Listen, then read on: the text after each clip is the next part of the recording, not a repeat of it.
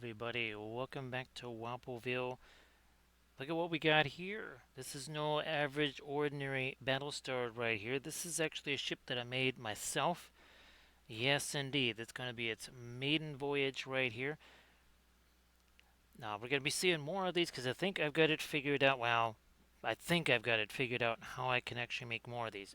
Whether that's the case, Armored Wolf, we're only going to know in future attempts. But yeah, this is this is what I made last night as I was doing other stuff. So that was very unexpected, Armored Wolf. And again, those videos were really cool. Again, the horizontal format should work pretty good for YouTube. I know the iPad also is like a square one. Hey there, Landrast. Well, can't wait to see the team in action in its first game. Of course, we're gonna paint the base just like we did here, right? And then we're gonna have a lot of opportunity to add panel lines because as you can see, there's not a whole bunch on here, so I can actually add tons of those myself. I was actually wanting to go a little bit darker with this, with their colors on this thing here. I know these have been like the Ghost Fleet ones, but I think I'm gonna go maybe a little bit darker on my ships here, the Wappelville fleet there. So I'm gonna get this guy over to the side. We'll do the usual thing here, right? Where oh, actually, I've got a glove here somewhere, don't I? Yeah, I got this thing here. So we're gonna do the dry brushy stuff on the ship super quick, like here, and then we'll get to our base over there. So yeah, Landras, that should be super fun. Again, I hope that hope that they play really well. You never know how that's gonna go, right? All right, let's just start dropping this down here. Nothing super special. Just making this stuff later. So yeah, I was very surprised when this worked out. I was not. Now there were some of the iterations. It's like, oh my gosh, that is bizarre. That is not what the intention was. And that's just kind of how it rolls with these things. That's just kind of how things happen. Now I mean, actually, there's actually more on this ventral side here than I thought there was going to be. I am not going to be sitting there doing a whole bunch of details on this side because how many times have you seen me painting stuff on the absolute underside of a ship besides never? I mean, you can't see it. There's no point in fooling around with it. So won't be doing that. I mean, I'm just trying to get a little something something down here. That's it. But yeah, it's going to be neat doing all kinds of panel line stuff. I thought there was going to be some panel texture on here. I mean, there's a little bit. I thought there was going to be more, but, everything's a learning process, right, Armored Wolf? It still has only been, well, let me see, the fourth. Okay, so it's been fully 5 weeks. That's it. It has been 5 weeks that I've had the ability to make the ugly, no, not the ugly, no, the gummy bear Lord of the Rings stuff. Our busts. Oh, actually, when the heck did that go? That's how big that thing is. Yeah, that's pretty much a statue right there. That is gargantuan. That's hilarious. Also, we got this. I think I did print out a bigger one even than this, but might paint this up on the Friday stream here. So that's our Golden King of Abracan. That should be very fun. Okay, come on, a little more here. So Armored Wolf, I think I've got your email address right. I just wanted to send you that file, that like the exact files you need, and then do like the other stuff in a Dropbox because I just don't want you having to hunt through a stupid Dropbox there for specific stuff. I might also rename the files there, Armored Wolf, because well, I haven't printed them since I literally printed them that first time, and that is it. I haven't even seen them. So, yeah, I'm gonna have to. I they should be. in the same Eldritch Foundry folder, so that I don't think that's going to be a problem. It's just I want to make sure because there's the two different whatchamacallits there, and I guess not Armored Wolf. So it all the all sold out, right? All the spots there because I know that Rottweiler got one, and I guess his wife has one too. Now we're gonna start to lighten this up a little bit, like we do.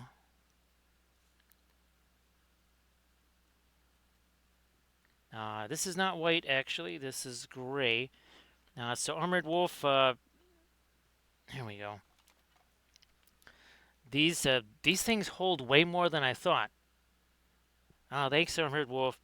I'm glad I got these here. Obviously, I'm not going to be filling these things up now for a class at the end of March. But I have all 18 of these now, Armored Wolf. I got all 18 of those. I just got another set of, do I even have, yeah, I just got me another, actually 3 more sets of these, Armored Wolf. I got 3 more sets of those coming. I'm actually printing out the first of the books. So there's that. And each of the books will just have all of the class stuff in it so that we don't have to try and put all that stuff together.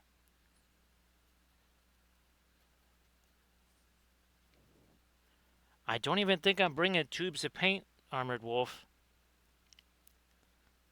Yeah, I don't. Why bring all those tubes of paint? It's not like I'm going to get any time to paint outside of the class. I'm just going to have one palette for me. You know, well, maybe 2, because I have 2. Actually, technically I have 4 extra ones. If you want Armored Wolf, I could try to, make one of those for you and Melissa or something like that. If you guys wanted to mess around too.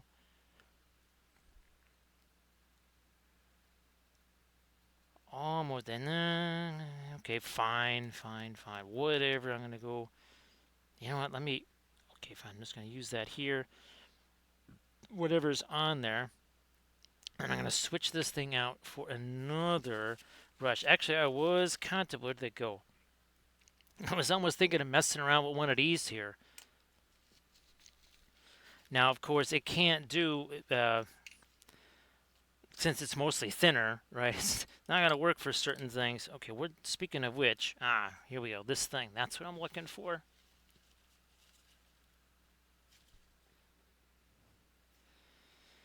I mean, we did actually get to do that, didn't we, Armored Wolf?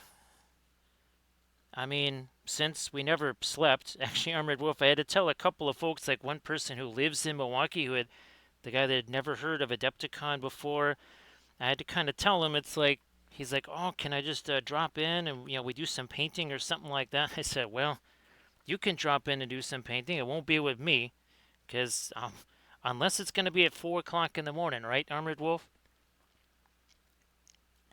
Well, glad that worked out there, Revless. I know that there's been times where that hasn't worked out quite so favorably, so it's nice. A nice little change there, right, Revless? For things to work the way you'd want them to. So that's cool. Of course, happy Tuesday. Actually, it is. It's still Monday here. We're getting there. Alright, now I think I'm just going to set this bad boy aside. And now we're going to start slapping some stuffs on here. Like we do. Some way, shape, or form. Don't care. Some of our green there. Hey there, paint water. So paint water, here's that. I think, well, you've seen the pictures of the Golden King of Abrakan, right? So I already have a video all about this guy right here. Great to see you there, Pikmin. Your latest piece is looking really good. Actually, of course, Pikmin, why don't you share that too? Yeah, why don't you share that in the chat there, Pikmin? So there is the Golden King of Abracan. Now I did have to ditch the treasure. I wanted to keep that in there, but I'm kind of glad that I took it out because it would have been difficult to actually print that up, especially, oh, here we go. Here's the small one. So this one is basically 28 mil uh, paint water. And of course, paint water, why don't you share some stuff in chat there? Ah, that's fantastic, Revless. So everybody check out that Instagram link that Pikmin just shared. And again, paint. Well, everybody, please give Pikmin and Paint Water some follows there. Now, so Pikmin, you've been you've been painting those on stream, right? I'm pretty sure you've been painting them on stream. So again, everybody, please check out the nifty stuff that Pikmin just posted, and of course, Paint Water's gonna post some stuff too. So Valfera, this is the first of the Wappellious Class Battlestars right here. Check it out. Check that out, Valfera. So I think I might have something figured out, Valfera. The nice thing is, actually, Valfera, it's possible I might be able to take some of my old Starship designs, and I mean like from 30 years ago, because guess what? I have multi-view drawings of them. I might be able to take those and turn those into ships, Valfera. Everybody check out that Instagram link that Paintwater Sommelier just shared, and of course, also please give Paintwater Sommelier a follow. Yeah, that's fantastic there, Pikmin. Looking really, really great. So Valfera, hopefully feeling a little bit better, and of course, well, I think you were able to kind of suss out what was happening, what kind of mischief was afoot, so to speak, and hopefully there's been no more mischief since then.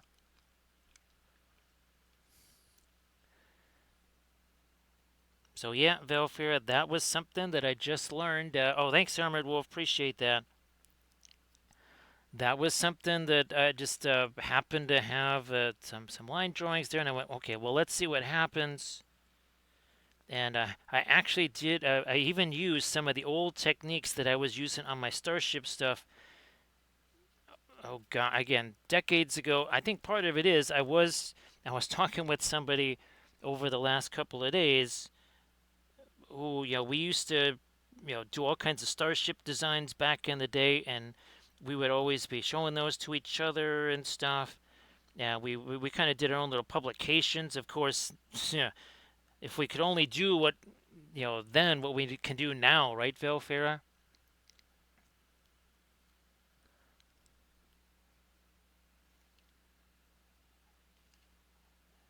So yeah, paint water. Or sorry, yeah, Velfera. I'm hoping that I can kind of utilize this more if I can find these.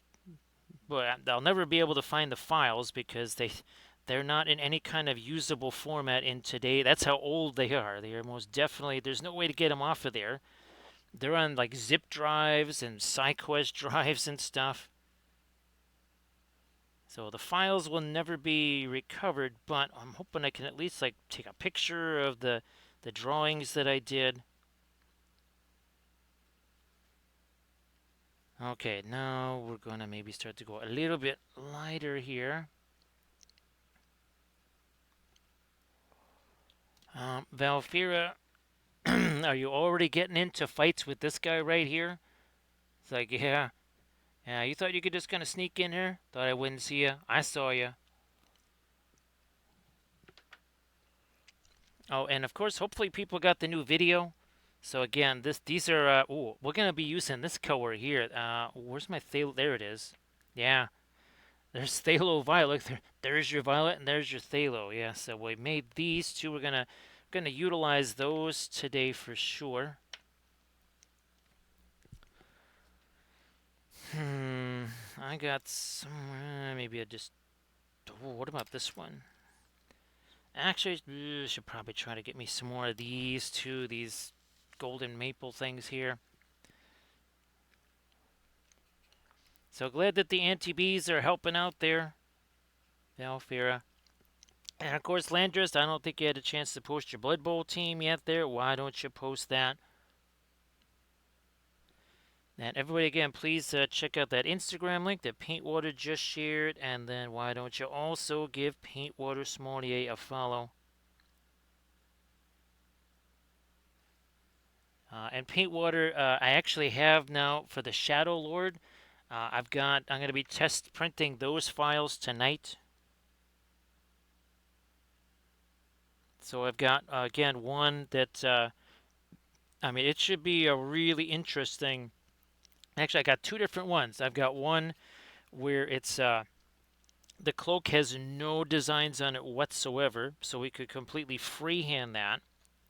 And then I have another one where a lot of the designs are actually on the cloak, so we can kind of try a little bit of each one now.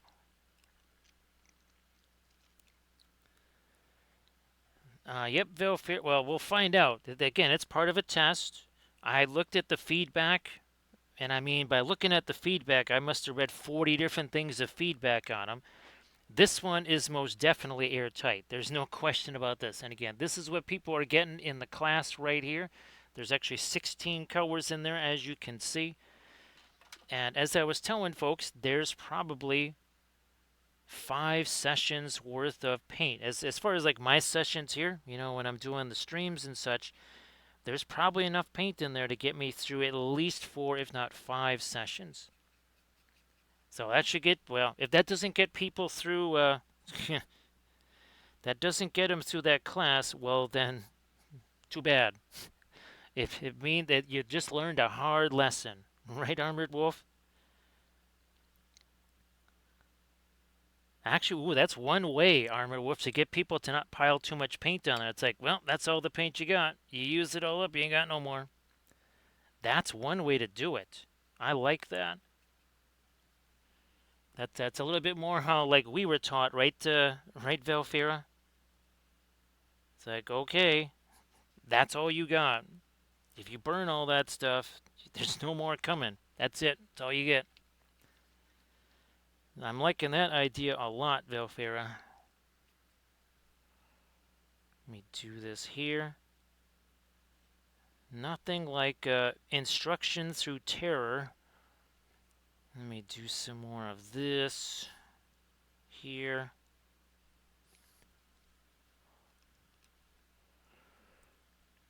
Velfira, if you watch the video, you'll see that there's actually parchment paper in there. Yeah, Velfira, I cut tiny little squares. Oh, but they were Battlestar Galactica themed, Velfira, because I cut the corners off. So yeah, if you watch that video, you'll see they are Battlestar Galactica approved. And of course, I remember, gosh, it was one of the like the commentary things where the one director or writer or whatever, producer, whatever he was, he said that was such a stupid decision to have like the corners cut off on stuff. He said you don't know how many thousands of pieces of paper we had to take to like a printing place just to have the corners cut off. But that's all I could think of, Valfira, was when I was cutting the corners off of those things was Battlestar Galactica. Now, ooh, that might have been too much thinner, so we'll back off of that. All right, what we got here? What have we got? Okay, fine, fine. We'll throw a little more thinner in there, maybe.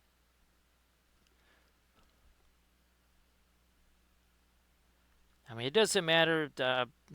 Bringing along some extra parchment paper is no big deal. I'll be doing that for sure. But as far as paint goes, they should not be using up. I will bring probably at least a tube of white with me. That I will bring along. Because the color charts, that's the one most common color there. So I will bring along some of the white.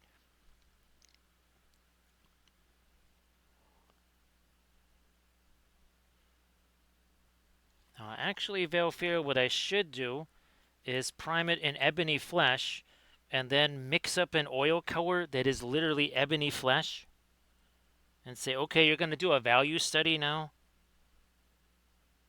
and that's all they've got is they have a color that matches the primer and nothing else. Just to see the looks on their faces. All right, let me get this a little bit lighter here. So now, Pikmin, are you going to be bringing the fish bust there? I assume you're bringing that to Adepticon, right? Actually, a paint water. Are there any uh, like what would you say large scale tournaments for MESBG that you were going to be doing? Sorry, I meant to ask you that like I don't know 10 minutes ago.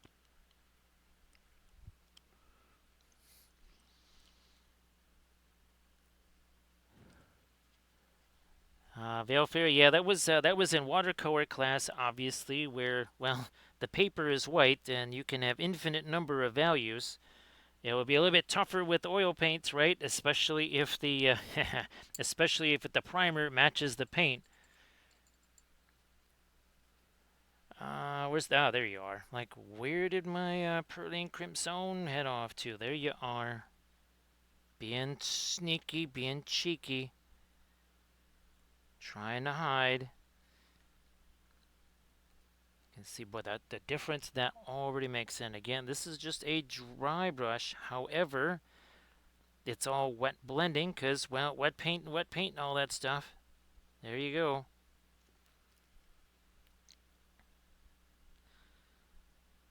Actually, Landrest, there were, I mean, all kidding aside, there was some legit cool names in there. And it's funny because that is how, like when I was doing some of the like when I'm doing all these showcase songs and stuff, that's kind of how the convo goes the same way.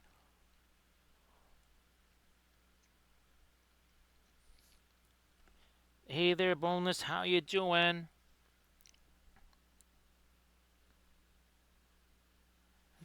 Let me see. Where you at? Where are you at? There you are. It's like, yeah, I kind of want to know that too. What what is this thing? Um, yeah, I'd like to. So where was Gondor? Yeah, were you just kind of partying there in Minas Tirith, eating tomatoes there or something?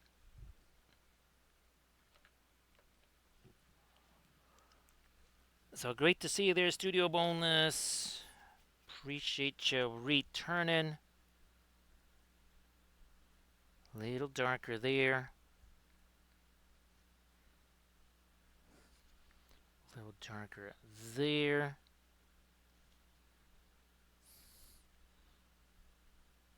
Now we gotta do a similar thing on the this is a sky portion. Do I use you? Yeah, I think you'll work.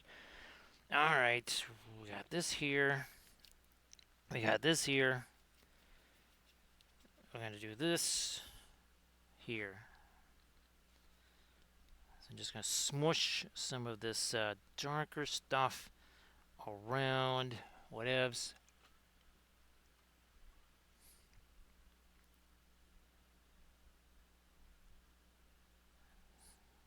Over here. Yeah, that's mostly just primer there. Now we're starting to get some of our actual paint going on here.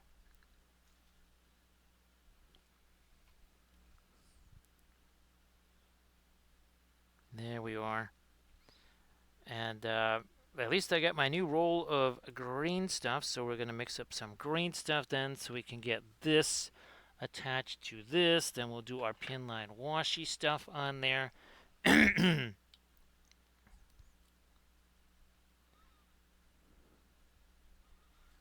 Yeah, let's keep.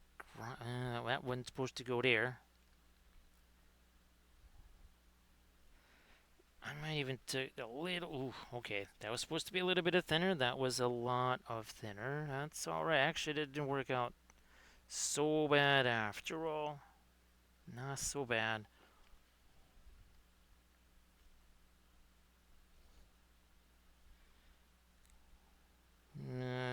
Maybe about to there. Something like that.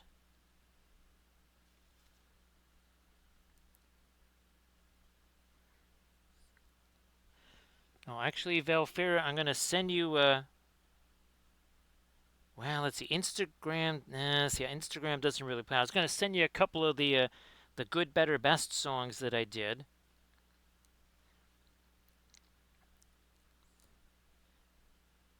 Let's just put it this way, Velfera. If there is a certain date with the Seahawks that does, I doubt it, right? Strongly doubt that's going to happen. But should it happen, I got some plans, Velfera.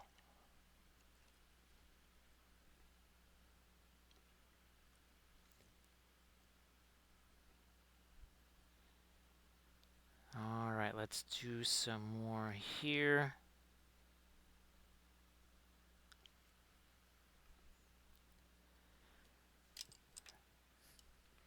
You thought you were gonna be kind of clever there, didn't you? Yeah, you thought you were gonna do a little bit of thought you were gonna do a little bit of a foolie there, huh?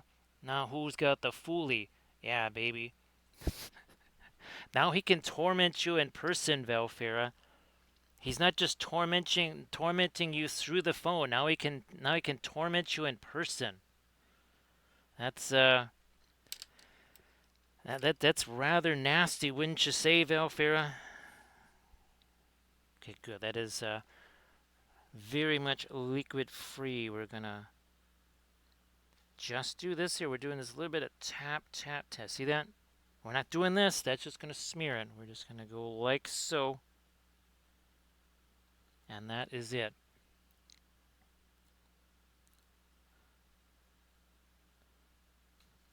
Also here.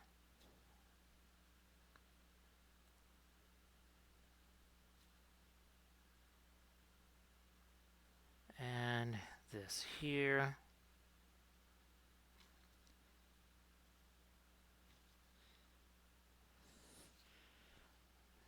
Now this.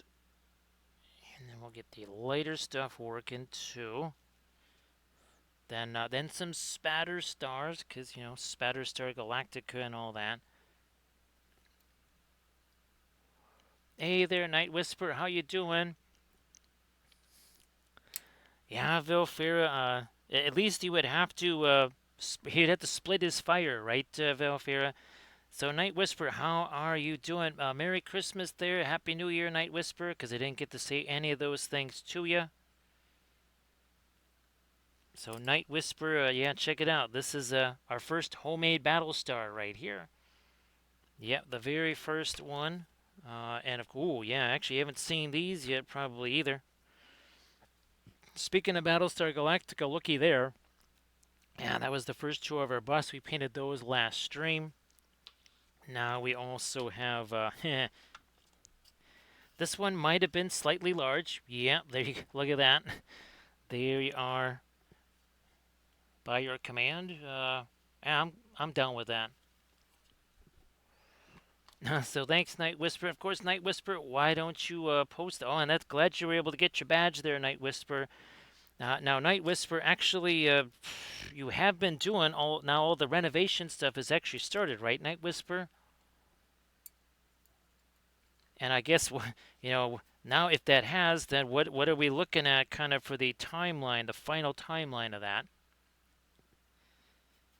Oh, thanks, Pick. Appreciate that.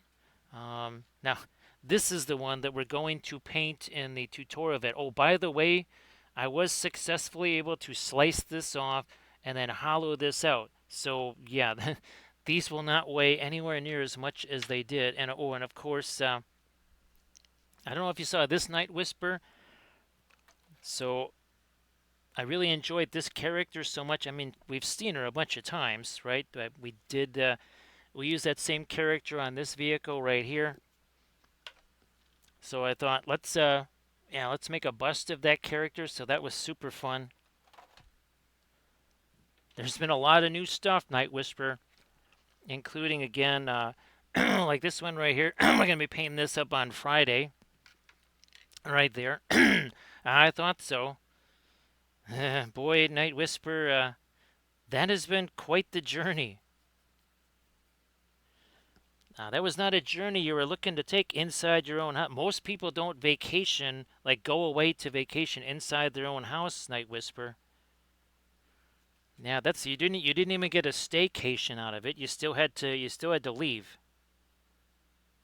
So sorry about that, Night Whisper.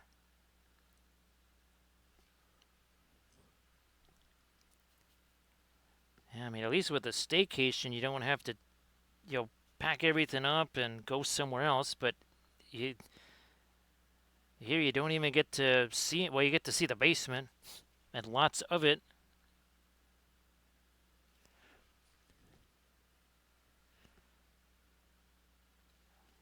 Last bits of our lighter orange, and then again we're gonna do our Battlestar Galactica stuff.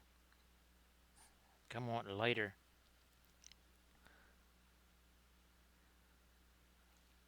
Touch more there. Where's my orange? I'm gonna do something with this over here. Lighter orange.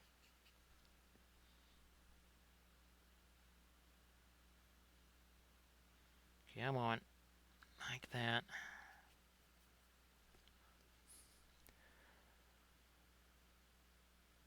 That's There. Let's do that now.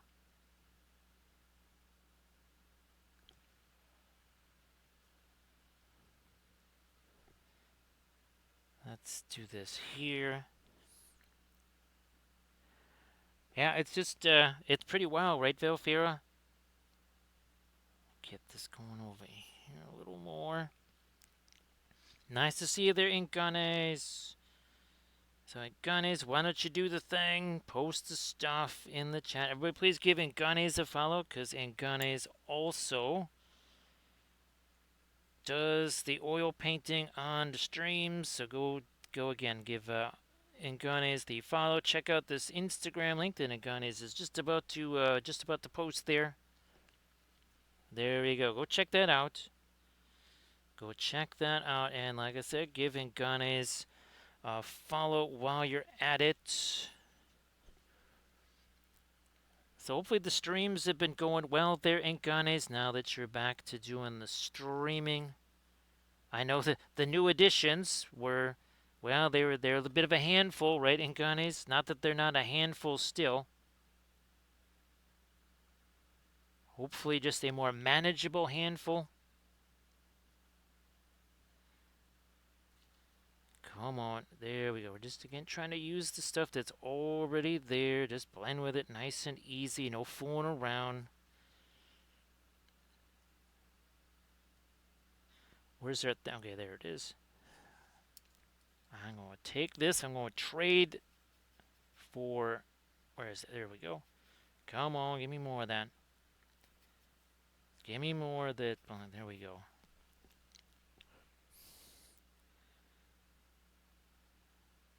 So here, Velfair, we haven't had a chance to really do something like this.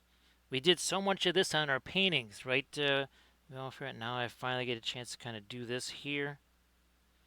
I haven't had a chance to do this yet. This is always like doing this. So we're going to got our darker stuff there. No. Whatever. Fine, I'll just try this. If it don't work, we'll try something else. Where's my green? Everybody check out the Instagram link that Night Whisper just shared. Geez, well, Night Whisper, I'm guessing that streaming is still out for the time being, right? Given the compressed living situation, should we call it that?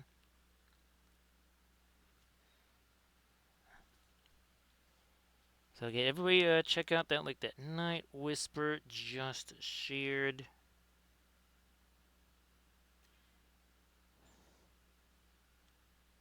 Come on. Now we're getting there.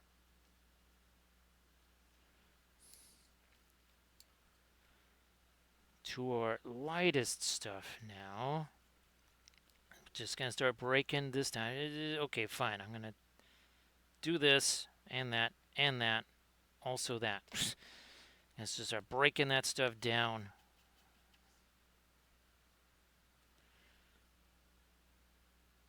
Some of our lights there on our stars is.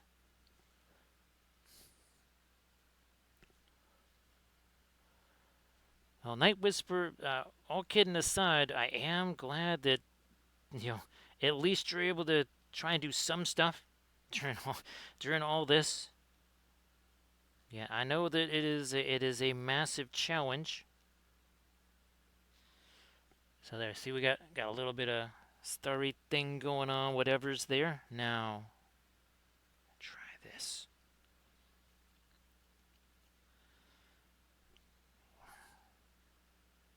Down we go. Up we go. One here.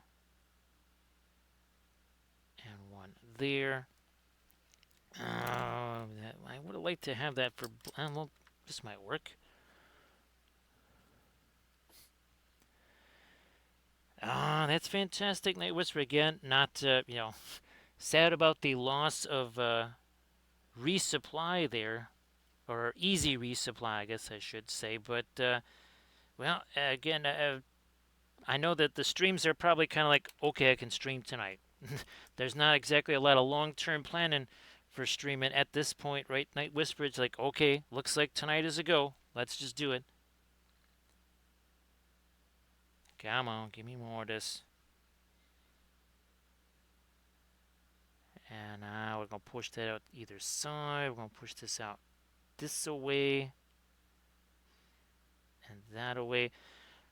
So paint water, do you have to make, well, I don't know if you have to, but where you're going to make a display board, or do you already actually have one? Just, from all the other projects and stuff that you've been doing. I'm going to do it here. I'm going to do that over here.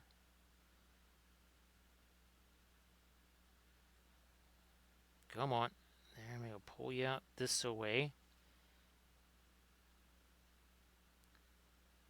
And then that way. Is this my... No. This one is. This is the one.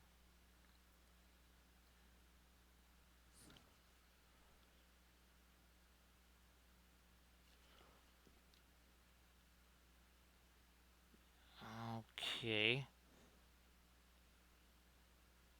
Actually, here, let me see if I can do this, because now this was the our Army of the Dead video right here, but we also have our Battlestar Galactica video. So let me head on back to that here super quick. Like,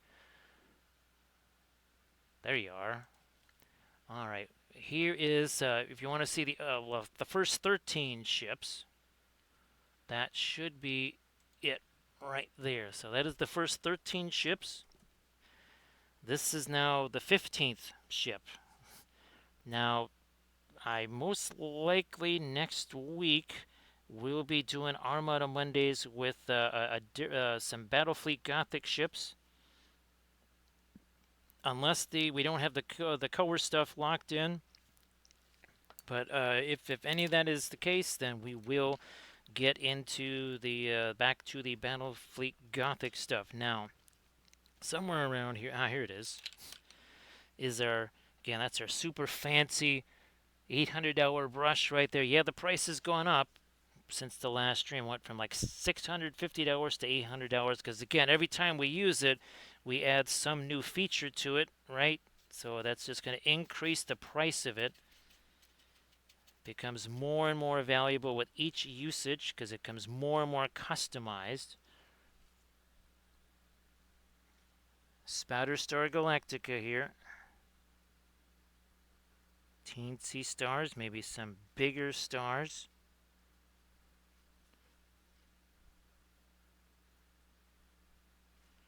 I mean, again, wouldn't you pay $800 for a brush that can do that, and then also do all kinds of fabulous stippling and spattering for mud on vehicles? I mean, again, that brush like that is, I mean, you can't even put a value on something like this. Let me get a little bit more of the spatter stars down here.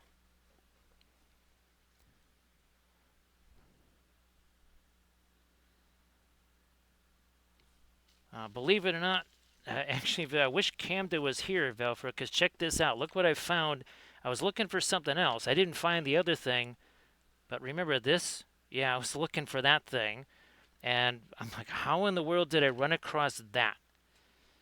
How did I even run across that when I was not even remotely the thing? Hey there, Camden, did you see that? Boy, we summoned Camden with this. So yeah, Camden, this is the thing I was looking for. And I was not looking for that when I discovered it. I was looking for something else, and I'm like, what? How did that even get in here? Well, I know exactly how it did, but it was just kind of one of those, you got to be kidding me sort of thing. So here, can't look at this, Camden, you're just in time. This is brand new green stuff. Wow. All I can say is there's nothing like brand new green stuff that we also dropped into our paint right there. That's less handy. So we're going to do a little bit of quick patch job here on that, because that's not how that's supposed to work. Camden, it was actually in the kitchen by the cookie cutters. Yeah, that's because that's where it totally belongs. So again, we're just mixing this stuff up. We're not going to use all of this. It's more than what I'm going to need. But that's a very heavy ship. And yes, Camden, this is the very first new ship. And I think, again, I've got a way to utilize this for future designs. So yeah, the autocorrect monster has definitely had his sights on Velfira. Now that Camden is in the house, Camden might also find himself a target.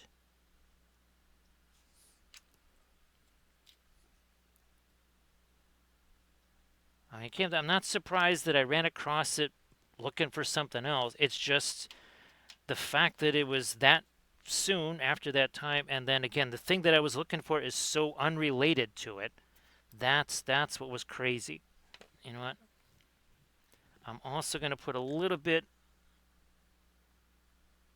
of our structural super glue on there too. We're going everywhere. We're going whole hog with our glue here. Okay, the green stuff doesn't need to be stuck to the ship.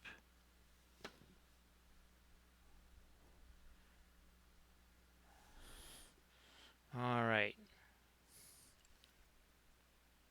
Now we're going to do some of our pin line washy stuff.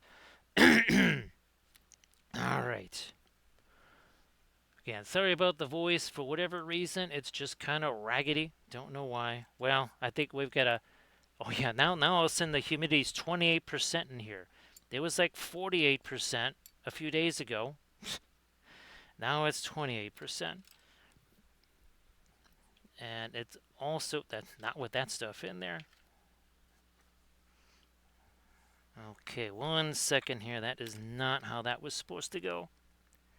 We gotta change this around here. 1 second. Okay, that was not what we were looking for there. So we are gonna have to definitely redo that section. We got that. Now I think, yeah, this is what I was using for the orange yellow stuff. More of the orange there. Fortunately, that has actually set. Even now, it's already kind of had a chance to set.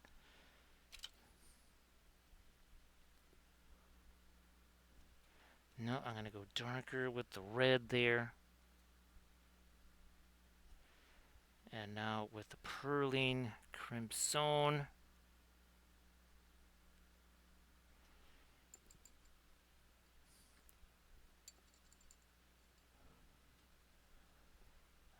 Let's see. When was that, Velfra? Was that last year that happened, or was that the year before? No, I think that was actually a couple of years ago.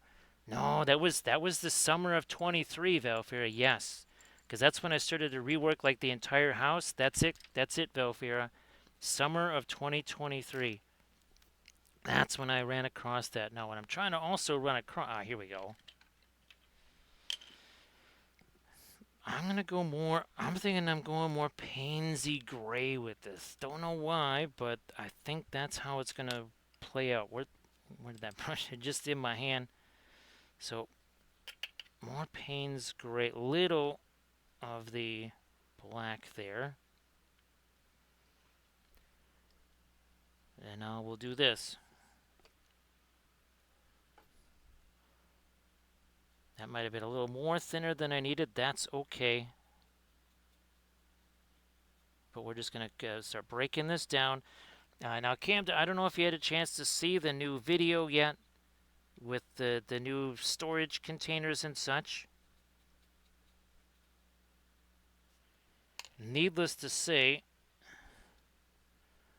there you go. Oh, and also, too, there it is. There it is, Cam, the Ultimate Oxide. The Ultimate Oxide now exists. You'd think you could not combine such powerful forces safely, Camda, and contain it in one little plastic jar. Alright. I need this. So I can do that. Can you see what we're doing there? It looks like it now. Yeah. And away we go. With the whole pin line wash routine here.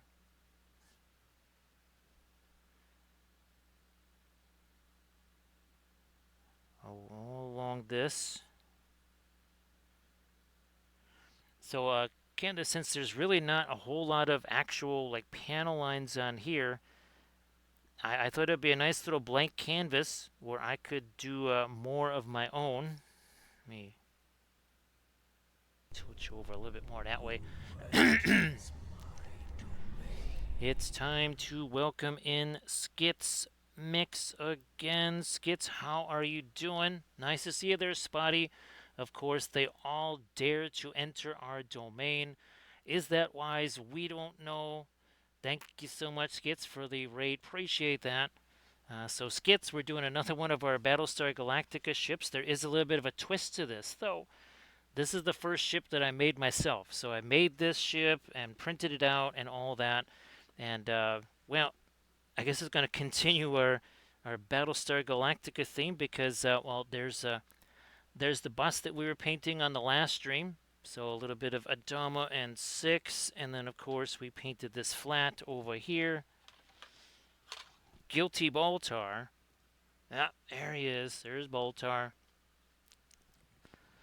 So great to see you. And, of course, again, we did this one last Monday. We did that one last Monday. That was number 14. This is actually ship number 15 here. And again, everybody please give Skitsmix a follow. Nice to see you there, Irid. Irid, if you also want to post some of your stuff in the chat there, just like Skitsmix, please go ahead. So, Spotty, I hope that you're doing well. Let me see. We've been painting this for 48 minutes. There was no paint on that base with the spacescape. And there was certainly nothing on our ship here either. Great to see you there, Sea Dragon. Wasn't sure if you were doing kind of the lurky thing. You probably were doing the lurkies there. So great to see you there, Sea Dragon. No problem. No problem there, Skit. But Skits, if you did want to try and post something super quick before you get us head out the door there, please go ahead. Everybody check out the Pinterest link that Irid Kenwife just shared. So great to see you there, Irid. So again, we're just doing a little bit of strategic pin line washi type things here. Because, well, reasons. Well, thanks again, Sea Dragon. Appreciate you being here as always, right? As always. Everybody check out that Discord link that Skits just posted, and everybody please give Skitsmix a follow.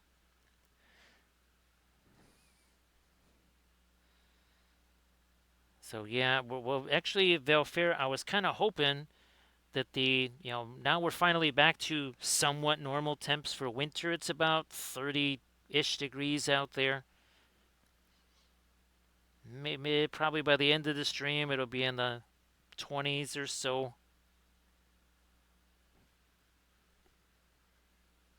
I was hoping that might also help instead of this whole weird, 70 degrees stuff there, that kind of malarkey.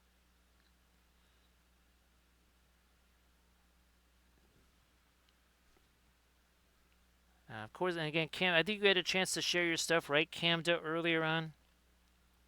Again, if I forgot to mention that, please go ahead and share that, because Camda also paints with the oils. Yeah, so Camda, this was, I just couldn't believe that this worked out. Now, of course, some of the iterations, the engines got real weird. I believe this was the first one. Now, there were other things that kind of were a little bit better in some of those iterations, but yeah, the engines got a little bit weird in some of them, to say the least.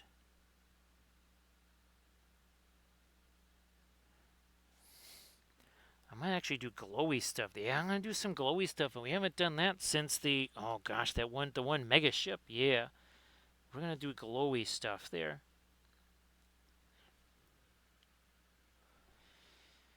Let's see. So Spotty, that's about I want to say that's about 32-ish, maybe Spotty, something like that. So here, well, it's probably it's maybe -1 here. Possibly get down to -3 or 4 max by the end of the evening here. Now, Camda, is it still like in the 40s by you? Because recoil is, he said, it's been like weeks in the 40s, and not the fun kind of 40s either. Yeah, not the fun kind of 40s.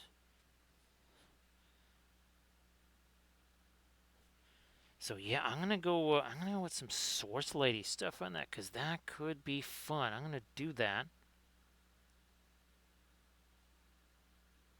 We also have to do our engine glow here, like we've done on all the other ones. We haven't forgotten that either.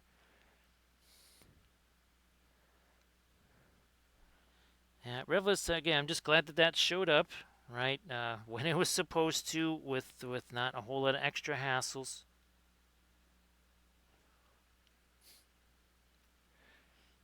So it's only about 88, 89-ish or so there. Now here, where this is less of a pinline wash, and that's more, see, we're just kind of directly mixing that along the way. That's what we're going to do here, is just basically let that mix up here. Now here, you're going to go back to more of the glaze type stuff here.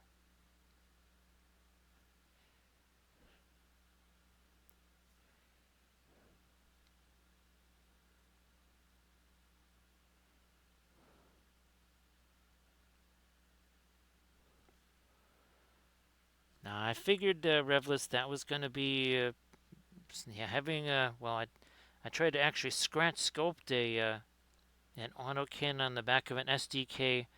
Actually, I had to scratch sculpt the SDK also. So that was definitely a challenge. Gonna let that do some mixing there. Gonna let that do some mixing there.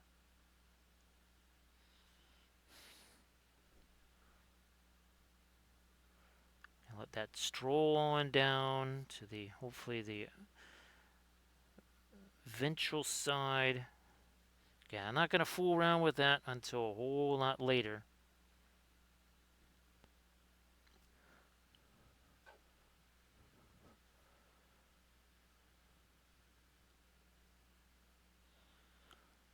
So yeah, Spotty, we were having a nice winter here. It was, the high temperatures were only maybe 1 or 2 Celsius. Lows were in there more normal, say -3 to -10.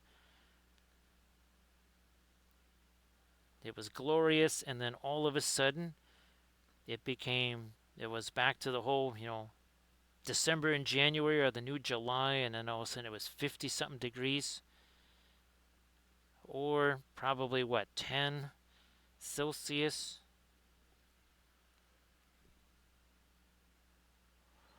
So yeah, you can see there's the shinies on there, right? That is gonna be less and less and less shiny. Now what I can do is mess around with this here again. We wanted to do a little bit of a source of that. And I might just have that be like a turquoise here. So we're gonna grab you plus that plus this. Oh no no no no no! That's what I'm gonna grab. Where are you hiding? You're in here somewhere. So there you are. Gonna grab this here.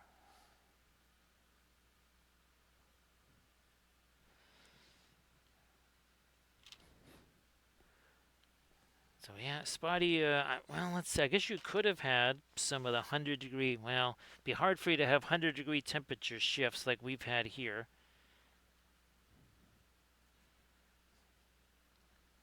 It wasn't all that long ago in December. It was one of those stupid warm days. It was 63 degrees. 24 hours later, it was -43 with the wind chill. So that counted as a 100-degree temperature change in 24 hours.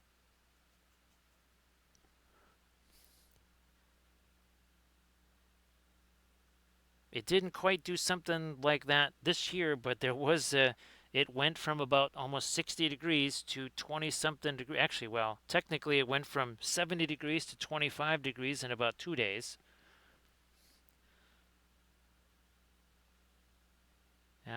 Took all of 48 hours again to go from around 70 degrees down to not 70 degrees. All right, let me get this sky blue.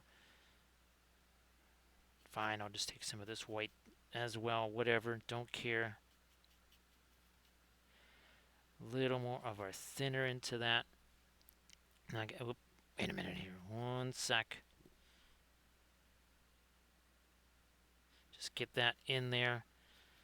Again, I'm trying to give this, this is a really, really heavy ship here, so I'm trying to give it as much time as possible before I start picking it up and dragging it around and all that other kind of stuff.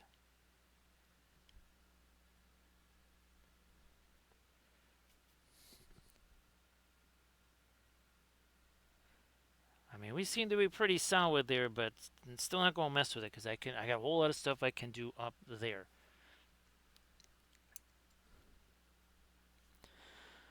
And again, we have some fun things that we can utilize. Actually, I'm going to put some of this out here on the palette. And look at this. So this is one of the colors that we made in that video right there. That's phthalo violet green shade there, or phthalo green violet shade, whichever one you like better.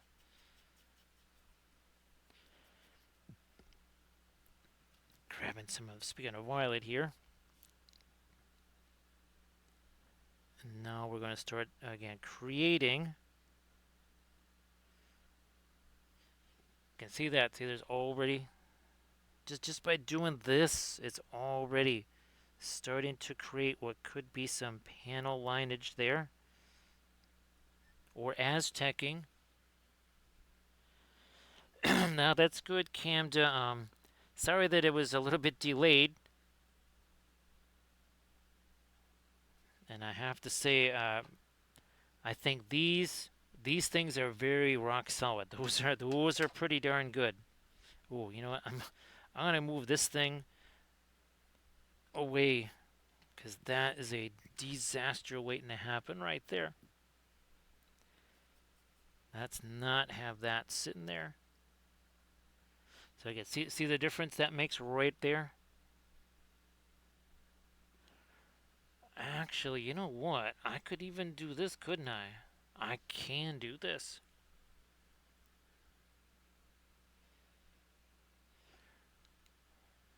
So Camda, those I have, I'm much, what would you say, Cam? I'm much more confident on those than I am the jars with the lids on them here. These, not super confident in, especially since there's alkids in there, Camda. I wouldn't be surprised if a few weeks from now I go, well, yeah, those are mostly dead. But those things, the only reason I was thinking something like that could be useful is, again, if you're going somewhere and you want to take a fair amount of paint with you, you can stick a whole bunch of paint in those. Let me tell you, I was surprised, Camda. I thought I was gonna get like just a tiny little bit in those. No, I got a ton of paint in those things. So again, we're not just making these. You can see we're trying to have some variation there. We're gonna get some of our greens too. So see that? See, there's a. And since this actually is wide open here, I can actually put our little nameplate on there too. Yeah, I could do that.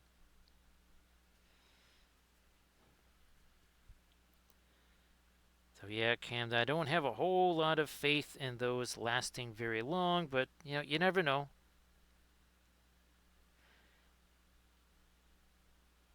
Whoops, let me go. No, that was not what we wanted there. I'm going to just take this to get rid of that.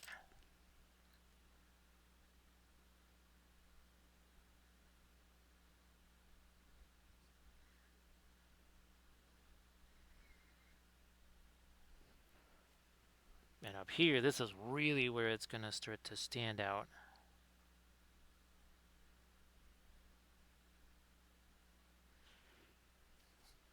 Again, that's mostly radiant, well, are not radiant, radiant violet with a little touch of our green in there as well. I think that'll just be our red stripe there, yeah.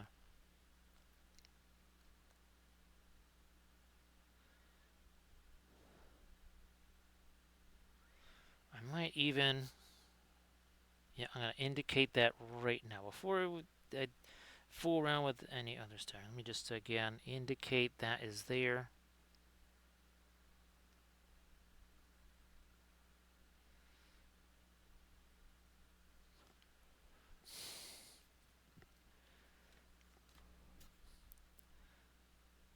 Come on.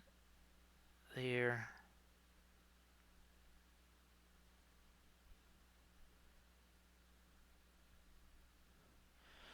Alright. Now we're talking. Back to this again. You can see even now some of this stuff is already starting to set. I'm seeing less of the shiny stuff there. That's always good. Like there, that was just entirely shiny not too long ago.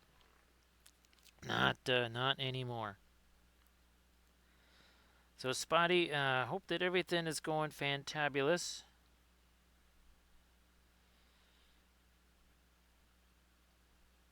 Oh, here we are. And of course, our Lord of the Rings Gummy Bear project, that continues also. We have now officially painted over 30 of the Lord of the Rings Gummy Bears. I think we're at 31 now.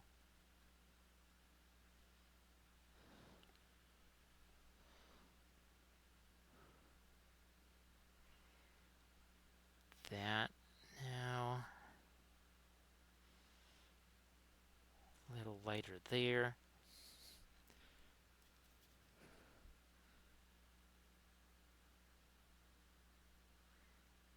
Here.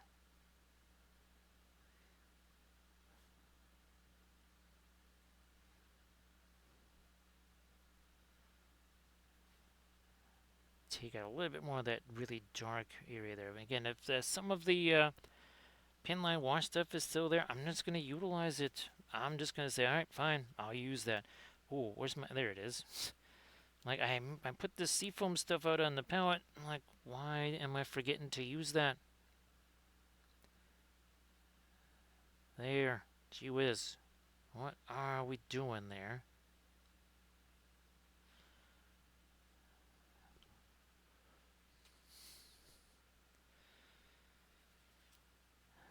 Well, I guess it's a shark attack, right, Spotty? It's a little shark attack there in the aquarium.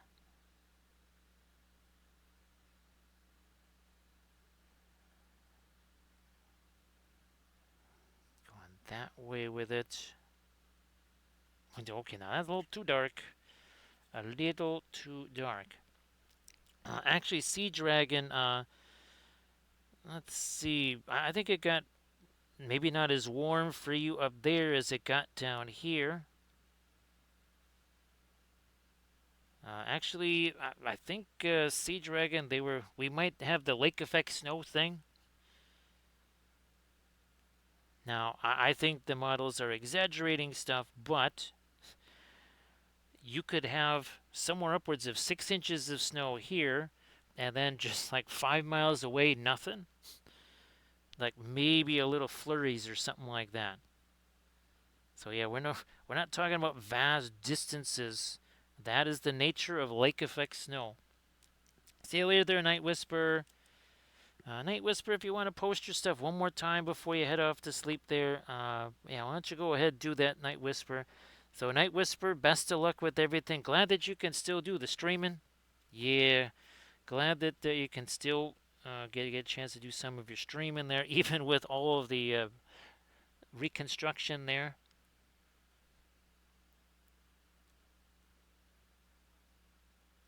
Let me do this here.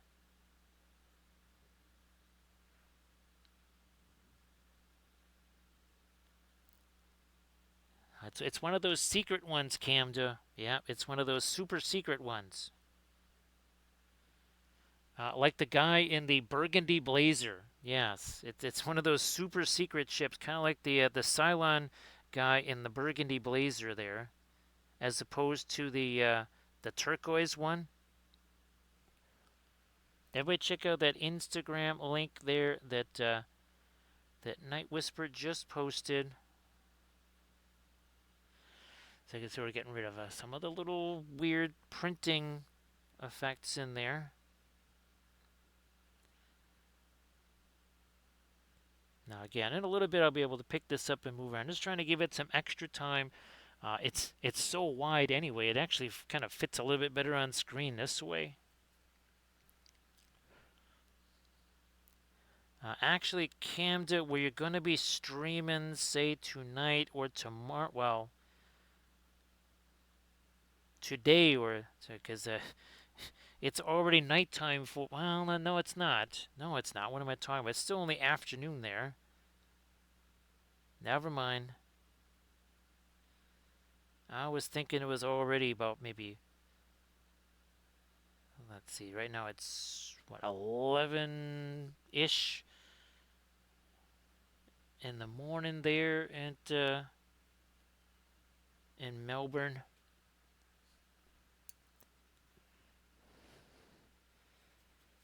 Now, of course, if I find those old designs, they're not B5 ships or BSG ships. They're actually Star Trek ships.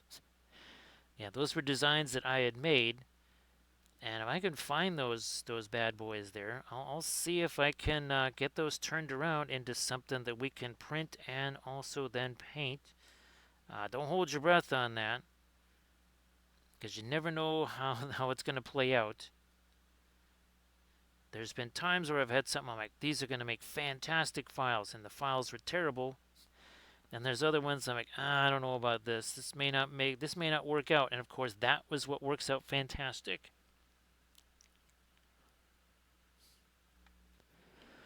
Okay, so it is. Let's see. So 250. What do we got here? So it's 1249 here.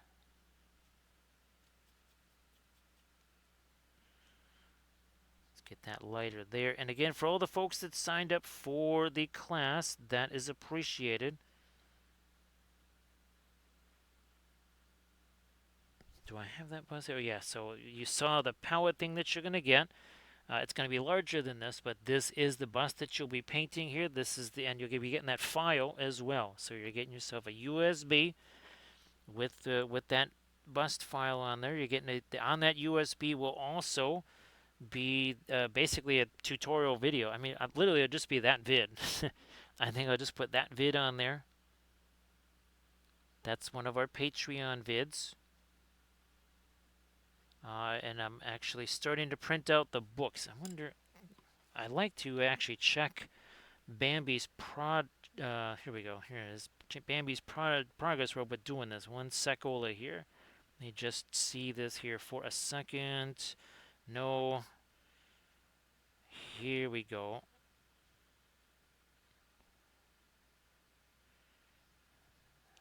Yeah, so I'm printing out these books right here.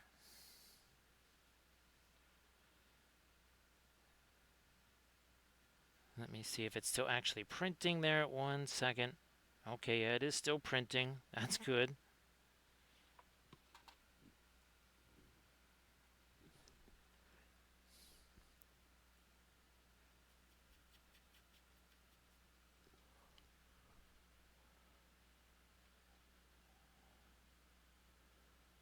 Yeah, Sea Dragon, it's literally just going to affect this narrow band of the city, and that is it. I'm glad that was helpful there, Sea Dragon. Because I wasn't sure, if the process had really changed a bunch or not. I know they did have a video on there of how you could do it. Especially for folks that hadn't done it before. Now again, there's still some places here where we've got a fair amount of our thinner, so we're just kind of avoiding those. I mean, I'm trying to get our deck plating texture in these other areas anyway, so there's plenty. I mean, we're what? 1 hour, 12 minutes in. That is it. We got ourselves some time here.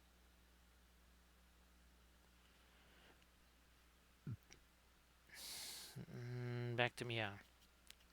Under the green, let me get this, adding that gray to the green.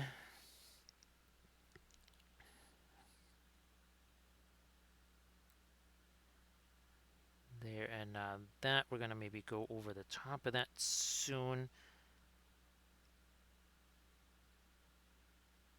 With some, probably a sky blue and phthalo green mix, I would imagine.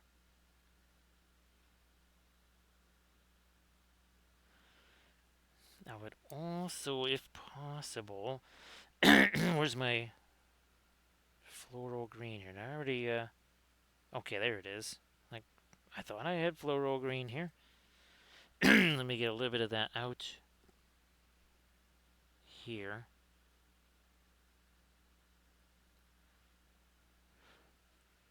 There we are.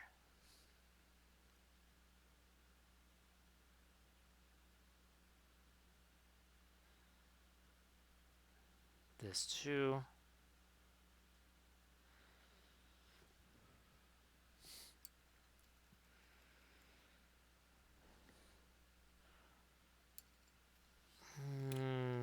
Maybe this brush here. Let me see if this is usable for what I want to do. Some of our floral green here. Or is it? No, it's not too soon to do that. Okay. And again, this is way thicker than what was in there. What was in there is pretty much a pin line wash. So something this substantially thicker should also stick pretty well.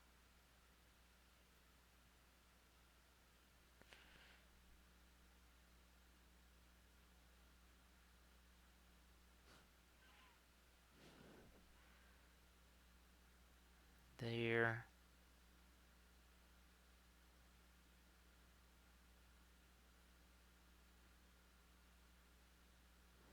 Come on, a little bit more with that. Okay, now take our phthalo green and some of the floral green there. We'll mix those together.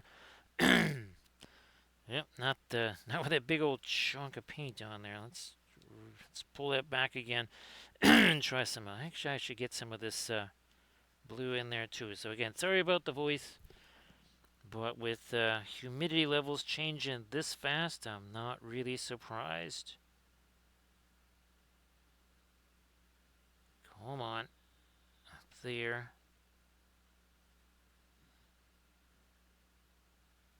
A little bit over the top of that. Okay, so now that's that's already starting to look lighter there.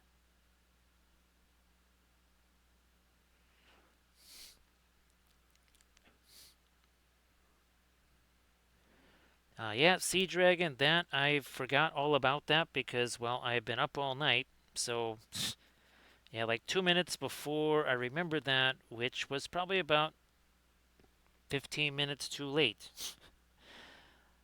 So that was kind of a, well, it wasn't a pointless exercise because I was obviously working the entire time. However, if the back of my head should appear over the top of this ship, then you know what happened. But take care of yourself, there, Sea Dragon. Well, we'll see you on Thursday. I would like to try one of the Arthurian flats on Thursday. Now, whether that's going to be one of the ones that's got more dimension to it, or if it's going to be one of the original designs, yet to be determined. So see you later there, Sea Dragon. Okay, so now again, you're starting to do a little bit of light here now. Not a ton.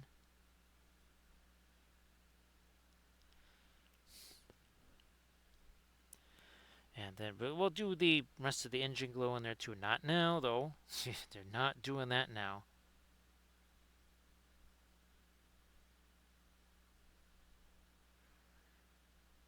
Come on. There. Turn you around. Let's do some of that.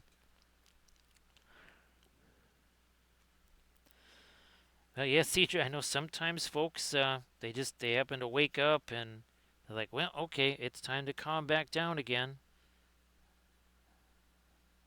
Let's get some chillness going on. So if you need to head back this way, Sea Dragon, to get some chill, all good. Hopefully you get yourself a super nice, restful sleep there, of course.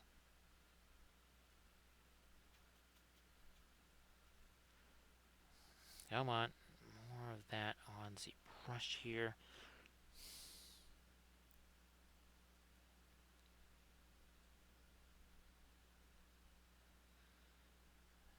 Come on, there we are.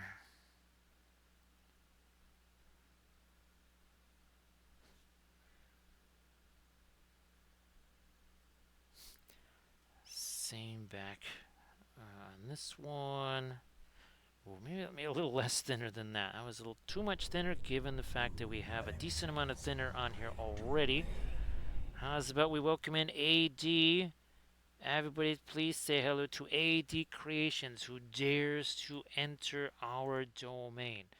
AD, the new painting area was looking kind of neat. I don't know if that was just like a different painting mat or something like that.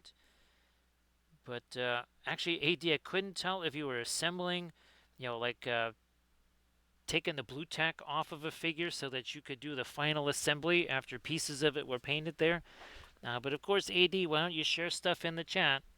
Why don't you share stuff in the chat? So this is Battlestar number 15. What makes this one different is that this is one I made myself. So I designed it myself and then printed it out. This was our last one here. This was number 14, but yeah, this is the first one that I have done entirely myself, so that's been fun. Ah, that's fantastic there, AD. Yeah, it looked kind of feltish, so that's why I thought, well, maybe that was kind of something that was put over the regular camera area there. And of course, AD, why don't you share some fabulous stuff in the chat there? Oh, and AD, here's those. I sent you a picture of these right there. So this is what we did on the last stream right there. Adama and of course Six. And looky here, we got more. And oh, and look at this one. I think you've seen him, right? The autocorrect monster. And then here's our Cylon Centurion. And I think I sent you a picture of this too. So we'll be painting this one up on Friday. Well, either this one or a larger version of this. Or actually, I was thinking of painting this and this. So yeah, we'll do this. That's what we'll be painting up on Friday is those two things there. Now, and again, AD, if you want to share anything in that chat, you know the deal. You know the deal. So, 1 hour, 21 minutes ago, this had no paint on it. There was no spacescape on the base or anything like that. That did not exist. And again, if you want to share something, please feel like you can do that. Now, we're kind of working with some of our Aztecing here. That's kind of a ship modeling type thing, especially your, not just your Star Trek ships, right, Camda? I think just about every kind of spaceship has that to some degree. It's fun to just be able to kind of paint that on myself. So everybody check out that Instagram link right there that AD Creations just shared.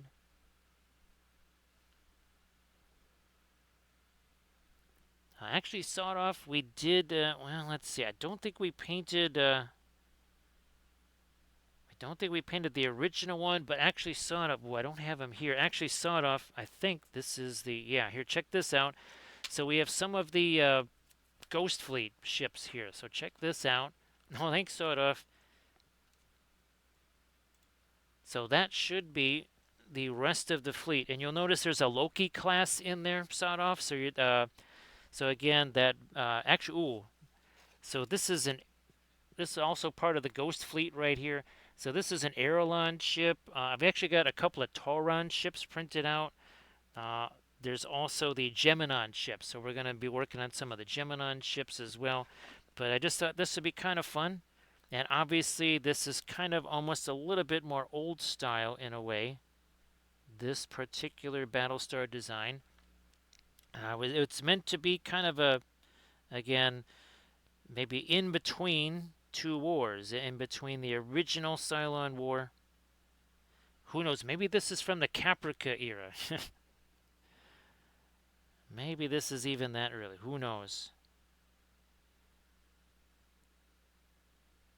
I actually saw it. That's one of my favorites. I really did enjoy that show. And again, we have our Starbuck bust. I also have a Rosalind bust printed out. I've got an Ellen Ty bust printed out.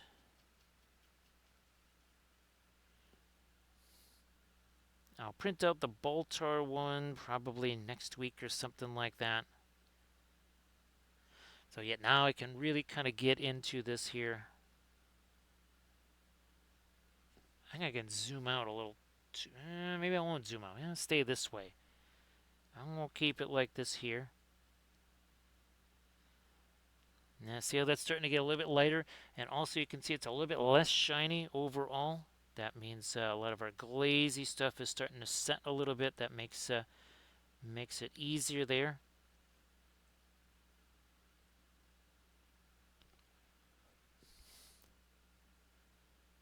And again, everybody please give AD Creations a follow if you could. That'd be tremendous. And check out that Instagram link as well. So AD, hopefully getting back from the trip there hasn't been too much of a too disorienting, right? Surface tension. Everybody, please say hello to surface tension. Of course, surface tension. Why don't you post some fabulous stuff in the chat? Because surface tension also paint stuff with the oils. So surface tension, this is it. Yep, this is the first homemade Battlestar. Yep, the first one. And of course, well, I have a whole bunch of ideas as far as some other BSG ships. I want to do another kind of like a repair type ship, like a repair recovery type ship. Again, I'm gonna just draw some of that out, and then kind of take it from there. Everybody, check out that Mastodon link that Surface Tension just posted.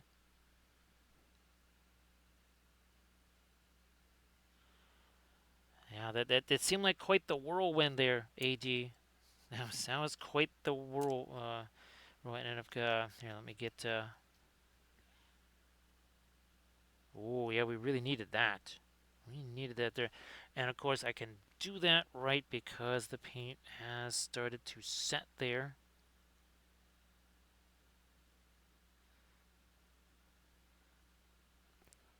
1 hour 26 minutes ago, this was still basically primer. It was quite literally it wasn't this color.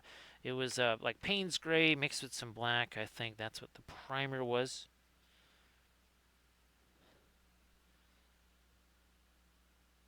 Kind of utilizing some of our little micro filberts, as we call them there.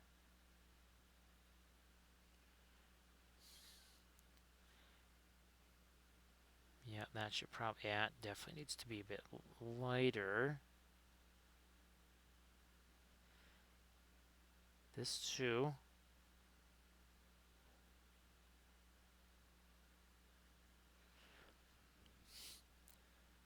Yeah, trying to do as much of this as I can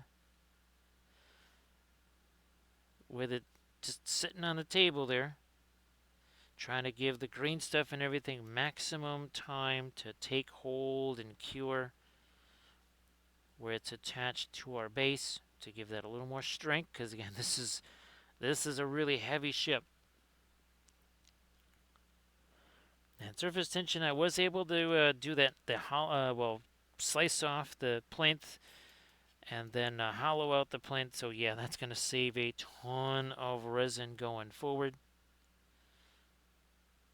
And yeah, that's not like a figurative turn. That's a literal turn. I think it would have ended up using a ton of resin to print out all of the busts.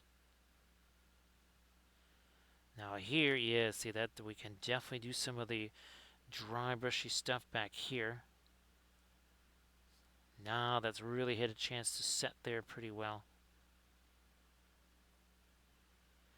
But you can see it's mixing, right? There's darker paint on that brush because, well, you can see it there. Yep.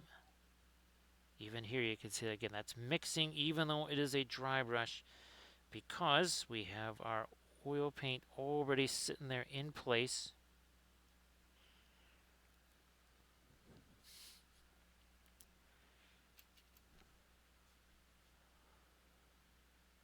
Nope, surface tension, not going to FDM the plinths. But I did FDM this, and I might have sent you a picture of this. Look at how big this thing is. So remember, I said I could print these out in FDM. Look, that is gigantic. Here is the original one. Yeah, a little bit of a different in size there, right? Surface tension. So yeah, not going to FDM the plinths, but I will be able to FDM the, the bigger versions. I'll try to do an FDM one, say of a well, I don't know about a demo with the glasses. I mean, we can give it a try. But I think, yeah, the ones that don't have that, actually, I was going to try and print out a boomer as well.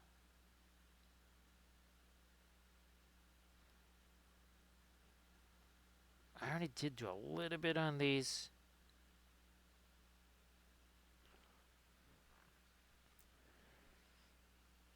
Yeah, surface. It's funny because I didn't think I was making it all that big when I was putting it on that on the build plate there in the slicer,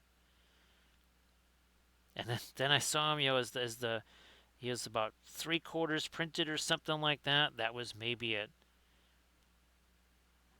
oh, geez, somewhere around 4-ish in the afternoon or something.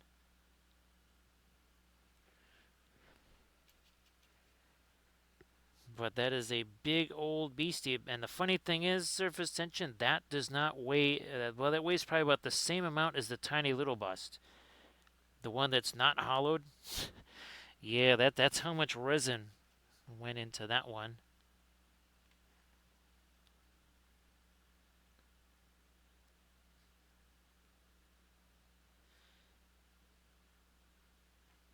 Let's push it. No, no, no, we have to wait. We will have to wait. I see that there is too much here. Let me just get this stuff out of the brush here first.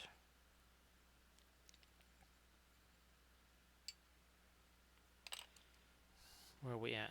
Yeah, fine. We'll just use this guy. I'm gonna go maybe back to some. Oh, that's almost just straight up not radiant violet there. Well, looky there. You can really see those emerge now. Pretty sure. Yeah, yeah. You can see it on screen there.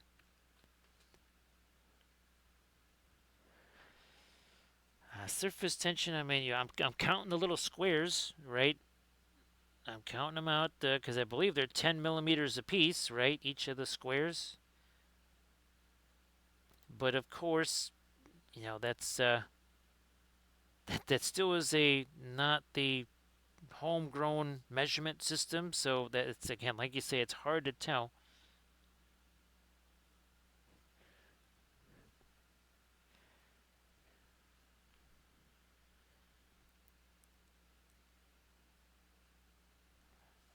Camda, as far as if you're painting that with the, you know, not the metallic stuff, these would be very interesting. Our seafoam gray and our phthalo. Oh, and also yeah, look at that. There you go, surface tension, ultimate oxide. Yeah.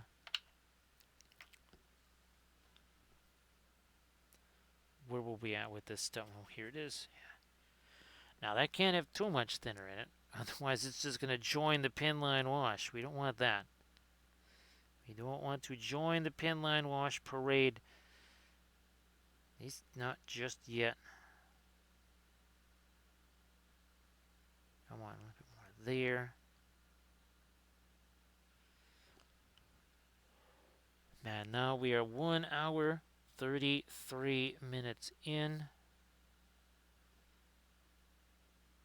Whoops, that wasn't supposed to go there. Doesn't really matter. We got so much of the pin line wash still sitting in there. Just use that to wipe that away.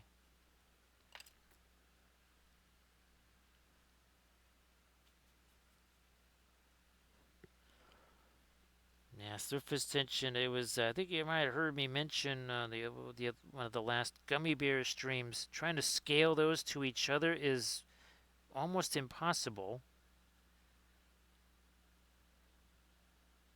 Because, well, let's just say that Warg Rider, for him to be the same size as some of the other, Lord of the Rings gummy bear guys, he would have had to be like 7 inches long or something. So yeah, that wasn't. We're not gonna do that just so that a gummy bear Lord of the Rings guy could be in scale, right? Then now that doesn't make so much sense. Try and lighten you up there and there. There and there.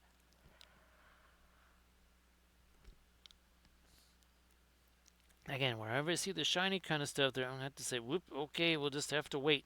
We'll have to wait till that gets not shiny. Don't be a hasty little hobbit.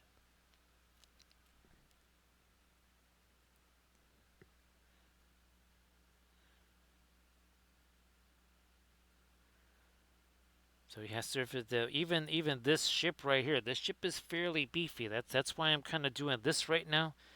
and not picking it up. I want that green stuff and the glue to really have a good chance to really seal together.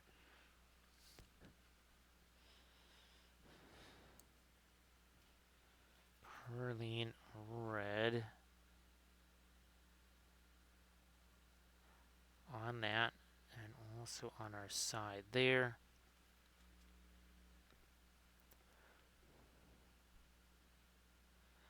Surface tension, when I printed out those test figs for that, the army painting series I want to do, I mean, I knew they were going to be small, right? You kind of you gear yourself up for it, you prep for it, and then you actually print them out, and you're like, whoa,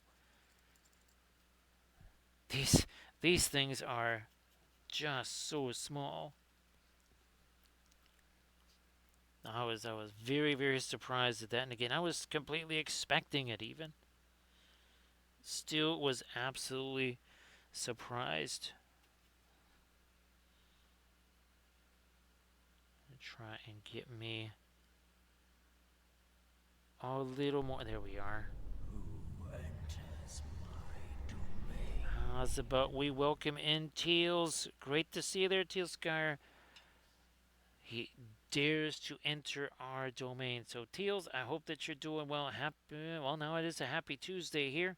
Not sure if it's a happy Tuesday for you yet, but everybody please give Tealscar a follow. And of course, Teals, why don't you post some stuff in chat? So I'm going to zoom out a little bit more so people can see.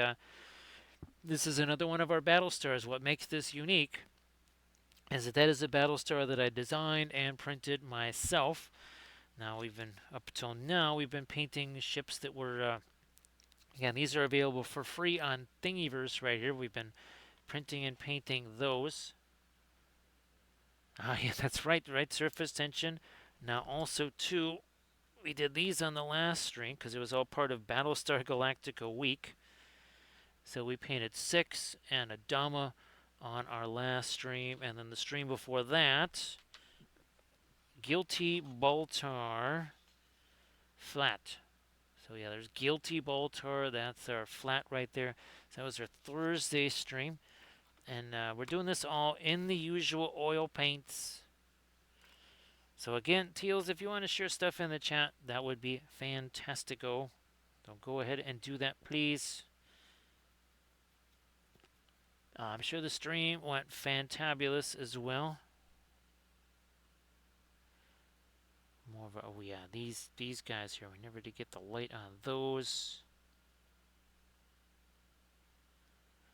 Speaking of our flats, on this Thursday, a couple days from now, it's either going to be I think it's going to be one of the Arthurian flats because I literally have not painted any of those yet. So that's kind of, I think that decides it there. I mean, we did one of our BSG flats. We've done a ton of the Lord of the Rings ones. And I've even painted, well, kind of one of the Japanese flats in one of my tutorial vids. So yeah, we're going to do the Arthurians because I have not painted any of those.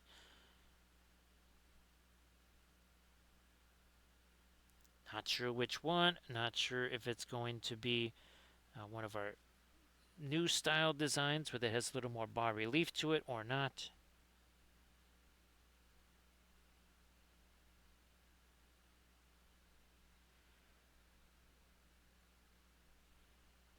Oh, actually, Camden, I will. I'll message you. Well, I guess I'll have to email it to you. Um, it's a song that I made for this particular season. I think I might have sent you the clip of the celebration in the locker room, but let's just say it's a little bit different than the San Diego Superchargers, Camden. Yeah, it's a little bit different from that.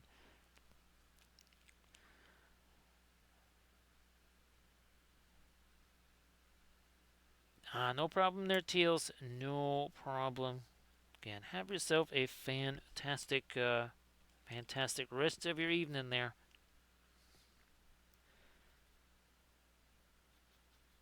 Yeah, we are working in traditional oil paints here. Start to finish. There was no zenithal. There was no nothing. It was just sort of a relatively dark primer. kind of like a Payne's gray-ish type of color. Trying to work in a little bit of light. So we'll be coming back with some darks here as well. But we're just, again, trying to strategery here. We're just trying to position some of our lights, see what we want to do here and there.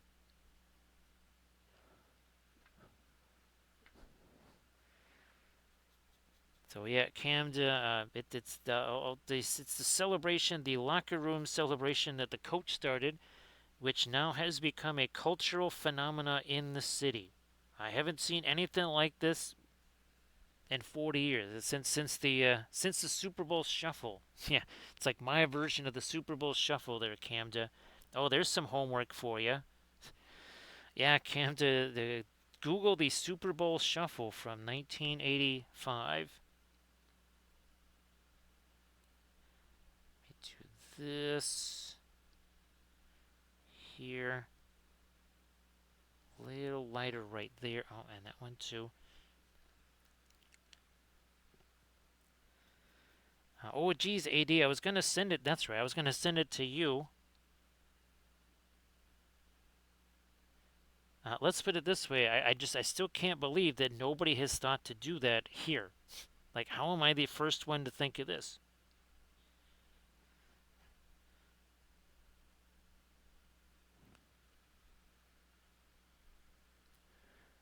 See, AD knows of what I speak.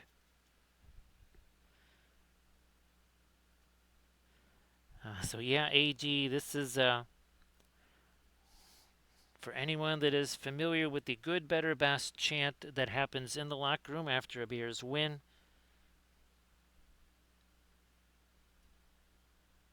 Well, this is we put it to music.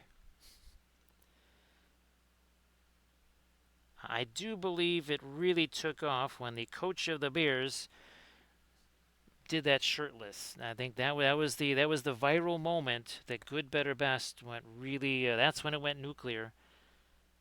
As when Ben Johnson basically decided to rip off his shirt and do good, better, best in the locker room.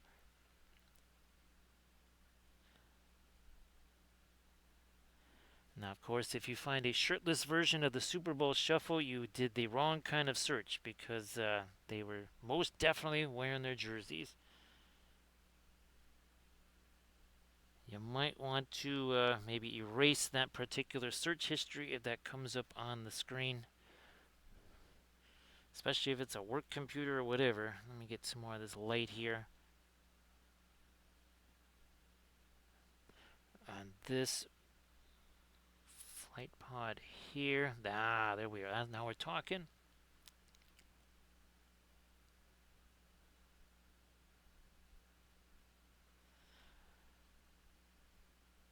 AD, yeah, this kind of went from nothing to absolute nuclear explosion in just a matter of weeks. I mean, it was kind of, there was a little something brewing. People thought, okay, this is interesting. And then, especially the last 3-ish weeks or so, needless to say, there was lots of fireworks on Saturday night. Well, it was more like Sunday morning because that game went a long time. There's still way too much of the glazy stuff right there for me to mess around with that. Nope, surface tension. It's a little bit. Actually, one. Actually, I made. Obviously, it takes like 20 versions or 30 versions of anything to get something that you like. But one is set to a Chicago-style blues song, and then the other one is a more. It's more like Sabatone. So yeah, think that surface tension. One is more like a Chicago blues song, and the other one. Actually, a friend of mine says, that kind of sounds like Sabatone, which makes sense because I don't necessarily have every single Sabatone album, but I got a bunch of them.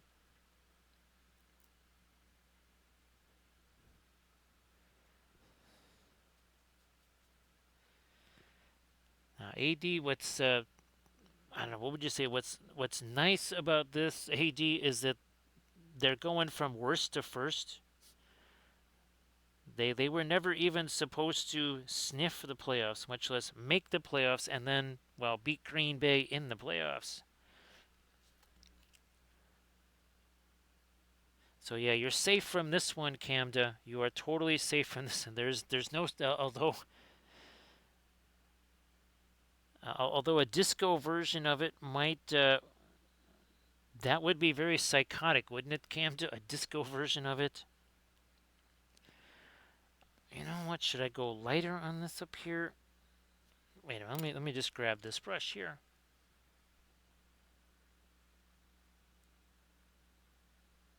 That's it.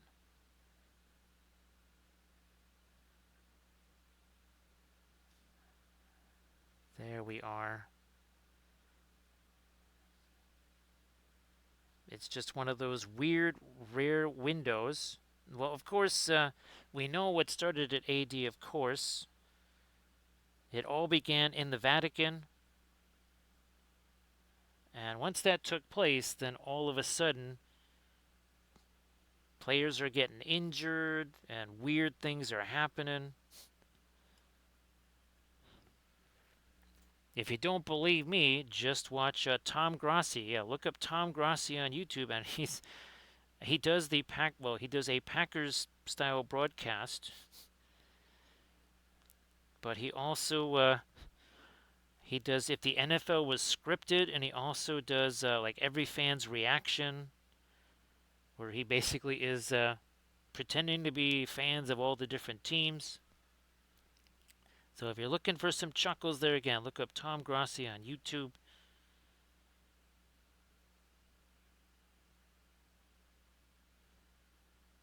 So with the resurgency of the Patriots, his costume for the Patriots is of course the Emperor. He's got the hood over his head, but you can still see his Patriots jersey.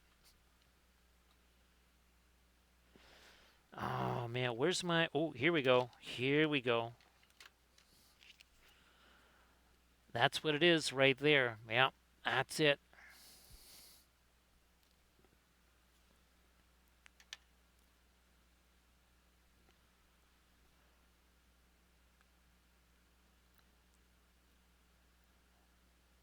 Now, what would be a very interesting thing to create maybe I'll have to work on this video, but maybe a video of the pontiff also doing good, better, best shirtless at the Vatican. That might be an interesting little video right there. Let's keep going with our a little bit of blending here.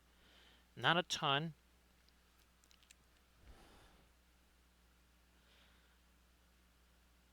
Not a ton of it. Let me see, what are we at? So at 1 hour 48 minutes, I think somewhere around 2.5-ish hours or so. That's when we'll get down to some of our piano lines. Now you can see here, see all that Aztecing there, and all those lines, those don't exist. That is not sculpted into the fabric of this particular ship right here. All that was just painted in, and we're going to do a similar thing over here on our Wappellious Class Battlestar, because that's what we're going to call this here. Yep, you design the ship, you get to name it. Now, of course, if we really figure this out and I design like 20 ships, it's going to get very confusing when they're all just called Wappellious Class Battlestars. So we might have to come up with perhaps another set of names for some of the ships.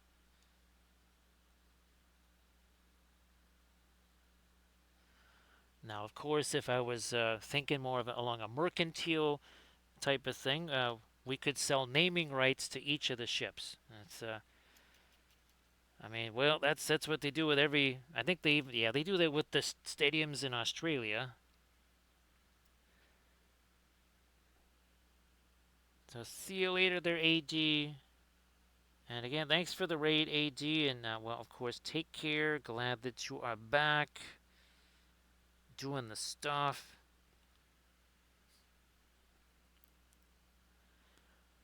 It's the brightest of all. It's the biggest of all Battlestars, right? Surface tension.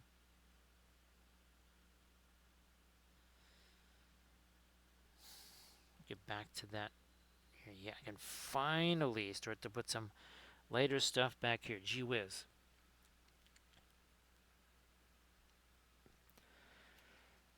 So surface tension, if you want to name that shopping mall over there, well, you could just, again, well, we just need a little bit of access to the Welsh Atlantic Space Agency's satellites there.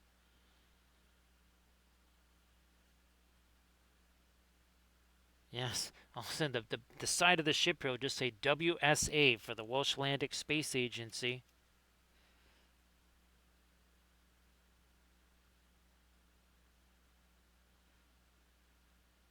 Of course, who knows the surface tension? Maybe the Welsh Atlantic Space Agency wants to upgrade from merely the anti-death orb shield to maybe some Battlestar technology.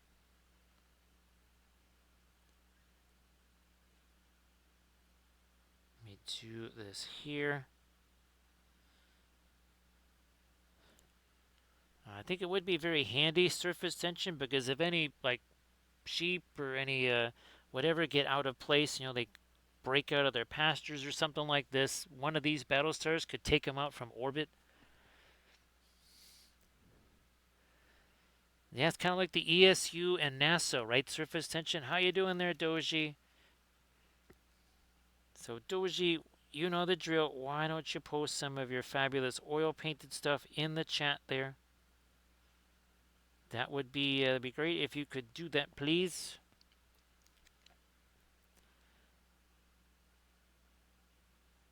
Actually, surface tension. I think that need actually. Ooh, surface tension. Send me a message to remind me. I need to make patches for my ships. Yes. And the best thing about it is surface tension. Now you can have patches made, like physical patches made. I don't know. I think that has to happen. Surface tension. Everybody check out that Discord link that Doji just shared. Get fabulous oil painted miniatures that Doji has done. So go check those out. Don't miss out on that. Oh, we need to. No, no, no, no. This is what I want. There we go. Maybe that was a little more of that than I want. Oh, no, not too bad. Come on. There we go. Now, this side too. Yes. Oh, yeah, definitely. Definitely on that side.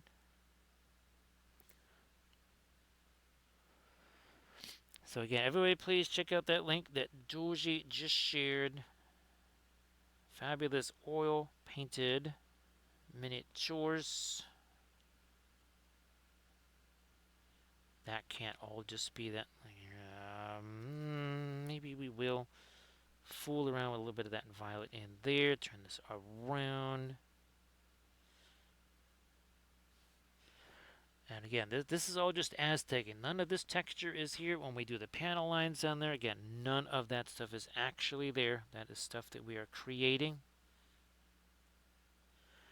I think now, yeah, that's pretty solid. I think now I can finally pick this thing up and not have to worry about it just like falling off of that base.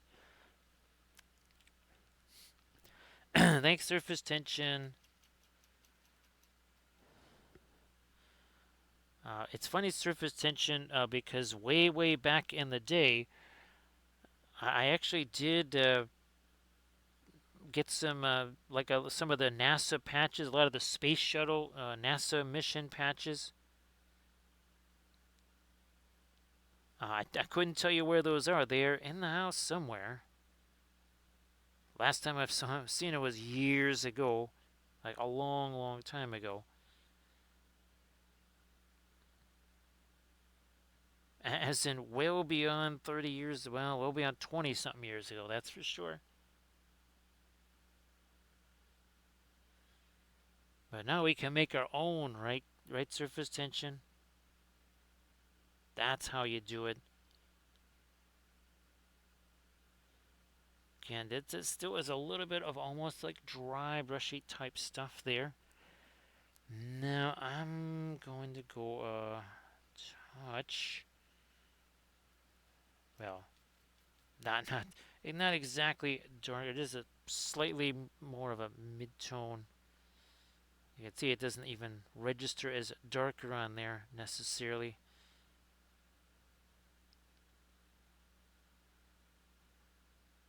Come on. This needs a little retooling there. And a little retooling there.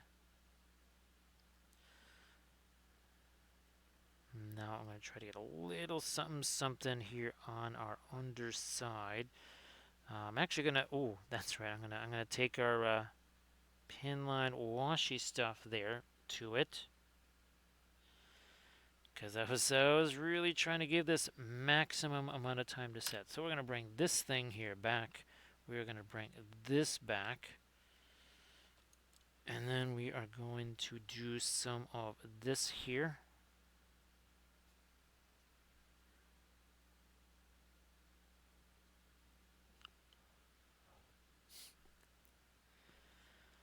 Yeah, and that's kind of funny, right? Right, surface tension's like, well, we can design this and this. Why can't we do these designs too?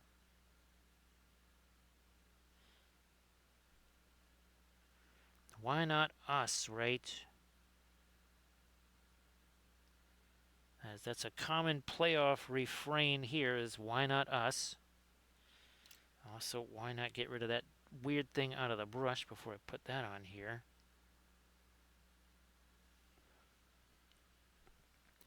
So again, everybody check out that link that Doji just posted. Some fabulous oil painted work there.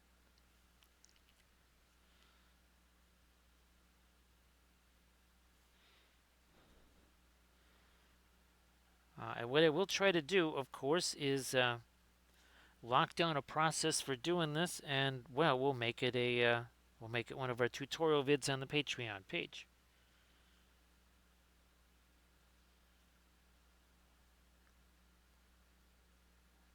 Now this one, I utilized Grok to kind of translate my drawing instead of the usual GPT stuff. Let me get rid of that. Push that over. There we go. Okay. See you later there, Doji. Doji on a 50. Is that a 50? Oh, it's a 15. Thank you so much, Doji. Doji, appreciate you being here. Little bit of me. I'm trying for you there, Doji. So see you later, Doji. Have yourself a good one.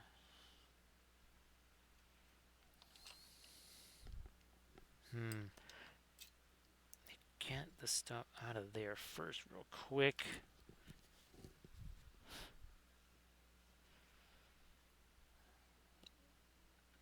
You are going to get moved again.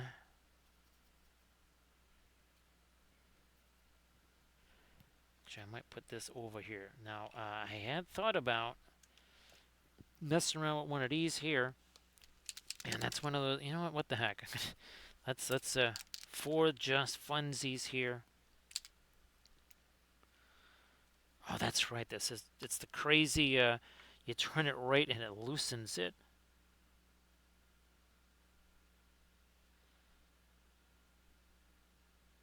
Actually,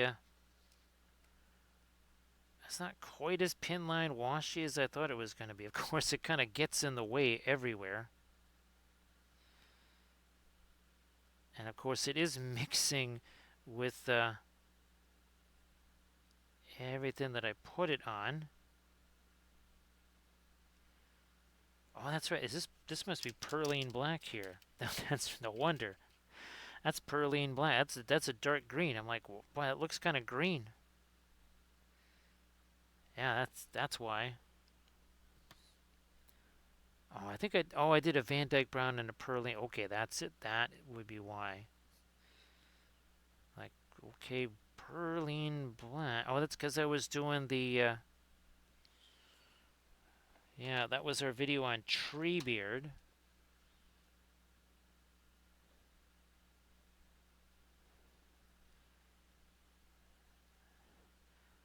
I mean, it's interesting. yeah, I don't normally get a chance to do something like this here, so that is intriguing. All right, let me get this thing cap on this thing here.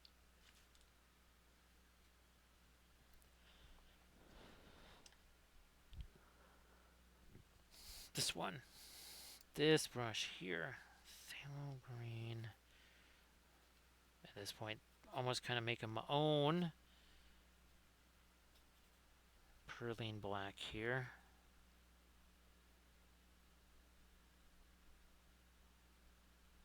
Over the top of those.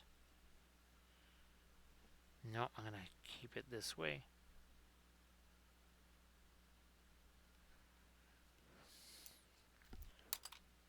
Try this here brush again. One sec.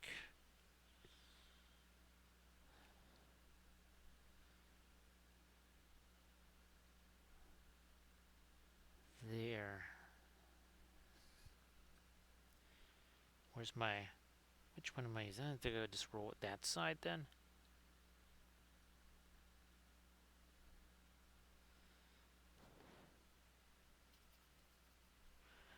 That is a bit more of just the Payne's gray, it looks like.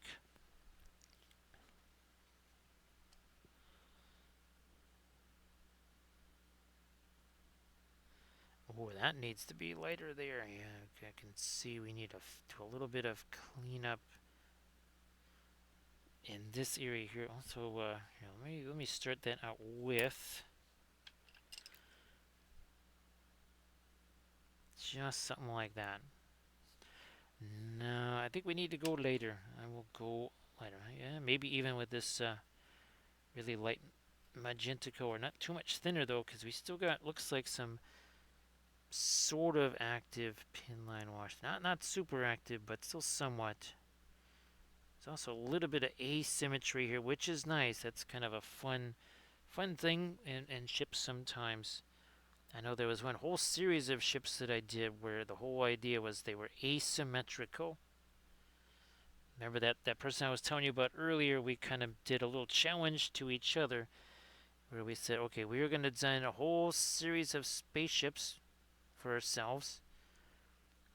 And each one of us, and the one caveat is you cannot have any symmetry. You can't just like take the ship and flip it over. You have to have some parts of it that are very much just unique and not just mirrored over to the other side. So yeah, surface tension. Some mission patches, a joint mission of the Colonial Fleet and the Welsh Landic Space Agency there. That should make for some interesting designs.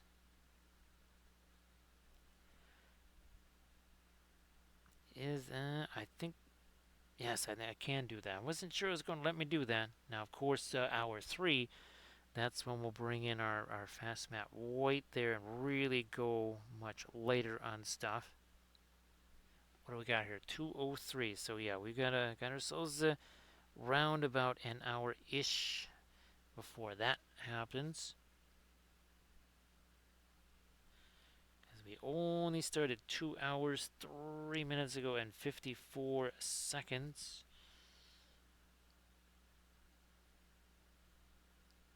Got those.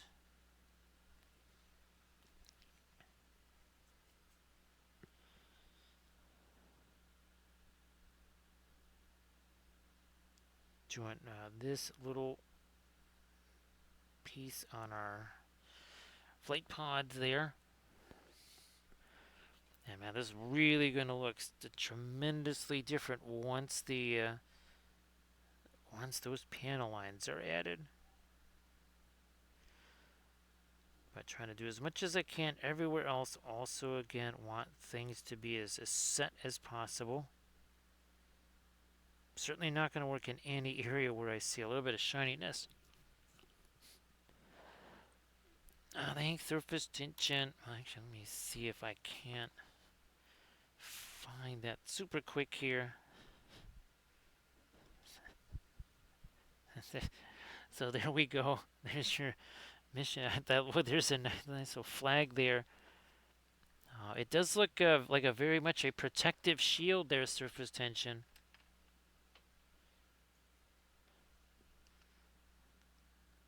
Yes, indeed. Let me do this little bit here. Those have to come down further. Is there one on this side? There is one on that side too. Okay. So thanks for sending that surface tension.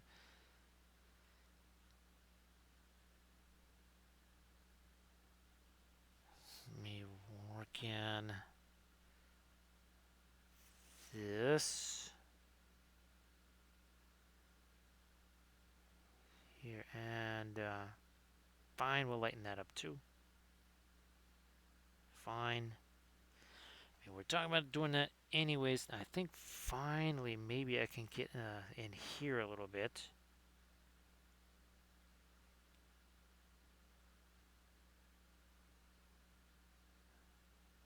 Might also have to come back with some of our dark too.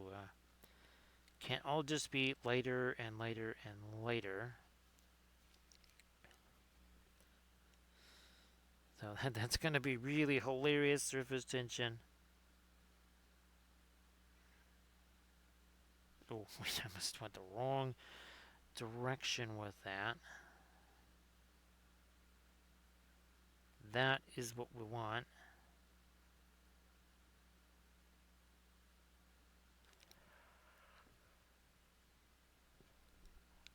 Can we get some light across here? Or is it... No, actually I think we're pretty good. Well, look, you can see all that shininess there, right? That is our pin line wash stuff just still sitting down in there.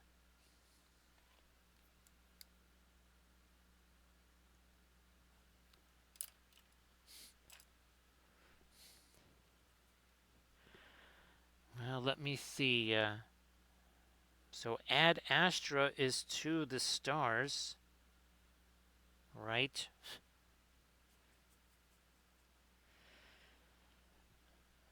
I don't know, surface tension. I'm trying to think of something that's only a few words, but something like protection against sun and Cylons.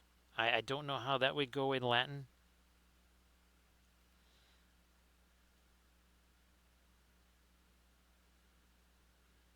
Or defend against sun and Cylons, something along those lines. Let me get some more of my really light stuff right in here.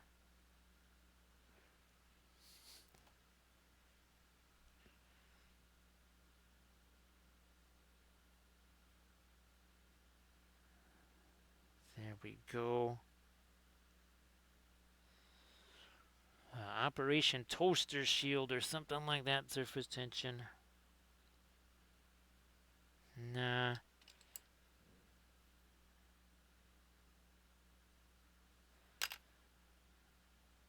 Change that around a bit.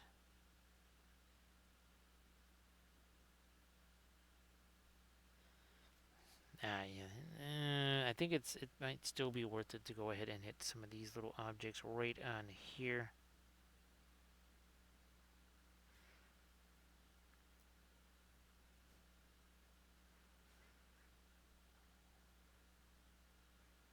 And well, this is going to need some of our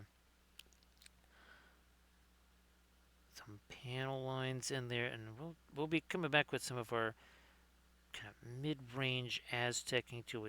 Most of this is kind of on the lighter side. Thanks, Grand Oracle. I think I did send you the pictures of this, right, Grand Oracle? Thanks, Grand Oracle. Appreciate that.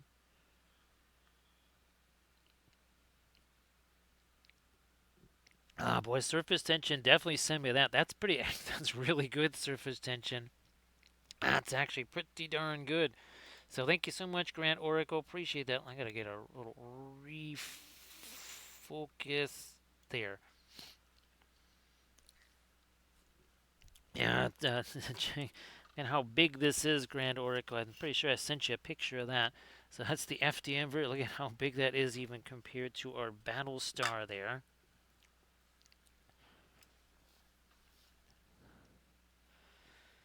So great to see you there, Grand Oracle.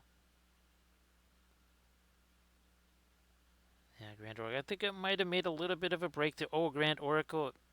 I also did a bunch of B5 busts too. Yeah, did a bunch of those. Let's just say that the opening phases of it was very discouraging. Yeah, it did not. It was very much like what you would expect. Yeah, the opening rounds were not promising at all. Had to fight through that for sure. Nice to see you again there, Papillon. Happy Tuesday. Now that we're an hour, oh geez, now we're almost 2 hours into Tuesday. So great to see you, Papillon. That definitely, oh yeah, those need to be lighter. Also, this will be lighter. Get some of our Aztecing and such in these areas, and a little something lighter in here as well.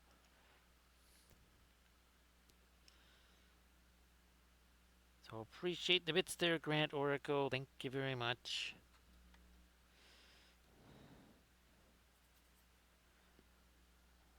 What about this edge right up here? I think we need to do a little something here.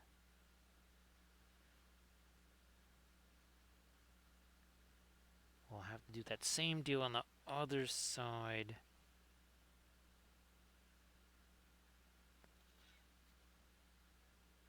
Here.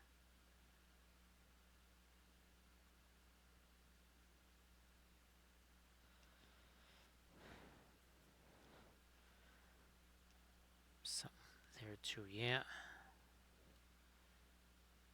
And this, that's not our, there's no fast mat weight in there either.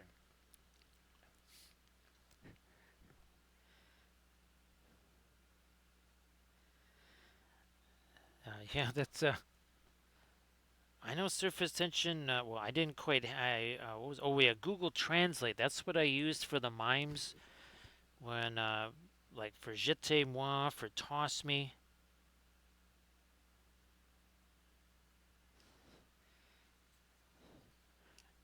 There's another part of that that certainly needs to be later.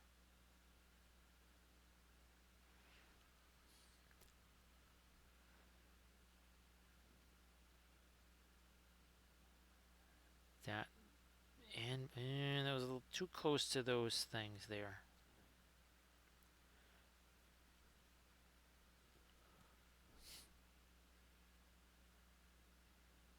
So Grand Oracle, I don't know if you heard earlier, I was able to slice the torso from the plinth. This was one of the Cylon busts, and I was able to successfully hollow out the plinth, so that took up way less resin. The bust itself, the torso part, I'm not gonna bother trying to hollow those things out. Let me do this one here. See, and a bit there, surface tension again. I appreciate those designs. Those are again going to be really, really, really hilarious. Blending brush here. There we go. A little bit of blending brush action.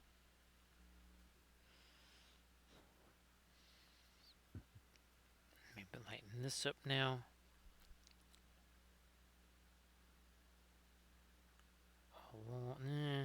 Fine. I'm just going to drag that down here. Just be easier doing that.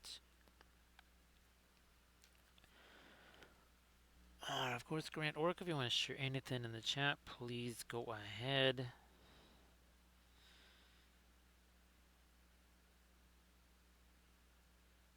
There.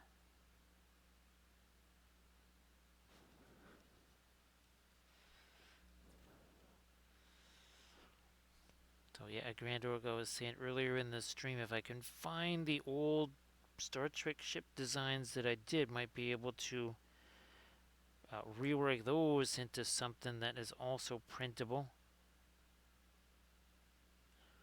That wait and see on that, because don't even know where those are.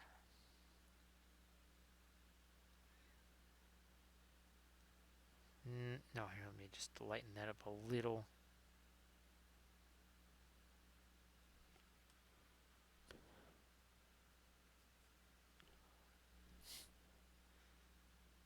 Anything? Yeah. Let's I'll put this little bit of light here, and then we're going to go back to our.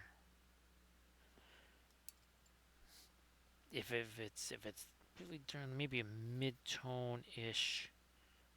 Let me try this. First there.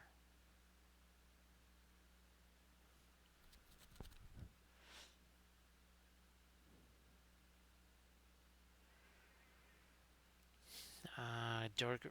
Let me try this again. I don't want to go too dark with. Maybe no. I think I actually need to go a little bit darker gray. All right, we got it sitting over there.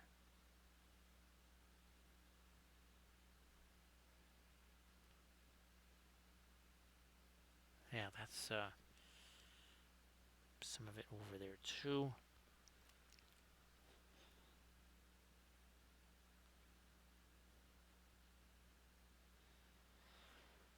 Now, what I might do in just a few moments is just go refill the medicine and such. And I do want to check on that print because, of course, now since I started the print, getting this message like, oh, the lighter sensor is dirty. It's like you could have said that, I don't know, maybe before the print started, not when you're like a third of the way into the print.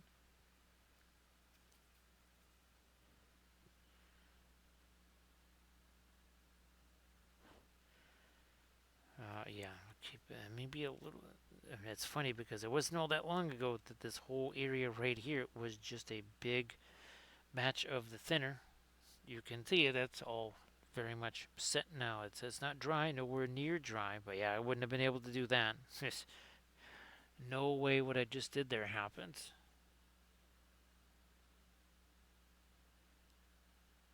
Gotta have that ability to kind of be patient.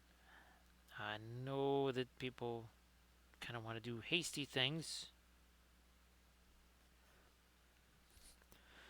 And again, that can still, you can see how much lighter we can get. I mean, look at that. We can get a whole bunch lighter. I didn't really necessarily want to go super light on this Battlestar here.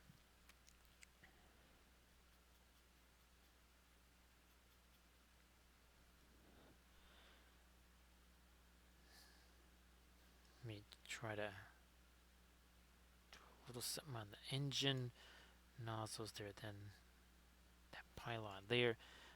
Now, let me see if we can't get way down in there with some of our much lighter sky blues. And I might even just grab some of this to do that with here.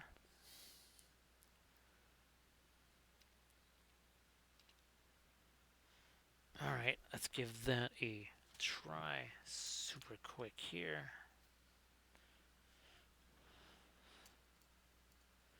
Yeah, we got an awful lot of our Thalo stuff in there right now. Okay, now we're going to take this, and some of the sky blue, just a little bit, and this nowhere near as thin as what we did originally here.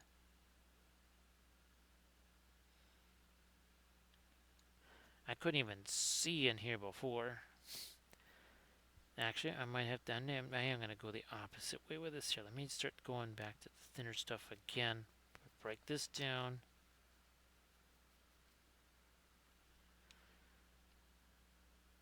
In you go. Yeah.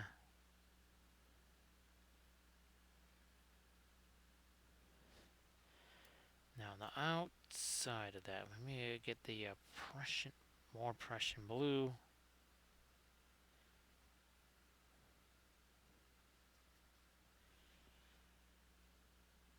To go around the outside of that, but then also on the inside of that cowling.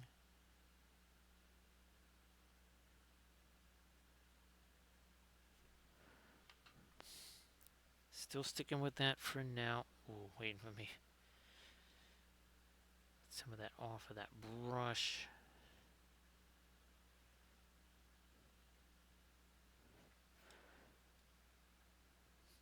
Yeah, we'll go later in the down in the engine. But we gotta let that get more set.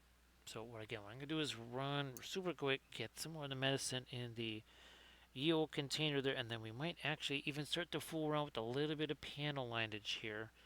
Might start playing around with some of the initial one. There's still some later stuff we can add here. Again, some of those later midtones. We'll get to those next. Don't go away. We shall be right back here.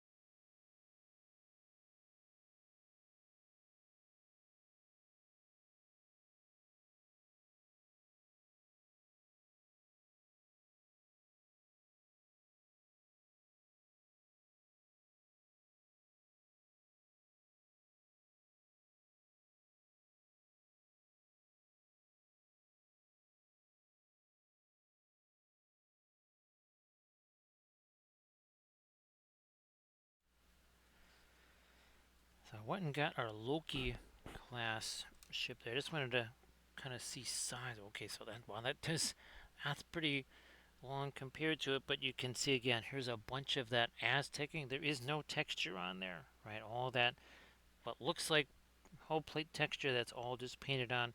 And that's kind of what we're doing right over here, right, Aaron? How you doing? Welcome back. Everybody, please give Eric Wife a follow, and of course, Erid, if you want to, like always, post some stuffs in the chat there, like your Pinterest link. Please go ahead and do that.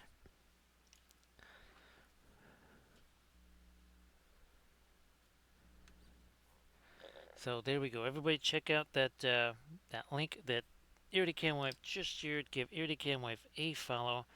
That's what you want to do. You know what? I'm gonna get me some more of my floral green out here.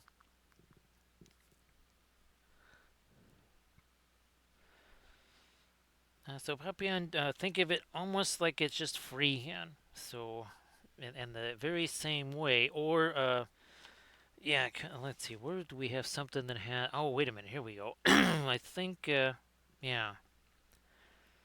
So there is no texture on Sauron's robes there. That's all just painted on. That's kind of a, yeah, that's sort of a thing. Also, things like fur texture, same deal there. Oh, or even this, right?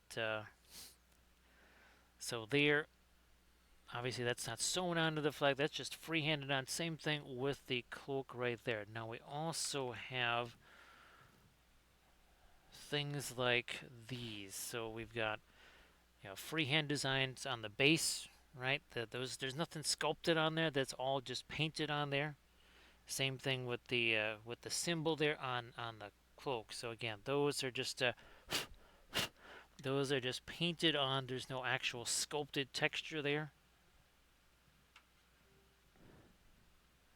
Wait a minute. That's going to go back here, and that's going to go over there. Oh, geez, you need to go over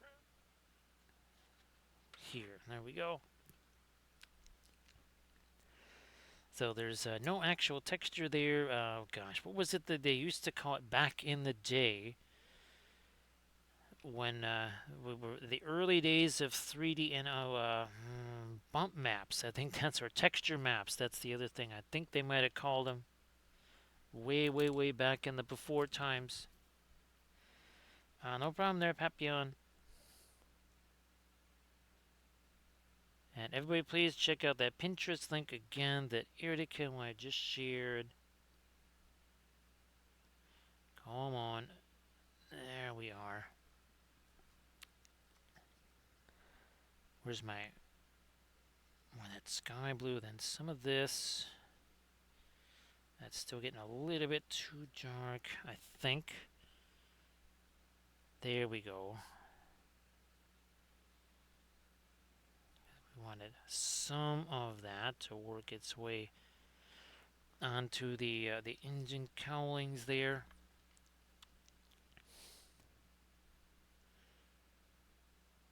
Just like here, right, there's no spacescape on that base or any, there is no texture whatsoever, but we're trying to create, what would you say, the simulation, right? We're trying to simulate either texture. We did that on a couple of the Lord of the Rings themed gummy bears. There was a couple of the cloaks where I went ahead and put some texture on them because it just seemed like they could use it. I think we could use a little bit of the lighter blue up. Come on. Up there. Actually kind of utilizing some of the glazy stuff to drag that along. Oh, and let's start doing some stuff back here. We haven't picked up any of our ombre yet, so no umber. No, that's going to start working its way onto our ship here, I do think. Especially back over here by our engines and such. That is a nice bit of mid-tone there. We don't want that to get too intense. No. The more here of the umber. Not too late. So, Irid, hopefully you're able to have a little less mayhem on Sunday, and then a little less mayhem on Monday. Do I ever project mayhem-free days for? I don't think so, Irid. Right? I don't think that's part of the plan for us. Is mayhem-free days. Try to get a little more of that in here.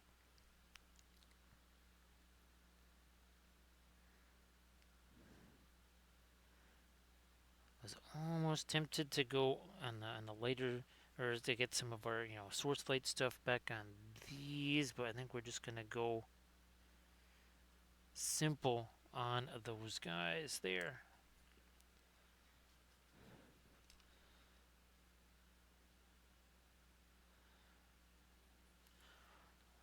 Now on this here, let me get rid of this brush, and we are gonna go to. I might even use this. And oh yeah, our fabulous sea foam here. Let's grab that. How light is that now? That's yeah, that is not too late. That's good.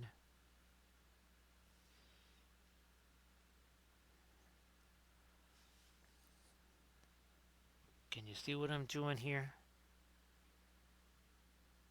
You can see. Oop, wait.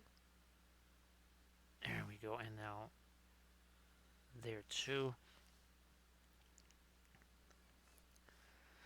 You can see that darker stuff. That is our darker glazy stuff that we did there.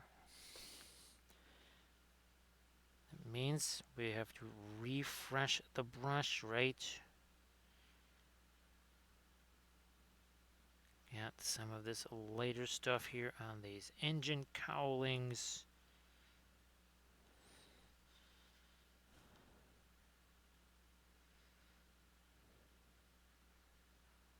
We'll come back in here and do a little something more, but for now we're just going to leave that.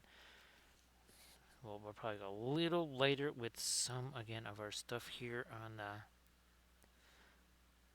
this ventral side of the ship.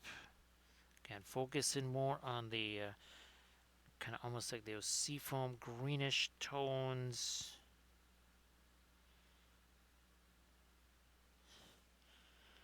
Because we don't necessarily want that to be as light as our dorsal section.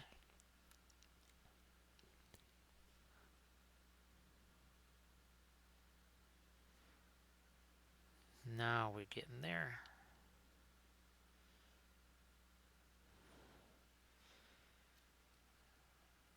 Taking some of that again. This is all just a mid-tone right here. That is not a light. That is not a dark. It is just a mid-tone. It is in between the two. Now this you might consider this maybe a little bit more towards a lighter color here.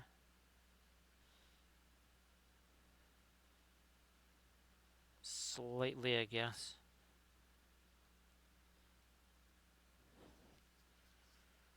Right here now too. And you can see we're utilizing these much larger brushes. Not always just using tiny little brushes.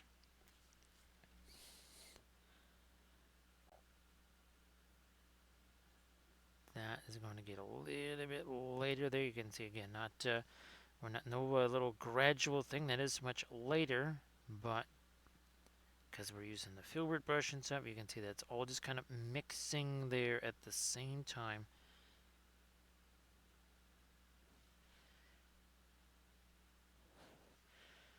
I wonder, let me get this out of here.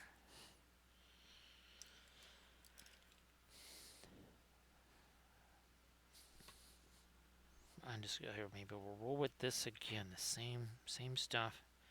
Maybe a little bit more thinner.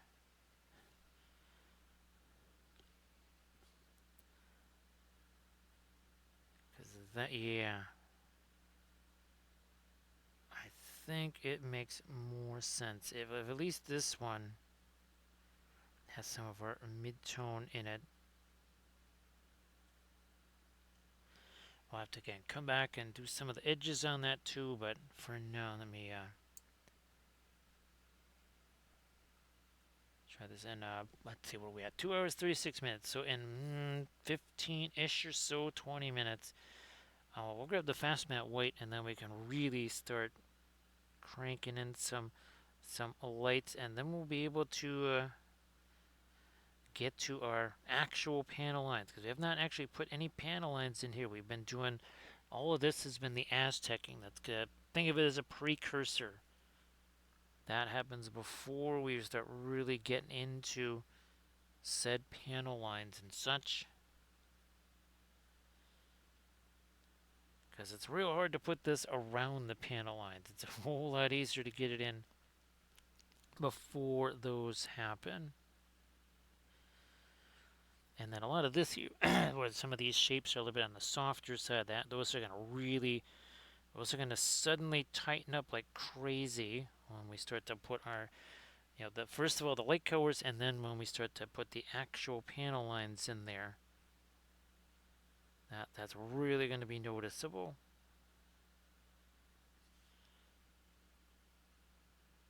So get more of the Aztecing here.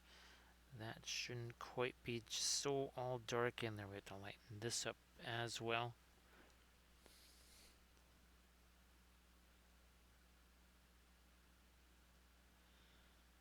And if you look at model ships, especially of the Star Trek variety, you'll see tons of that.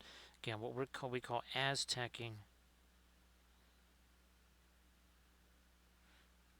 Panels and lines and such that are not on there.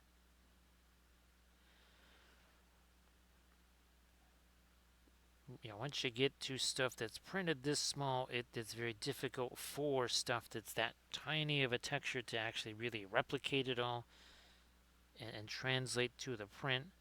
So, that's maybe a case where it's easier to paint the texture on than to try and force feed it as far as printing the texture.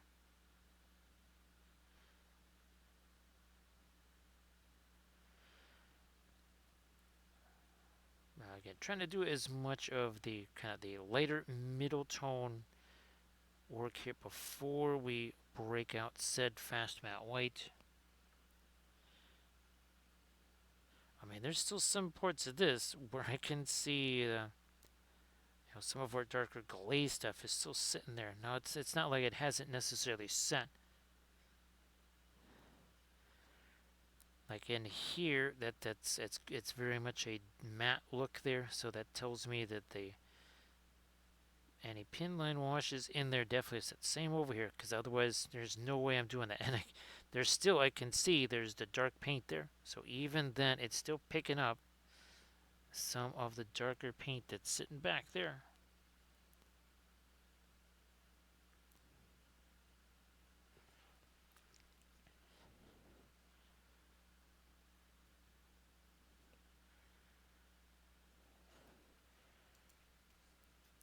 Anything else here? Let's go.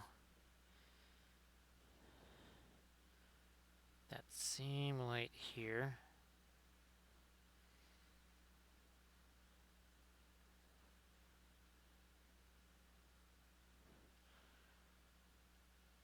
Yep, that needs a little bit of light.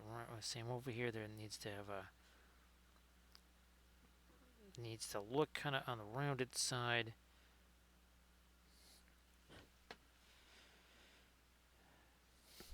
Let me snag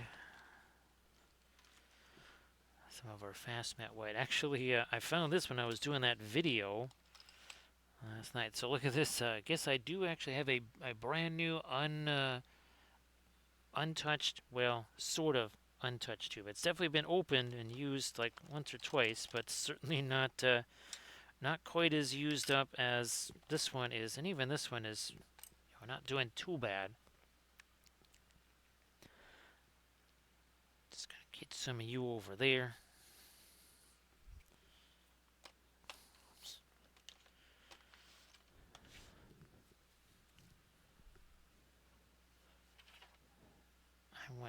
would this one be a little easier to use for? Let me see. I don't think so.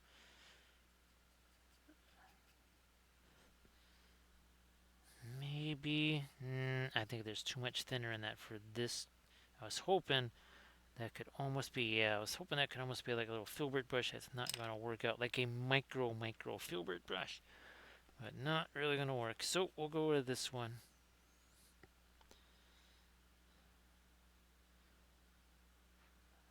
And yeah, this is where things get a whole lot lighter. We'll also try to get some of that in our lights over here.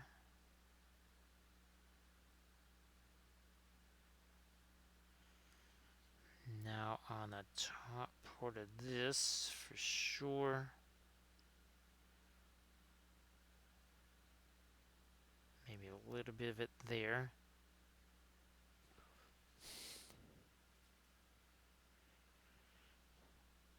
Might even have to think about, putting some of this on our base. Like, well, here, before I forget, I'm just going to get our main stars down here. And now these, and this is why that really does step those up. Oh yeah, really, wow, look at that.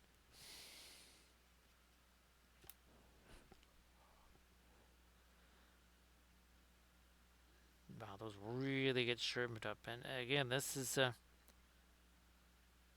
why we wait for at least as close to that sort of 3 hour mark as possible. So we don't get into this too soon. Yeah, you don't want once you get to the latest lights, there's nowhere else you can go except to make things, back to darker again. Try to exhaust all of the possible mid-tone and light middle tone options before the latest light. Because once you have gone there, that is it. You got nowhere else to go.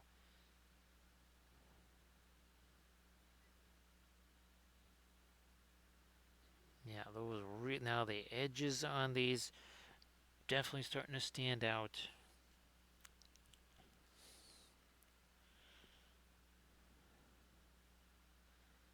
Still, we'll be coming back with the darker stuff when we're doing our actual panel lines. And that'll pretty much be, I think, the next step after this.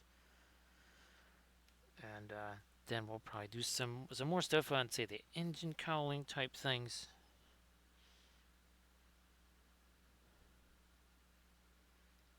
Ooh, yeah, big old difference out here.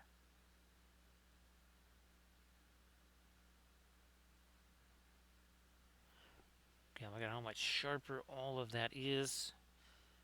And because this is a more, for all intents and purposes, kind of beat up, worn out liner brush here, we can sort of get it to flatten out into more of a ultra micro filbert kind of thing.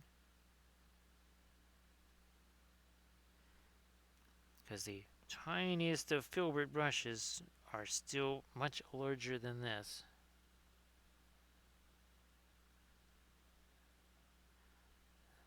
This side now of these three. Okay, yeah, all that definitely stands out much more now.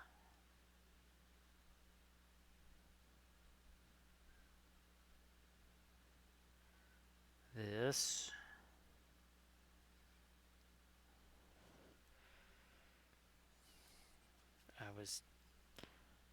Nope, we'll wait on our extra weapons arrays out there. Let's do all this interior stuff first, and then we'll go to actually have. Geez, I almost wonder, do I need to wait on these entirely and just do all of the panel line stuff on the interior? Because see where my hand is going right now? That's just kind of why I'm pondering. Should I maybe just not? I think we can do these because I wouldn't be sticking my hands on these things here.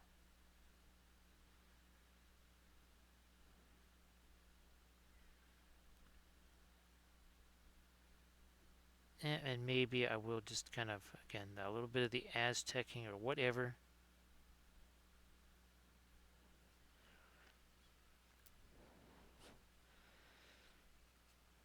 I think up in here also, just, I mean, you saw what it's done here in these areas. Imagine what it's going to do up there too. So I think it's going to make a big difference there.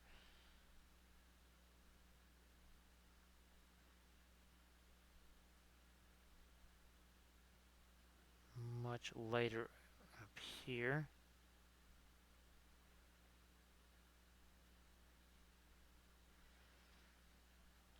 What's happening in this area?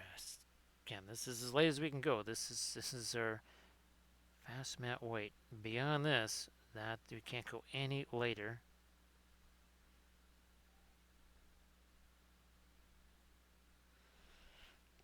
So yeah, that should seem now like, again, it's got a little bit of a glow to it.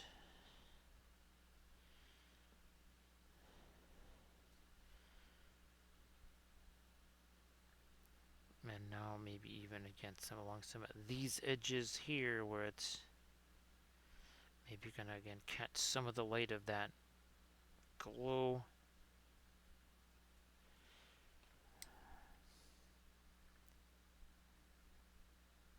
And see, we're just gonna utilize our blending brush real quick there.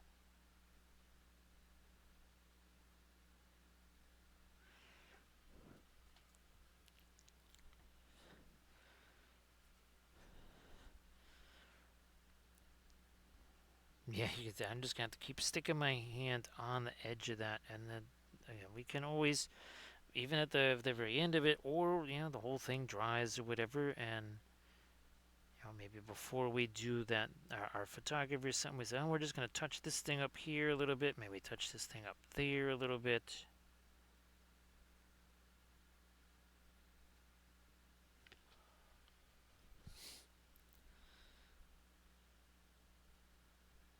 There.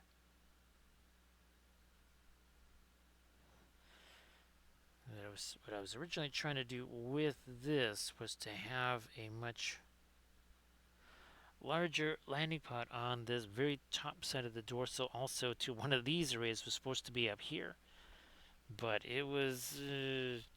I think I can do that in the future, but this is something I have to experiment with,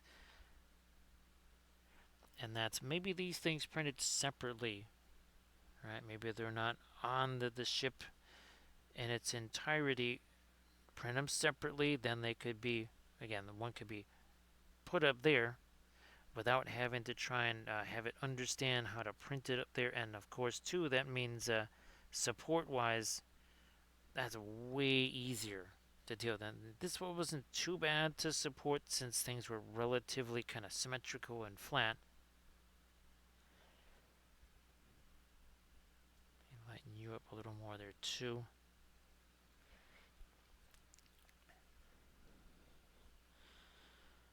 Start to work our way up here. Again, some of these little arrays and such. Hit them with the lighter stuff first, then we will go back into them with our very darkest color. Not to outline them, but to again try and make that shape a little bit more high res.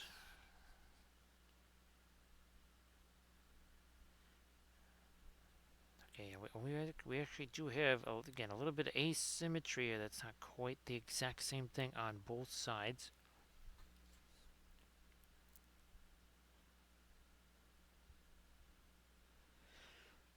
And again, I'm gonna film a video on the Patreon page as far as the process of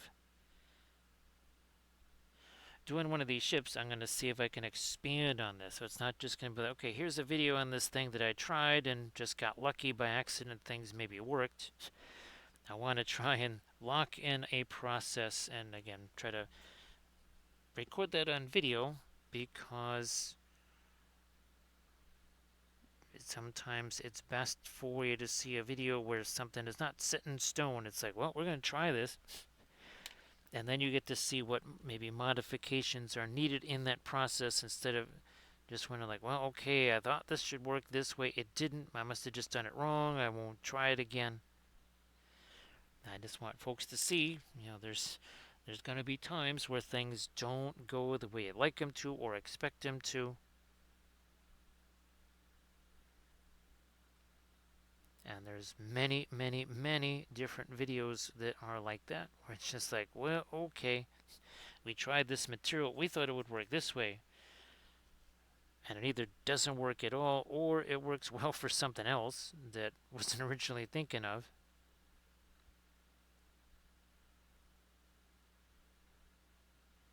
So that can also happen.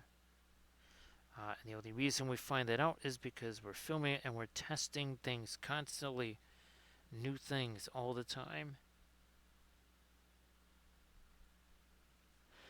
So yeah, we'll look at those edges, see how those start to stand out a whole bunch more.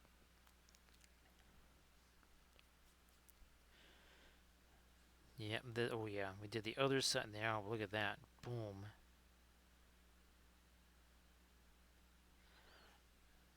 That stands out. This stuff less so now, and of course we're gonna try to get some light on. Now this brush that we're using here, this is not one of our top of the line liner brushes. This one's been beat up for a while. Even our other one that we are using as a more of a frontline brush, well, that's seen a lot of action and it's been used and abused, so we say.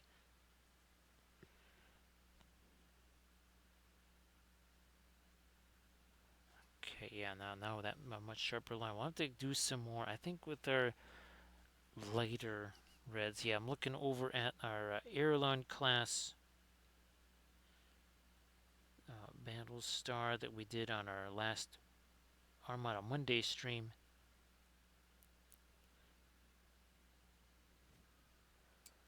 There's a red here.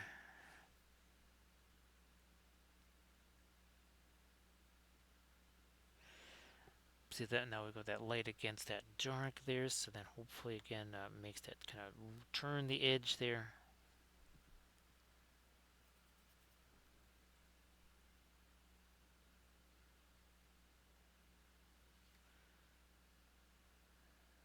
Oh, we never did anything with this. One second here.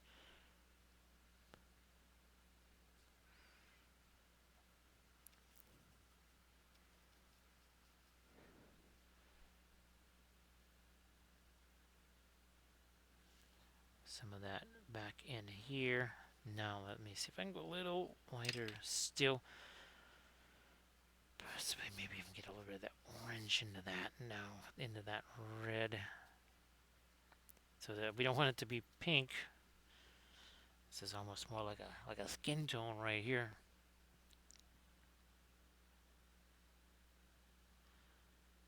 I think we're getting there. No, I gotta change the, yeah, I had to refresh that brush.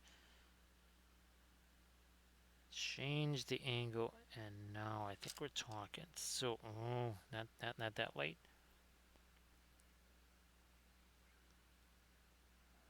There we are. That's more like it.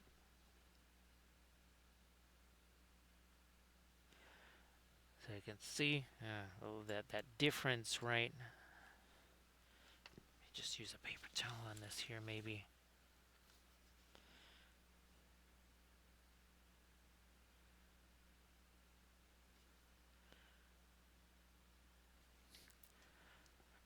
Back to our light once again. This is, again, is the fast matte white, which is lighter than everything we got out here. Not by a ton, but it still is. It still is lighter.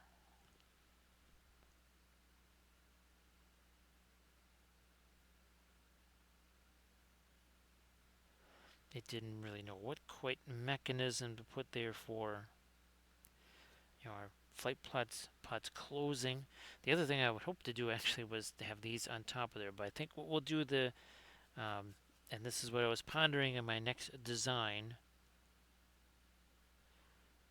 was to be able to print it. I mean, and not just like, okay, do it, then cut it like I did with the plinth on our Galactica bus, but actually print them out separately in two pieces, sort of like our Eowyn and her shield. Do I actually have that thing out here? I don't have that out here. I don't think. Yeah, like even here, that is so integrated into, that's all one piece right there. But when I did the the bust here, from now on, what we're doing is we're separating the torso from that and printing this out separate so it can be hollowed.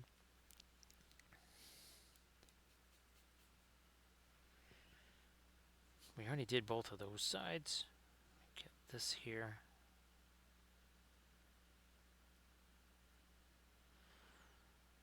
On this top portion of the, it's kind of referred to this as the alligator forward section of the ship.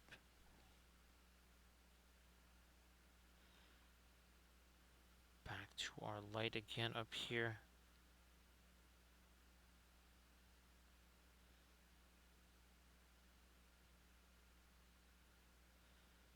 Also pull that all the way down to here.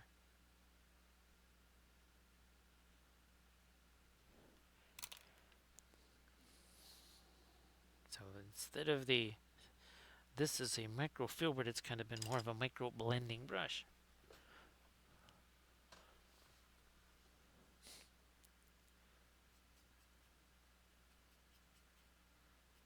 Breaking the stuff down. So these things here, there's just no point in me even putting anything on those, because not just for this, but also when it comes to all the panel lineage, still going to be sticking my hand on that. So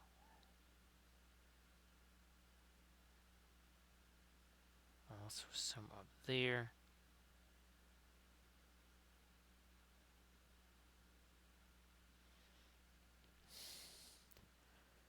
Turn this around.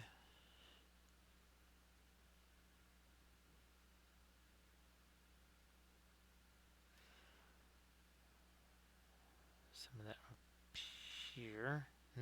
Okay, this is another little area here. Let me take again some of this and our, well, because that's really, really, really dark. That's got to have some kind of mid-tone to it. Maybe the same deal here on the our two landing bays there.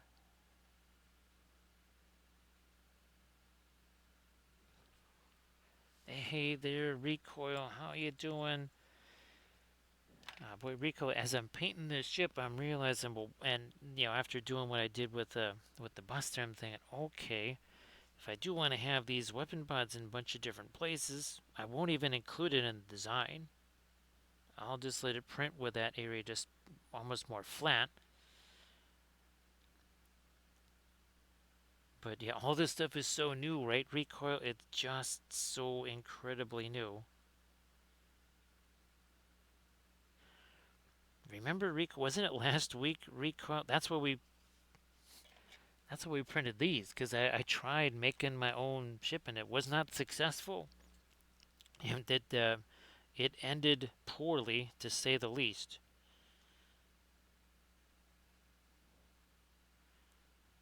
What was interesting, Rico, is that Grok handled the orthographic and also my multi-views here.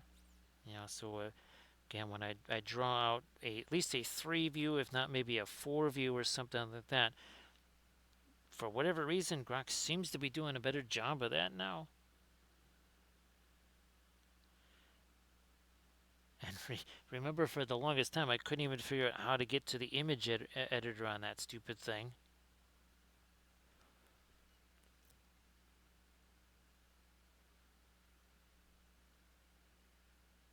And of course, we are only just, now we are, let's see, 5 weeks and 2 days from removed from having this ability to be able to make these kind of files and then print them out.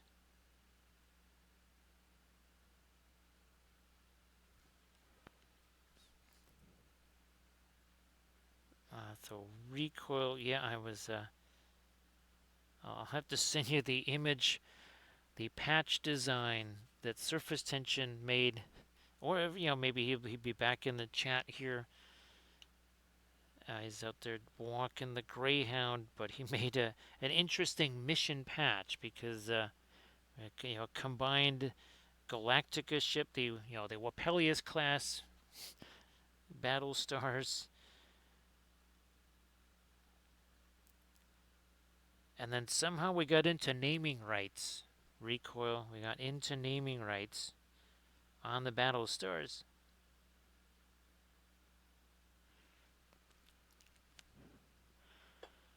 Now, Recoil, it's gonna be when I was because I was trying to find the Jakar Londo image, right? And it was so far back in the past that I ended up seeing all of the early images that we were using for our references and stuff. Actually, remember that King reference that I did, Recoil? I don't think I have that as a scene anymore. That is definitely one that I want to make into a bust, because that one was really nifty. I definitely liked that one a lot.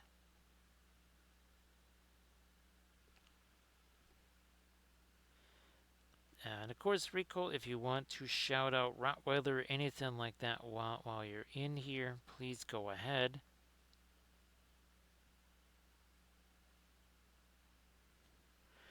So yeah, now our lighter stuff's getting in here, and then we will get into our panel lines. But first, let's continue with this.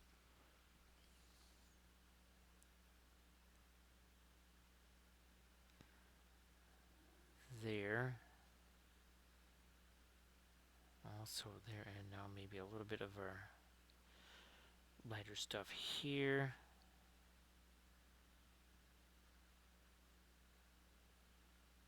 Touch of it inside there.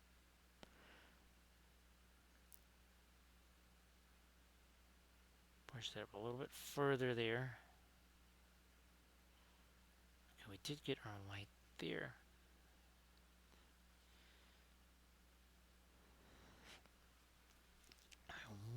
Yeah, let me try this. This little top edge here. Well, okay, that wasn't supposed to go there. But we'll just roll with it, whatever.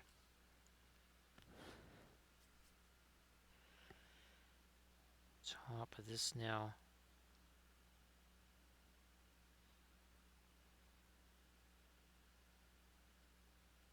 So now it's starting to look like, again, we have some detail on the edge of that alligator bow type of typical Galactica style ship.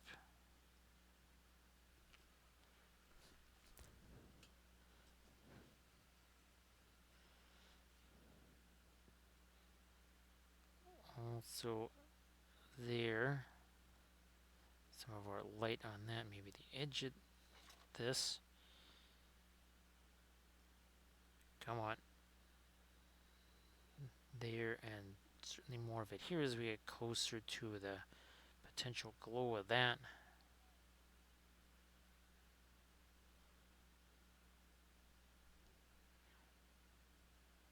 There, alright. A little more edge on this thing.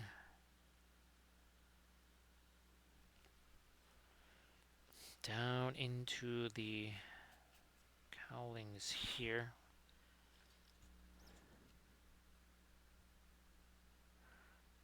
As basically as light as I can go, and well, then that's about it.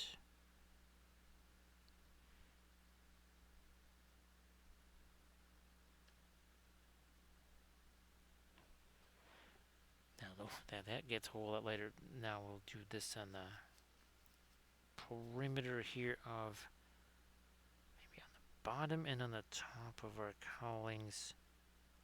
Not there.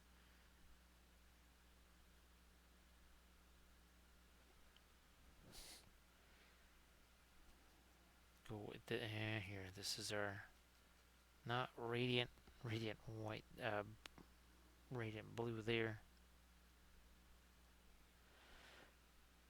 Yeah, that's it. That is it. Nice to see you there, Uber Yeti. So this is the ship, Uber Yeti. This is the one I sent you the pictures of. And of course, also sent you the pictures of this that monstrosity there. That should make for an interesting video. Again, I was thinking some of the either the Vallejo stuff or the GSW, basically those metal inks or something like that, and just do some spraying maybe with the airbrush, and then do some oil stuff over the top of that, because it won't usually work that way. And it's always best to show as many ways to work as possible, right, Uber Yeti? Of course, Uber Yeti, if you want to share anything in the chat there, like always, please go ahead and do that too.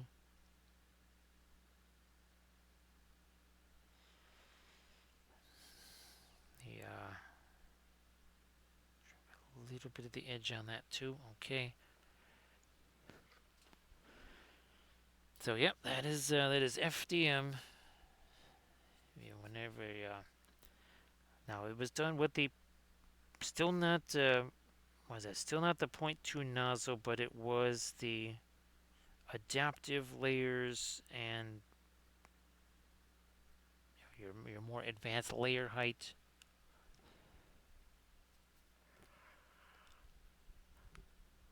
Oh geez, now we are 3 hours in here. I wasn't sure, Uber Yeti, if you saw the latest tutorial vid went up on the Patreon page not too long before the stream.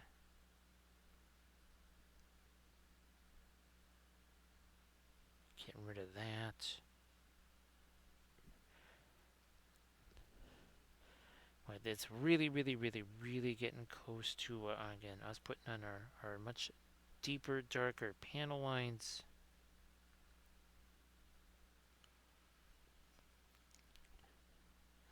That's great, Uber Yeti.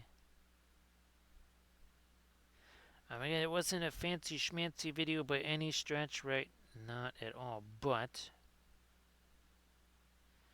just given some of the questions I've been getting, I thought, ooh, that could be kind of timely. So I'm going to break out this, and again, I think it is time to start putting some panel line, some genuine panel line washes.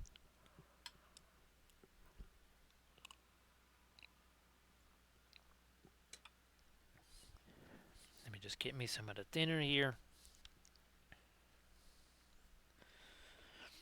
Yeah, Uber Yeti, this holds way more paint than I thought. I mean, at first I was like, why am I even going to bother putting paint in here? It's a thing. You put paint in there. I was shocked, and I didn't go anywhere near filling that as much. I could have filled it more, as in a lot more. But I'm glad I just kind of let it, okay, that's it. We'll fill it only that much. And as I said in the video, what I put in there, I could probably do at least 4 streams with what I put in there. It painted what, 4.5, 5.5 hours a shot there.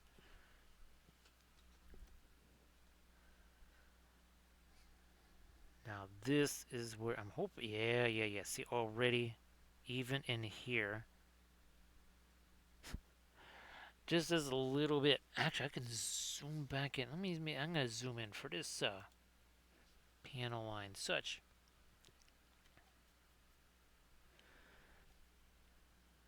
Now, Uber Yeti, now there's the 4 of those wells are they're kind of cut off a little bit, right, because of the round edges. But still, maybe that's where you put in a color. Okay, the ones I use least, the 4 colors that are the least common. Well, maybe I'll put those in the area where it's a little bit less, but to put paint in there. You can see that a whole lot more than you could before, right? We shall do the same here.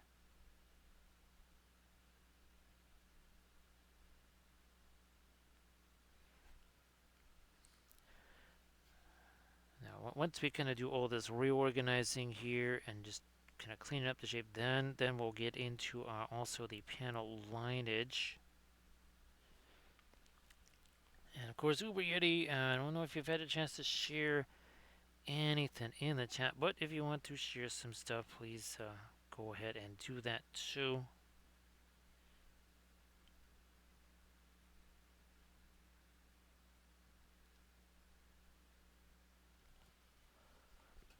No, no, no. Before I move away from this, let me at least get the darker stuff in here. We'll have to come back with our mid-tone and such around these things.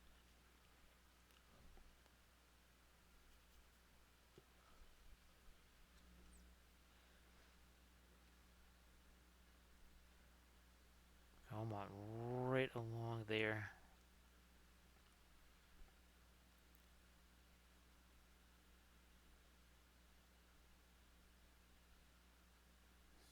Careful.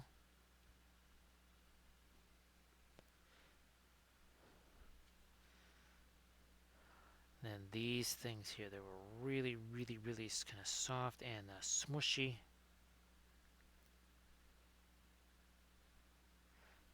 As we do this, they start to look a little bit more on the functional side, for sure.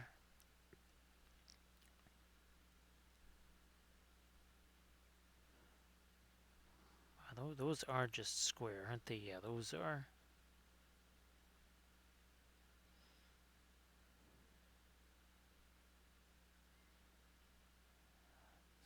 Okay.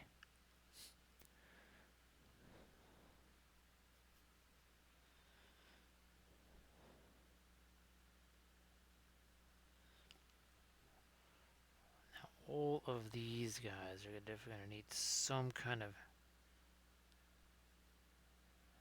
straightening out all along here. Then we'll have to gonna flip this around, do that forward side too.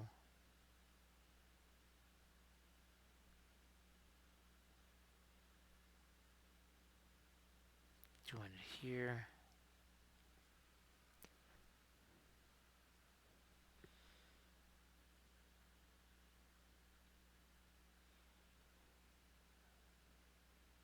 Dark on that top there too. I know here there was some stuff I was thinking about doing, especially in some of these parts of the engine cowling there. Didn't want to necessarily have an interior glow on it.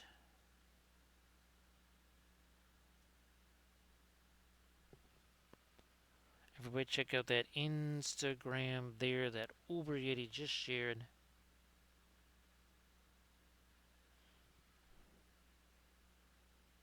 Some more fabulous oil painted miniatures, huge surprise.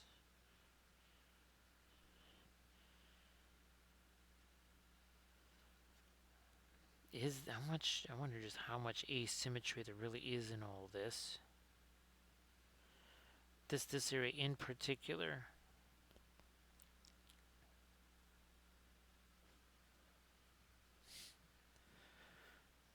And this will be the very next, I'm going to be filming this tutorial later today. This is where we're going to split them right down the middle. One half is going to be true metallic, the other half will be non-metallic.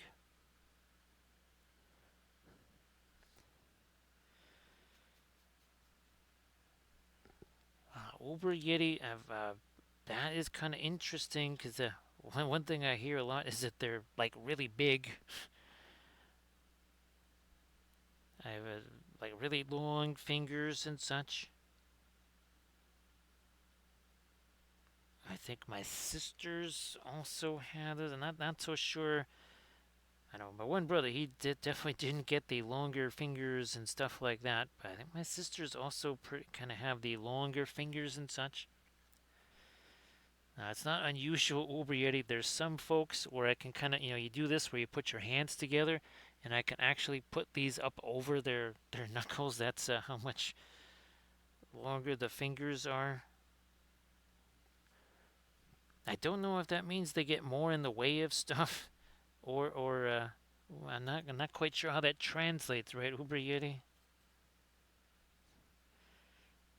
It could just mean that they're just getting in the way more often, I guess. No, you don't go like that. I might take you away from there. Yeah, something like that. There's another. Yep, alright. Since I have that, let me take this. Actually, Uber Yeti I've got here is, we have our Phthalo Violet, and there's Ultimate Oxide. So those are some of the, again, the colors that we mixed up in our little tutorial video that just went up on. Look at that. There's still some pinline wash stuff that's essentially active right there. My goodness. I didn't really expect to see that. That was a bit of a surprise. Now we got this here again.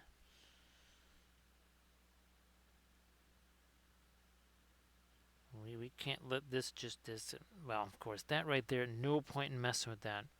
I'm just going to be wiping that paint away. So actually here would actually a little combo of the violet and the green together. Yeah, I'm gonna start to mess around a little bit of the Aztecing here too. Just not much.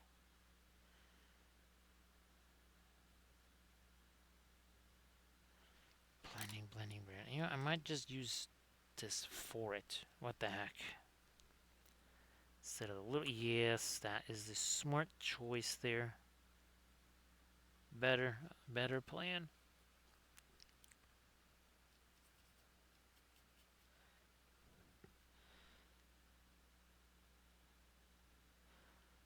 Now, I would imagine Uber Yeti that, well, yeah, I'm not sure which surgeries utilize a magnifier light the most,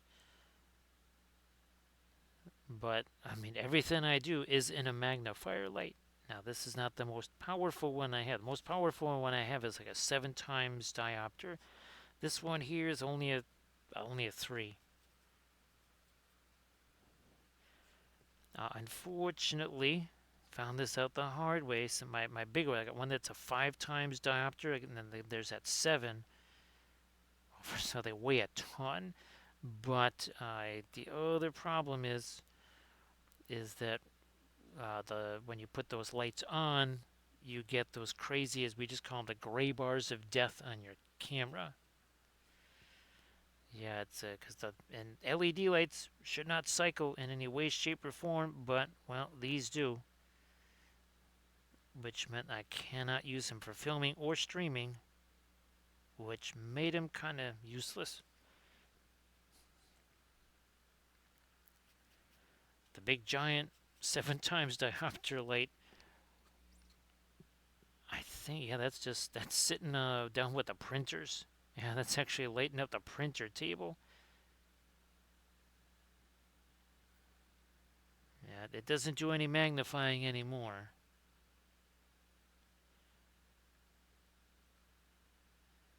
Lighten up you a bit more. Spin you around, and we will do these struts over here, and then some of the stuff down that way.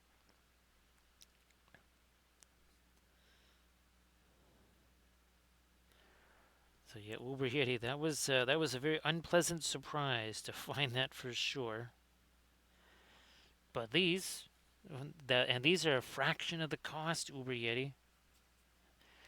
That's why I keep almost like every so often I just try to get some of them in case, just because they don't last forever. And I don't trust these other lights, right? Because I can't use them if that's going to be cycling. And we're not talking about the Tour de France either.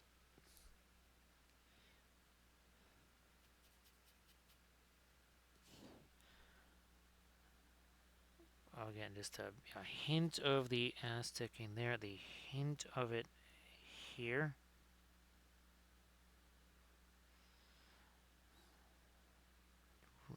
Really, really just wait. What the heck? I'm just going to do it now.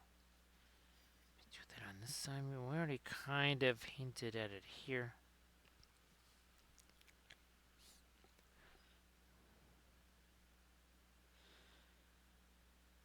It is just about time now to start to play around with our panel lines. So I have my brush out here. I don't think that is the one. This is the one. Here we go.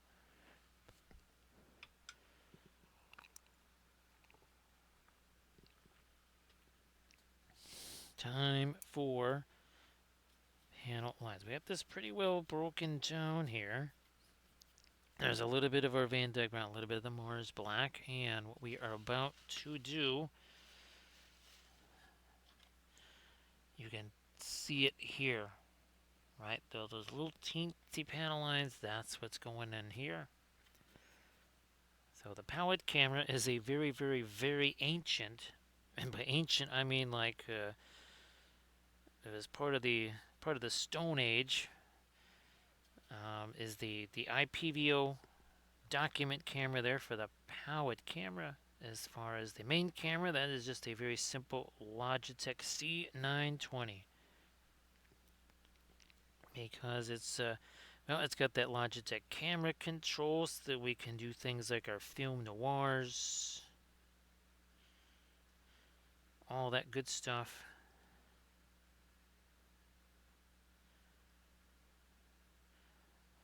All right, there we go. So again, trying to see all that stuff that does not exist there.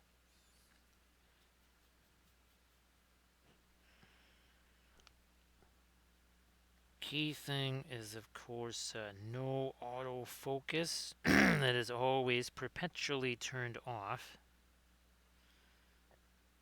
at all times.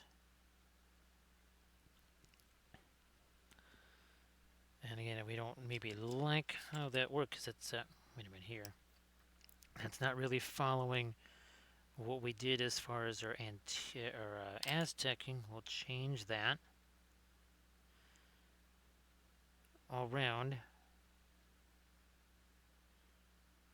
like we do.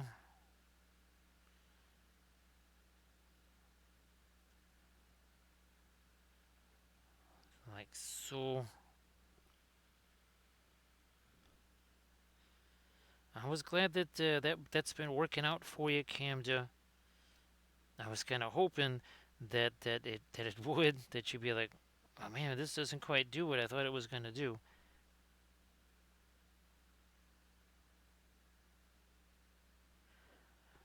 Just given the rate of frequency that other cameras that are nicer or something like that, they basically just crash uh, all the time, especially in XSplit. Oof, all the time. These just seem to be very, very reliable. They don't crash out or anything like that. And that is really important when you're trying to film a video or work in something again like XSplit or whatever.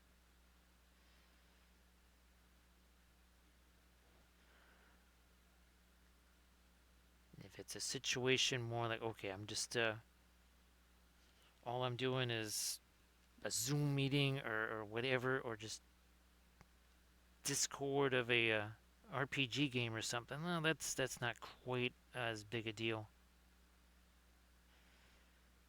If something goes boom.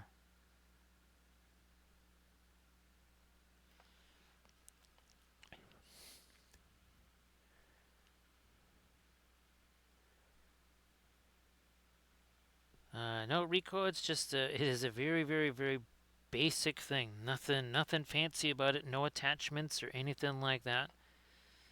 It's been, ooh, geez, Camden, how long has this thing been around? It's been around a long time, Recoil.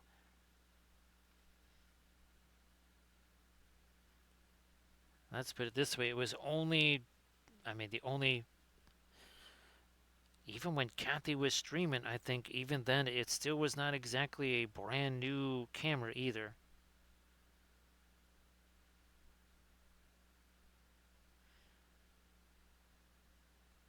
Now that's getting to be a little bit of a longer time ago, so I'm trying to remember.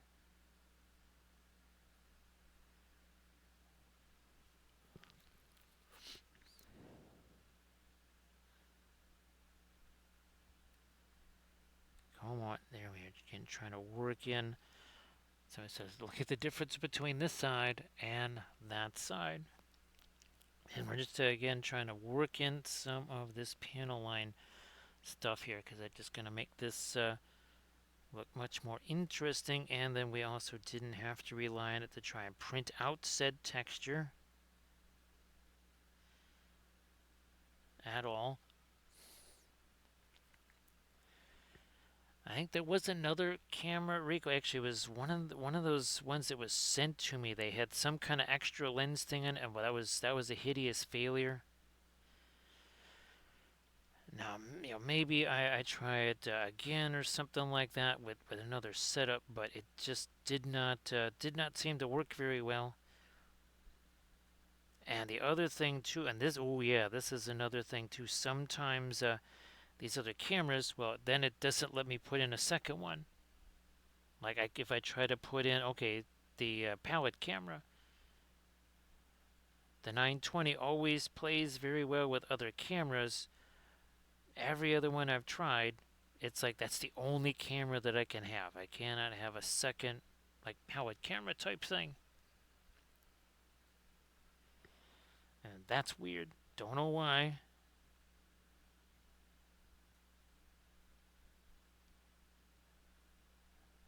I mean, I realize that XSplit it can be very, very, very finicky,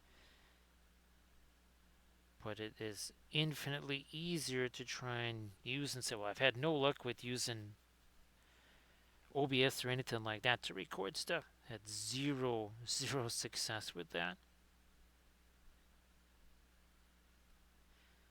Come on. Let me move that this way a little bit. There we go. Now here, just kind of, where the finger just kind of took away some of this, so we'll restore some of that.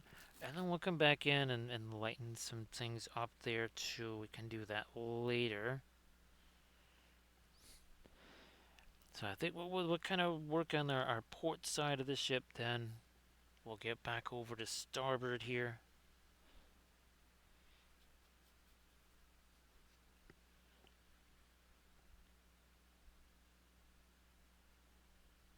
Okay, fine. We'll just cut a little bit off the top, but there we are. All right.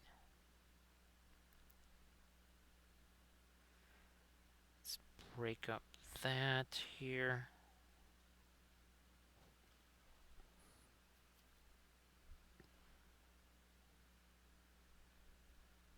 That now.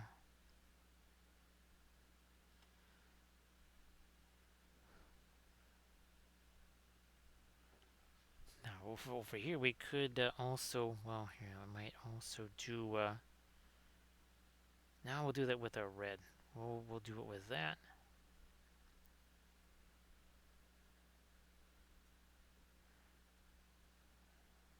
Okay, trying to work in some panel lines here, such as they are.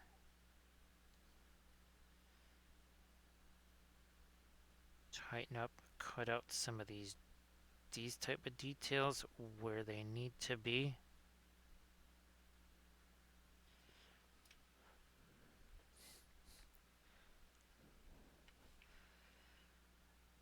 The other thing is that they're really, really, really light.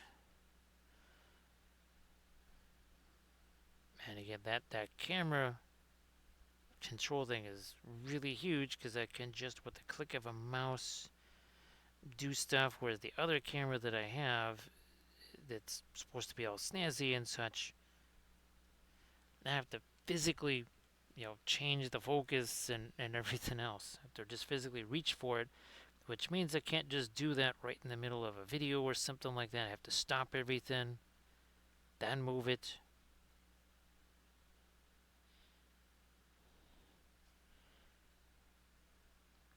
And there is no doing film noirs with it either.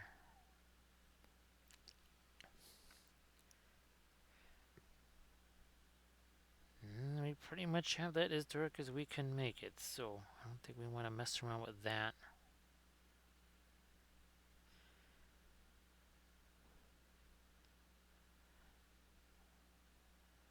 Get more of our panel lines here. Down we go.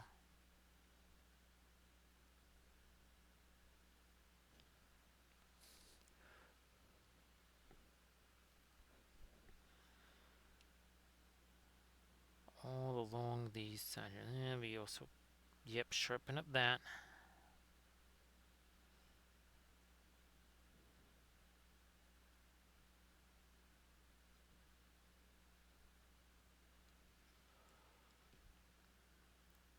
Yeah, Rico, I never, ever, ever would have expected that all these years later, still using the 920.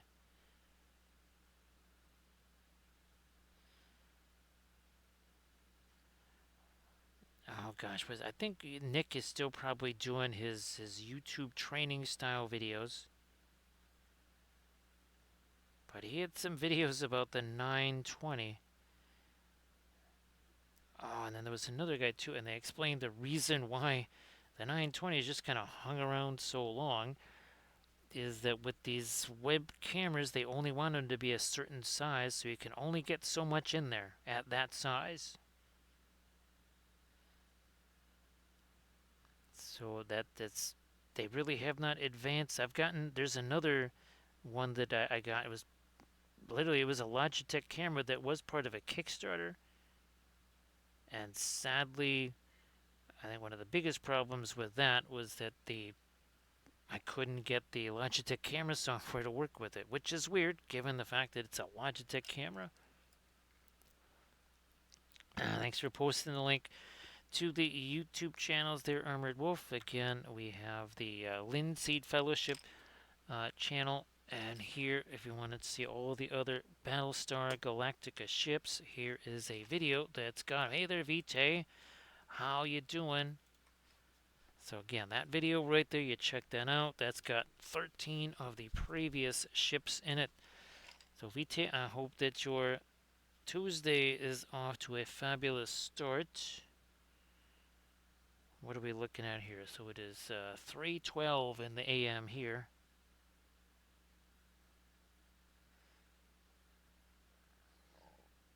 I wonder, yeah, I may go that way with it.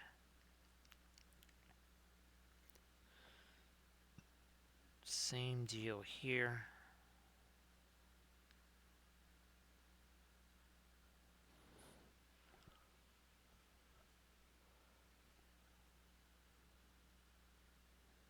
Now, glad that you got the mission accomplished there. It's not always easy, right? It can be a bit of a challenge.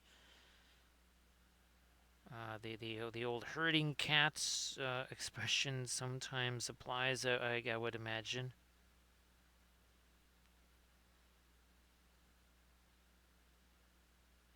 Either that or herding, herding dinosaurs or something like that are running around all over the place. These are again, that's gonna really tighten up those things. Thanks, Vitae. These were very fun. Very fun for you. And it was actually kind of fun to do a little bit of the TMM stuff there on Adamas, and then ironically enough, we did the non-metallic here on Six's plinth. So Vitae does have some velociraptors in the yard there. They just happen to have some feathers on them. And they can be very tasty.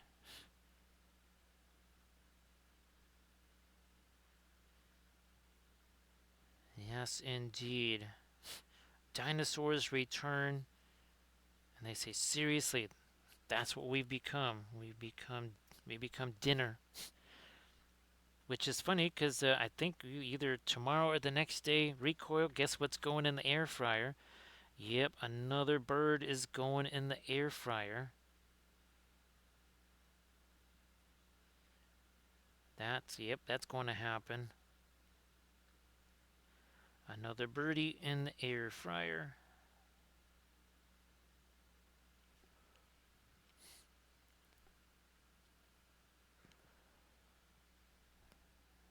That's certainly what it is. That explains everything, right, Vitae? It explains it all.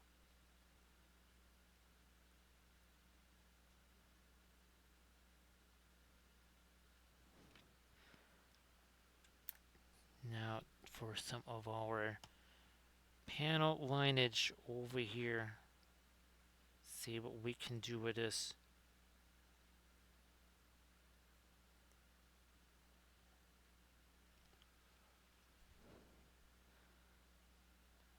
Also there.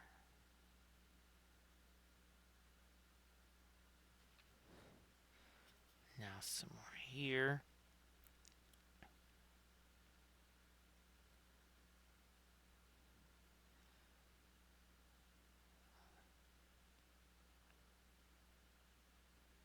Another little, again, set of panel lines here.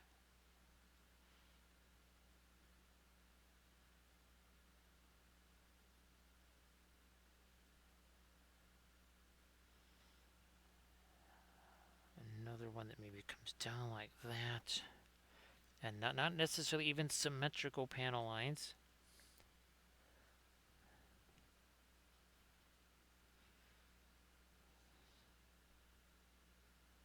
That was too much.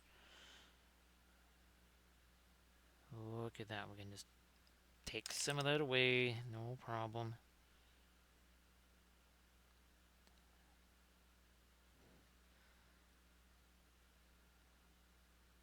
Another panel line that goes that away.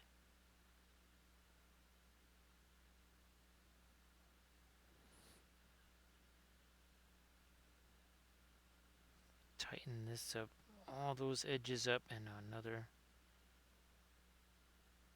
panel line there, and then another one here.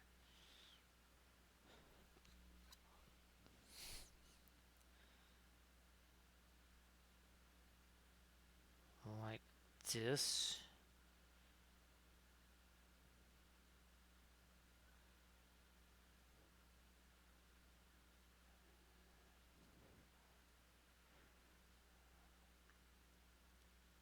Now, remember, I was a little bit thinking like, gee whiz, this is really heavy. I put extra green stuff in there, and that all seems to be holding just fine.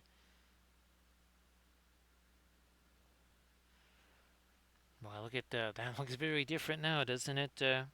Cammed it with our panel lineage in there.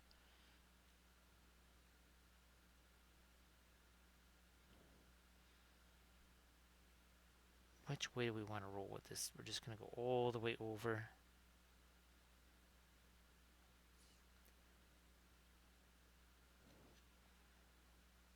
And then another. No, I'm going to go this way with it.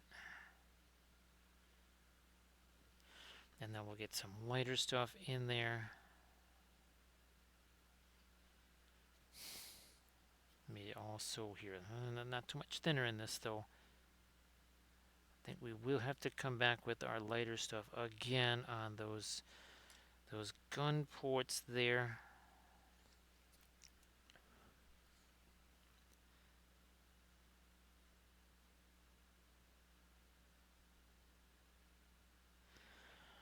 Yeah, Vita, I'm really now looking for that. I think I've got something figured out for future ship things.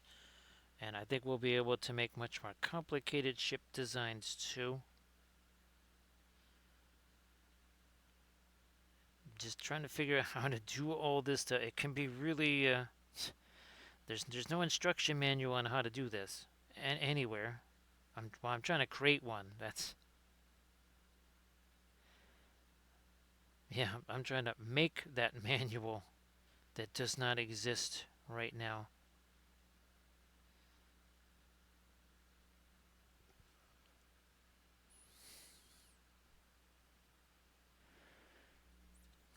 Vitae. I always when I saw that thing there, I was just wondering if they just had a whole bunch of model kit sprues or something like that, and they just kept gluing them and gluing them and gluing them together to make that.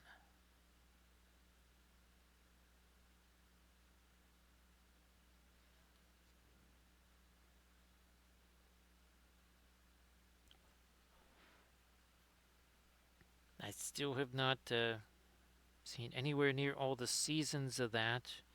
I think I've only maybe seen into season 3 or something.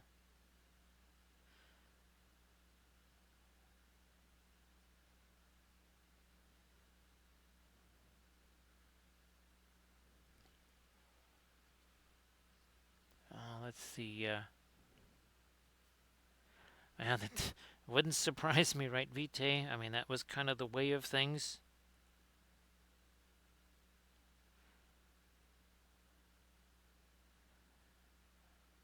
Get that going. Get another little angled panel line in there.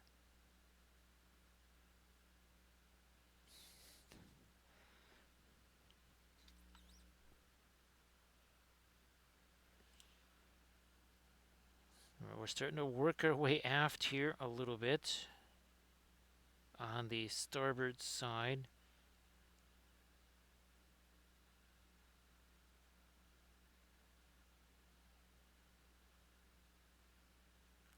Okay.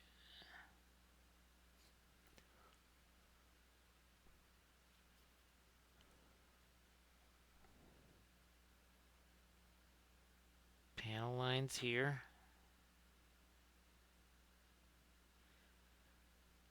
And then how do we approach these more like this here?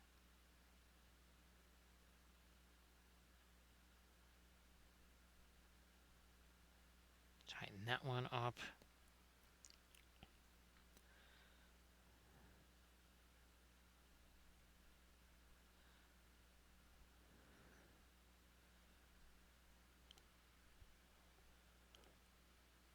So see you later there, Camda. Appreciate you being here, of course. So recoil the those Babylon 5 bust. Yeah, I don't think I'll have to send you the original disasters with the Delin bust. Yeah, I made the mistake of trusting a GPT prompt and basically just wasted me 30 credits in Meshi. I'm like, okay. I even said, Rico, you'll enjoy this. I even said, like, well, you can't handle this, so here, just let me do it. Just let me do the scary stuff, like the stuff that requires thinking, and you just do the other stuff. Because man, that was a no bueno thing that it did right there.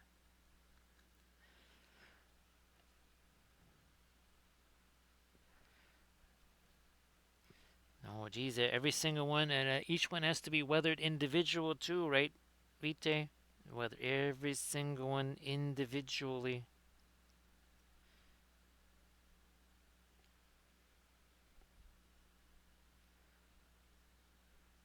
But yeah, instead of getting a Jolin, like the ones that I sent you, what I got was some kind of weird carved statue type thing. Like it was carved out of stone, and it looked like it was part Jakar, part Jolin, and part Londo. Yeah, so instead of the Minbari head crest, she basically had, Londo's hair, and then like almost like some scales from Jakar.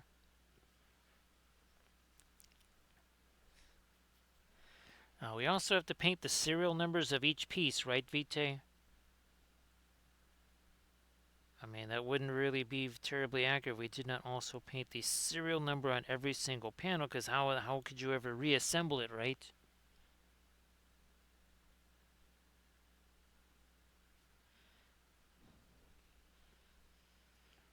It was like an even more demented version of that, Vite. It was highly demented. It was like, what in the world?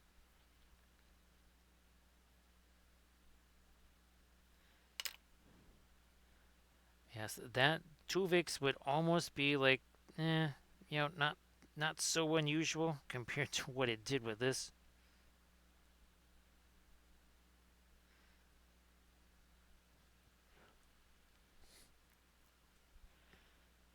Because it was quite literally combining three different beings together, if you want to call it that.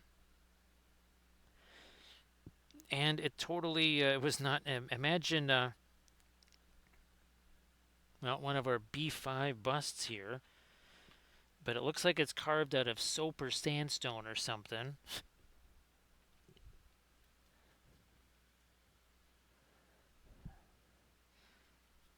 Oh, well, you gotta have space rust, right? Recoil. Yeah, that oxidization process out there in the vacuum can be really nasty. It can be it's really tough on a ship's hull, right? Recoil.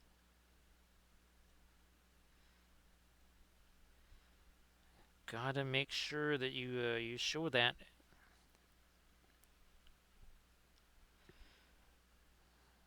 I wasn't. I'm gonna here. I'm gonna maybe do it like this.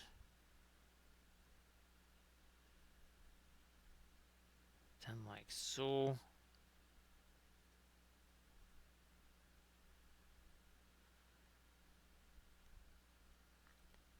Another panel line that goes down like that. No, those are just wiping out what we did over here, so let's not do that anymore.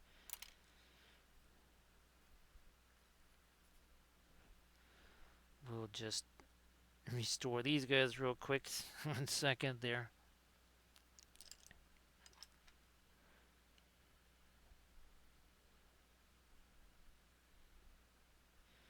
What are we doing here? There we go.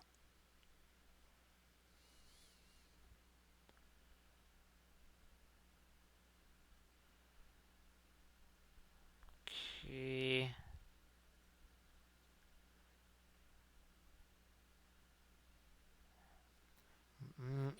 I might make that panel line free right there.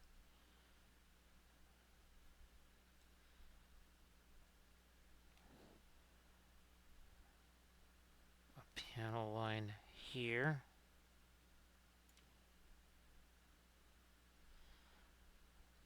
Another panel line over. That is also getting to be way too prominent, so we're just going to do that. Take it all away. Try it again. That is better. Sometimes you just gotta go, well, that didn't work out as planned. We will try it again.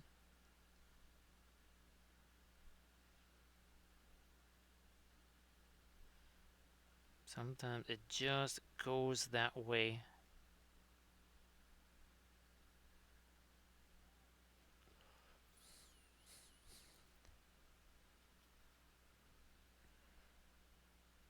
Take that line, sharpen you up too.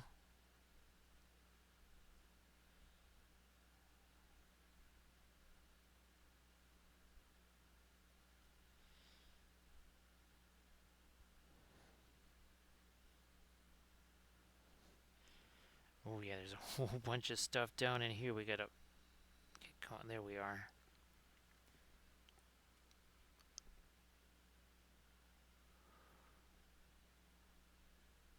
That is one of the neat things about the oils, right, Vite, is that you basically have your own Control Z.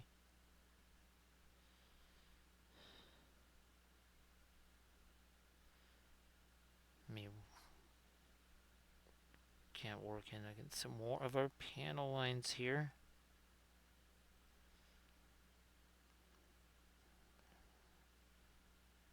Another edge to sharpen up there. We're gonna have to replace some of this stuff on our engine cowlings too, it looks like, because, well, we got a whole bunch of paint that's starting to appear on our finger right there. Recoil, that was the one ship that I tried. Oof, it did not like it at all because it has multiple levels recoil. It was kind of the same reason why the base star was a wipeout. But now, kind of, I think with the base star, what I'm going to try to do recoil is just basically turn it into the two halves, or maybe even into four pieces or something like that, and then just have it do the four pieces separately, just like with the shields.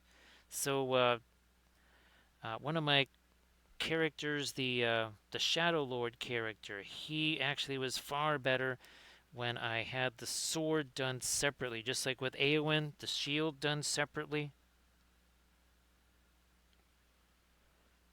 Yeah, unfortunately, the Narn ship was a complete wipeout because it could not understand that Basically, it has this weird little halo around it almost.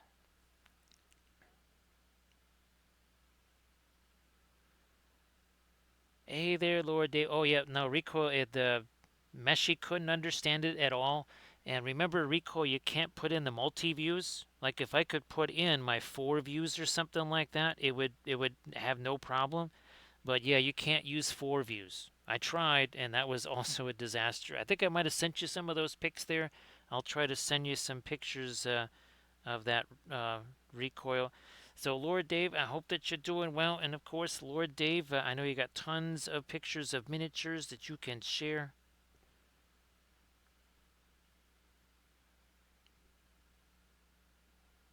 So great to see you there, Lord Dave. And Lord Dave, here, you haven't seen this yet. Looky there. There's the auto. How long have we been talking about the autocorrect monster there? Nice to see you there, Thranual.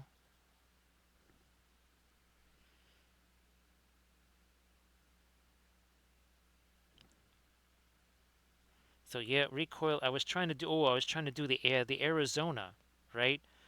And basically, what I ended up with was like it took the bow of the ship and basically separated it midships and just had like no stern. Everything was just like a bow facing one way and then a bow facing the other way. It was absolutely ridiculous.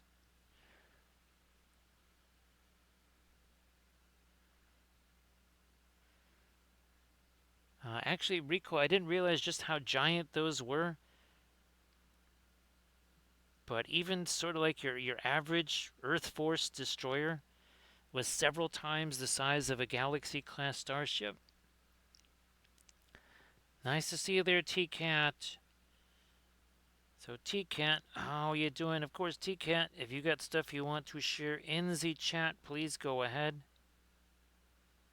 I hope that Christmas and New Year's were good there, T-Cat. Here it is, right? We've done 5 of these now, celebrated New Year's all across the globe. And then, of course, we have our very first Trench Crusade bust based on the character that we've used several times for other Trench Crusade things. So yeah, now we have ourselves a Trench Crusade bust. T-Kit, it's been absolutely wild, and I think, well, I know you've seen some of these. We've actually painted 30 of these now, T-Cat. Yeah, not just made, not just sculpted and printed, but made. I've also painted 30 of these things. And of course, Lord Dave, I didn't have the ability to make any of these until December 4th. That's when I first got the ability. So nothing was actually made until like what, December 5th. So we are pretty much exactly like 5 weeks away from when I first had even the ability to make any of this stuff. and and now we're making our own battle stars here too. Yeah, well, I think wasn't B5 was 5 miles long, right? Or no, was it? Yeah, it was a couple. Was it a mile long or a couple of miles long? It was something along those lines, right? Recoil.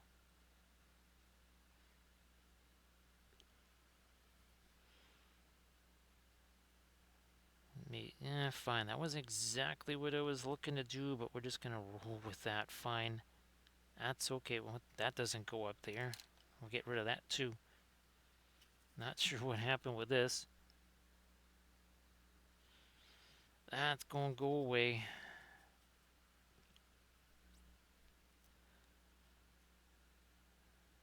Like that. And then, of course, all of our flats too. And here was our most recent flat. We did this one last Thursday. So it was part of our Battlestar Galactica week. That's our Gaia's Boltar flat.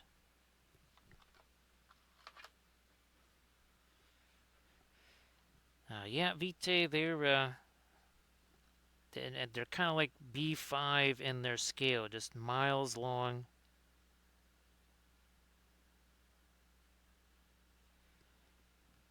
Ooh, wait. Let me take this here.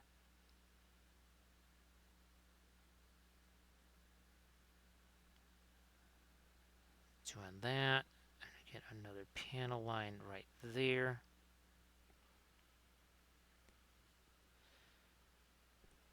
Nice to see you there, Flight Sim. Appreciate you being here.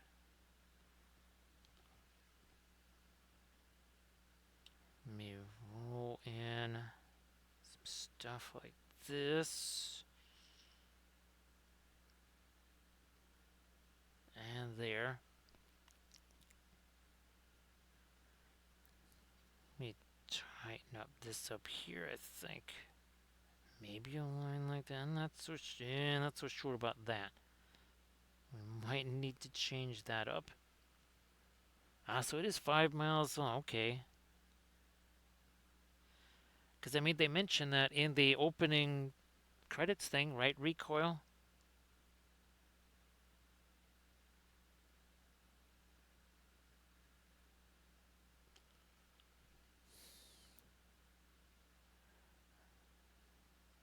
Oh, wait.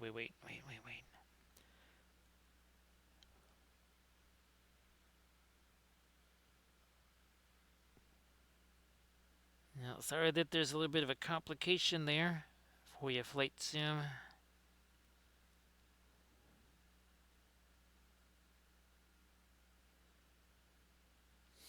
Let's see this here. Another panel line right there. So yeah, we've moved right along with our panel lines there.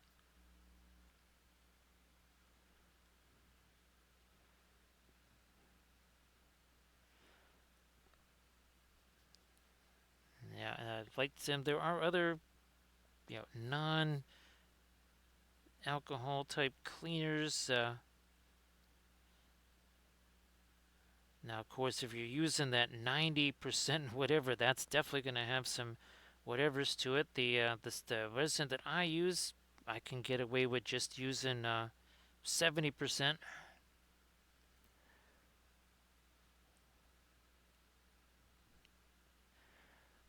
Yeah, recoil. And what's hilarious is that is. I'm trying to think of it in relation to your, say, Galaxy class starships there. So seeing a little bit there, Irid.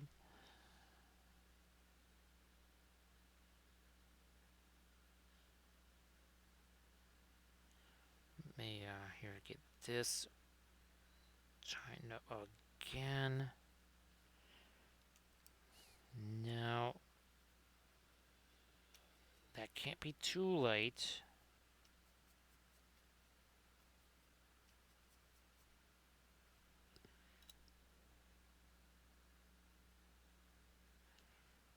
Maybe a little lighter than that. Okay, come on.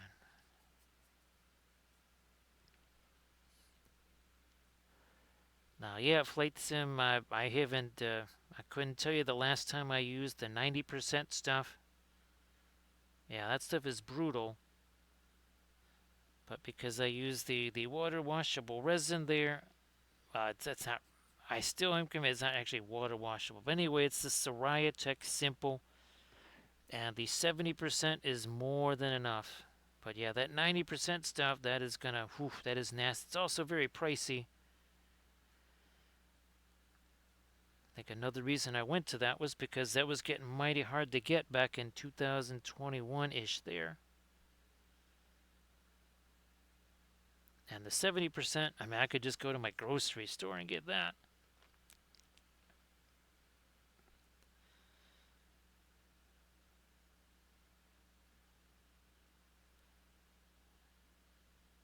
Yeah, Rico, you got to figure that just the gator section, right, is almost 2/3 as large as a Galaxy class there. Nice to see you there, Deuce.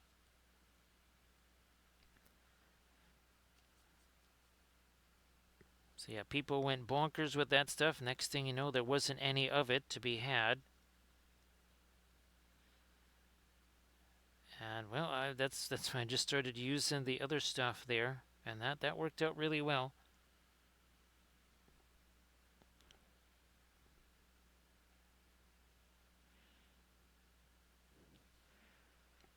But great to see you there, Deuce. Happy New Year and all that good stuff. So, Deuce, if there's anything that you wanted to again, share in the chat or something like that, please go ahead. Appreciate you being here. Still not going to mess with that stuff yet. Not messing with that just yet.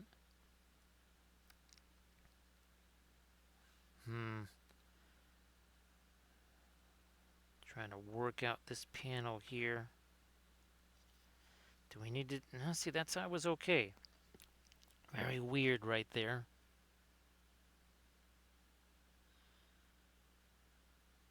Try to lighten you up here. I think, yeah, maybe some more. No, we'll go with this.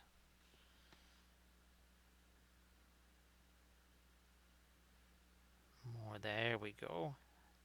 Blending brush here.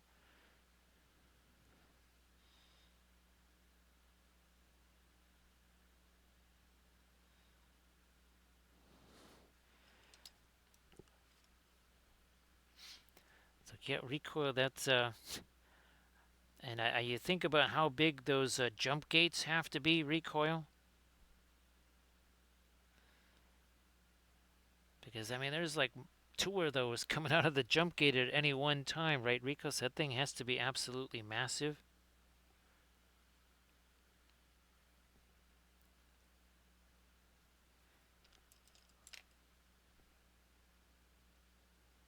Sorry that it's been a little bit difficult to find some painting time there, Deuce. Now, hopefully that kind of changes a little bit as the year goes along.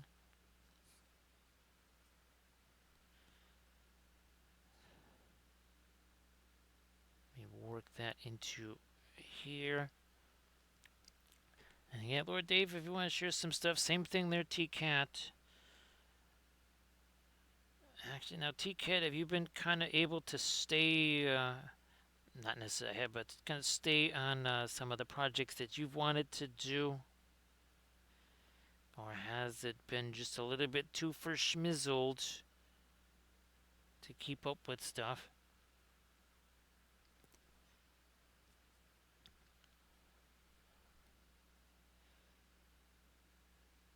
Yeah, here's hoping you're able to get that all locked in there, Deuce.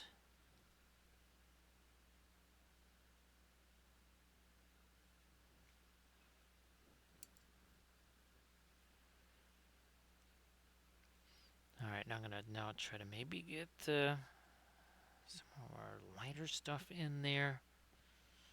Here on this stuff back over here on the engine cowlings. No problem there, Lord Dave. No problem.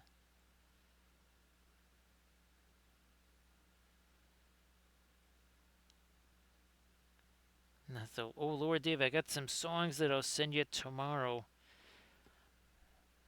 They're, I had some fun with those because they're essentially musical versions of this sort of a celebratory chant that the Bears do in the locker room that the head coach started, which has kind of gone sort of that chant has gone sort of well, and I can't believe that nobody's turned it into a musical number there, Lord Dave. So I'll send you that.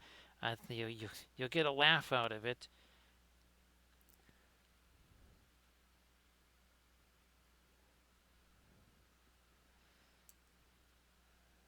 So Flight Sim, it could be there's something else in there. I mean, just like, okay, I have very nasty reactions to things like crabs and lobsters and stuff, but shrimp, any kind of shrimp, I can eat any kind of shrimp. You would think they're just pretty much the same kind of critter, but they're just different enough.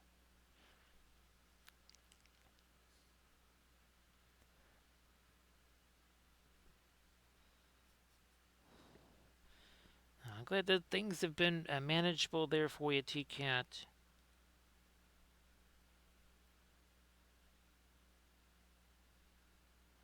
Okay, yeah, we needed to push that midtone a little bit further back there for sure. I might actually zoom out a little bit here. Whoops, there we go.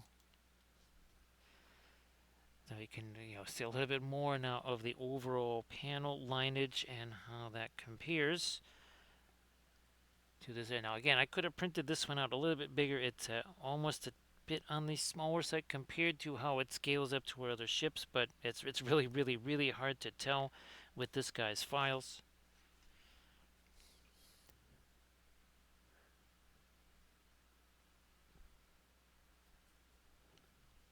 Oh geez, now we've been at this for 4 hours, didn't even realize it. And I was thinking, okay, it's about 3.5 hours or so we've been working on this. Lo and behold, we are 4 hours and 7 minutes in.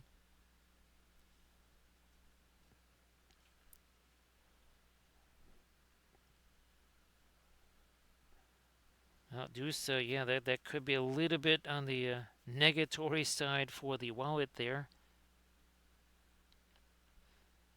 I think I might still be sticking my sticking my finger on those. I'm not sure that was it was worth it trying to do that right there. Might also here. Let me get a little bit of my maybe radiant green into the. Come on, some actual radiant green there.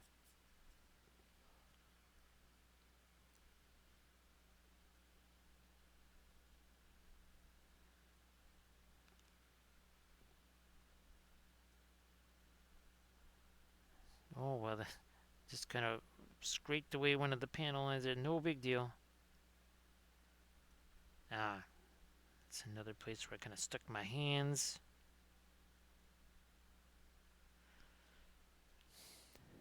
So great to see you again there, Erid.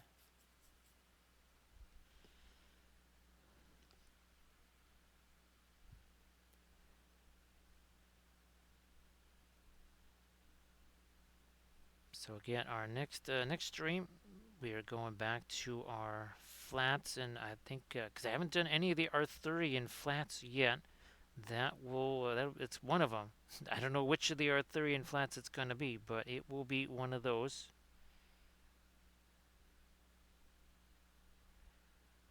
And I think it's going to be one of the original style flats. It's not going to be the newer ones that have more of the more dimension to them. I think we'll stick with the original style flats for the first Arthurian one.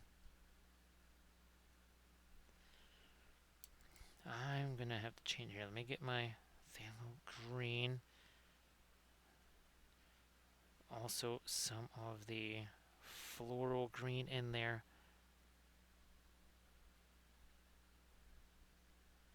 We will change all this stuff up here. Gonna get rid of that. And then we'll try this again.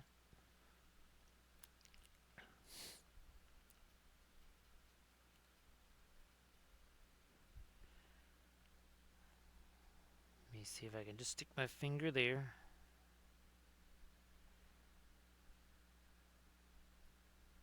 Because somehow I ended up with 4 on one side, 3 on the other. That wasn't going to work out right now. Here, I think I want to make sure that is more of the violet there.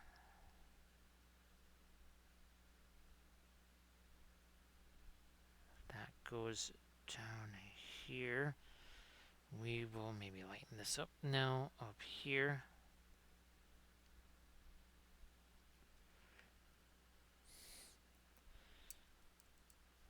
Fast mat. I'm going to bring out some more of the fast mat weight. I just was going to.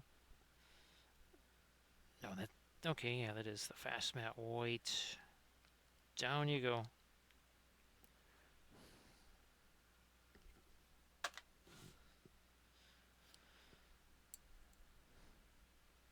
Start to break that down.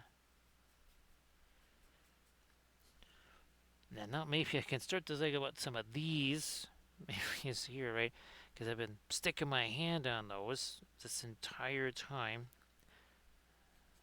to brace my fingers and such.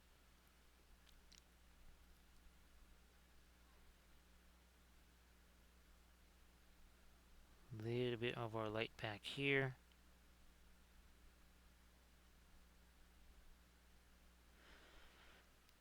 So as wild as the Lord of the Rings themed gummy bears were, Cat, at Christmas, my niece, she was talking about Furbies. And as things went in the conversation, the next thing you know, all of a sudden I was making Lord of the Rings themed Furbies. Oh, there's about 20 different characters of Lord of the Rings Furbies.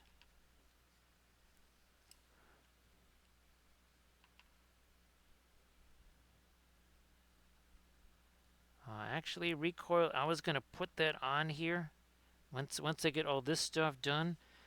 Now, without a doubt, it has to be 6616. That is the registry number there of Battlestar Wappellious.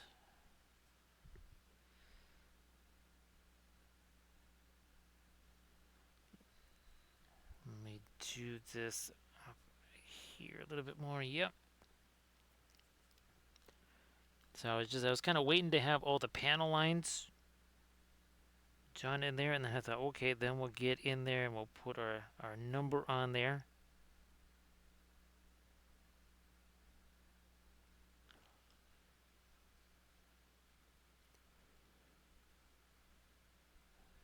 So flight sim, I would say probably the FDM stuff for sure. Now that's partially because you could almost say that the FDM was just kind of more primitive, so it can advance a little bit further because it had some room to go. But I would think the FDIS, especially based on the fact that, well, a lot of my larger scale busts are actually all printed in FDM, so many more advancements there. I think you can kind of only do so much with the resin things. Yes, the resolution increases. The resin printers also make coffee, and they also, you know, automatically flush your toilet and stuff. But I think the resin, the FDM printers, they were much more primitive, and now I think they again, whatever stuff they do is going to make them just way more advanced than they used to be. And I still have not actually, I haven't even used the point 0.2 nozzle yet. That is still entirely with the original point 0.4, just with the point 0.2 layer, or 0.08, sorry. That's the 0.08 layer height.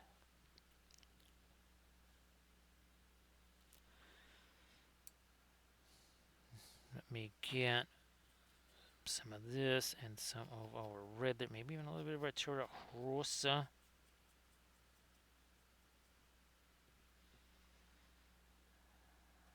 And that is going to go up here, I think. Like you do.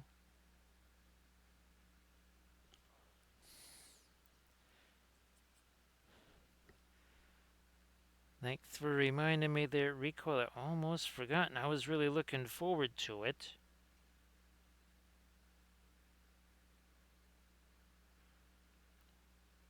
And I kept thinking, oh no, I know I gotta finish the.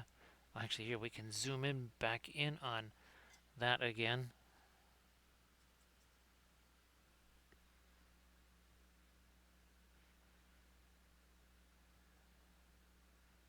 Get rid of some of the extra paint there.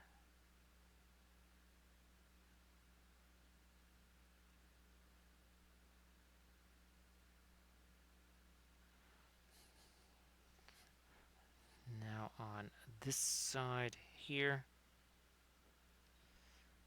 which started right about halfway on this one here.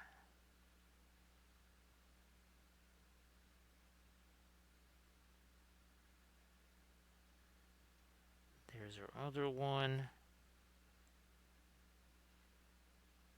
Then that. Last digit there, last numeral. And there you got it.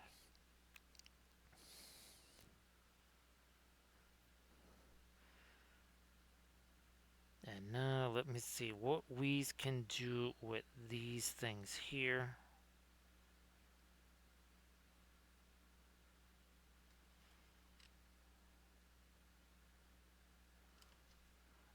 Ends of them can't be light like that.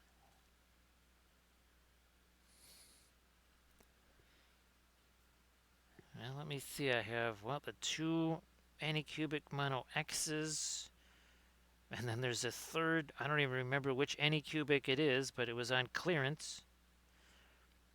And it's around, it's very similar, I think, to the Mono X, but I just got that just to have as a backup.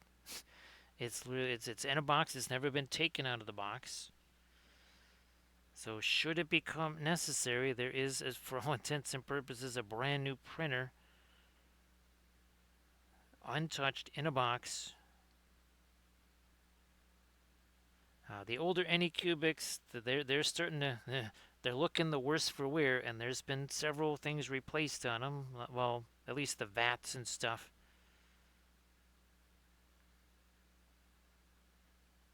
But they're starting to get a little bit beat up, I think.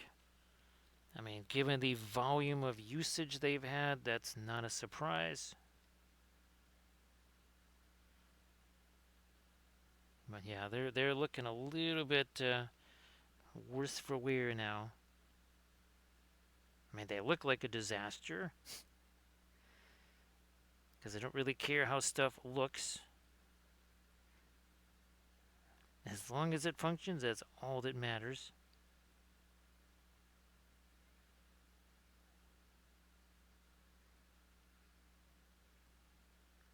Yeah, if something is nicked up or scraped or something like that, don't care.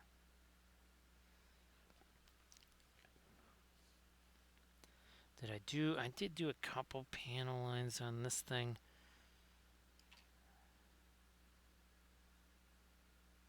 Come on, that way. Maybe straight down. Then one that goes that way.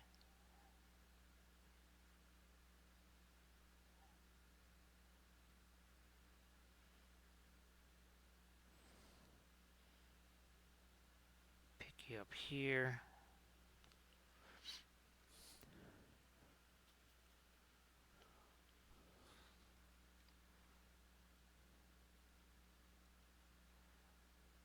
Yeah, let me strengthen up that line. Then we might again come back with some of our maybe brown or something like that in there. Okay, fine, whatever. Let me just take some of this. Again, I'm probably going to be sticking my hand on that soon enough, but I'm just going to at least put this here for now. Back to our fast matte white now.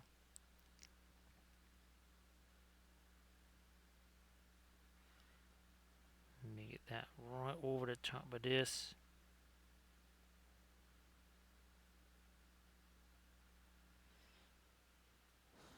More of it here.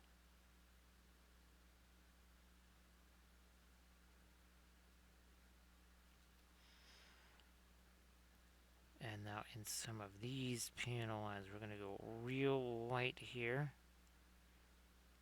Especially some of these leading edge surfaces on the ship.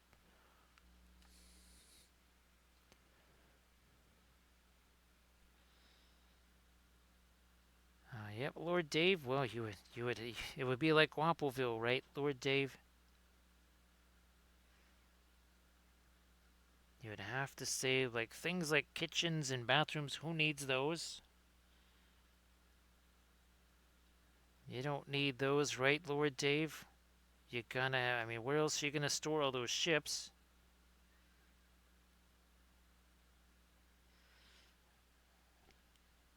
Yeah, most construction guys, when they go in to do a tear down on a bathroom, they don't realize that they're tearing down the bathroom just to build a new miniature storage area, right, Lord Dave?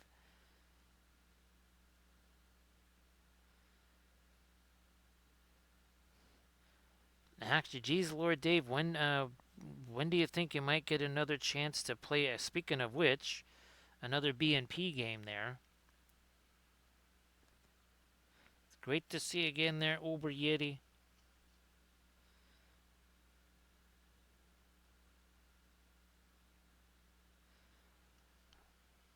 Yeah, Lord Dave, you're just gonna have to, things like kitchens, ovens take up a lot of space. Well, but see, that's where an air fryer comes in real handy, right? Rico, you can just move that out of your way so that you can have all the miniatures where you need them.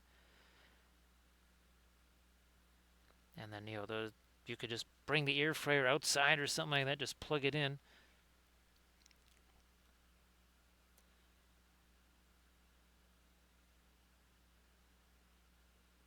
Actually, geez, boy, sorry, Lord Dave. I can't remember if you played. I don't think you played Lannisters in that last one, did you? I don't think so. Oh, gosh. Sorry, sorry, Lord Dave. I'm just having a moment on that.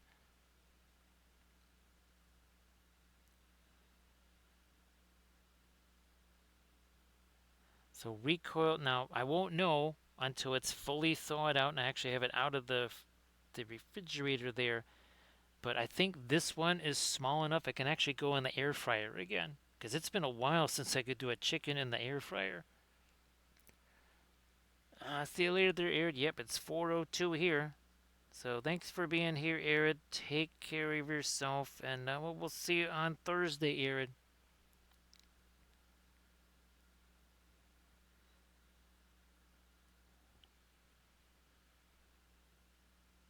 We will see you on Thursday.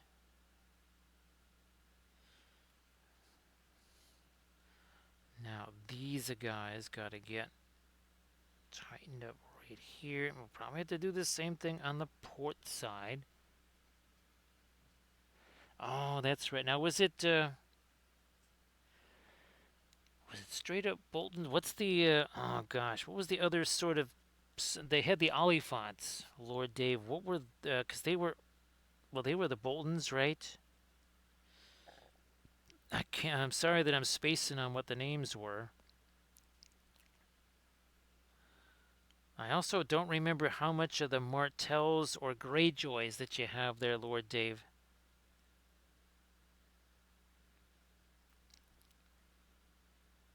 I have no idea what the most recent stuff is. Or, if it's still, it must still be holding together because I believe that, well, Marty's doing the Song Ice and Fire tournament at Adepticon, as in he's the one running it. So I'm guessing that it still is a new viable thing with new stuff coming out. I have no idea. I haven't seen anything in a long time. Golden Company. That's it, Lord Dave.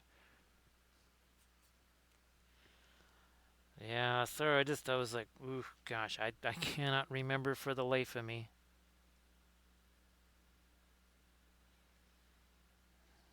Let me see if I can just do this from back here.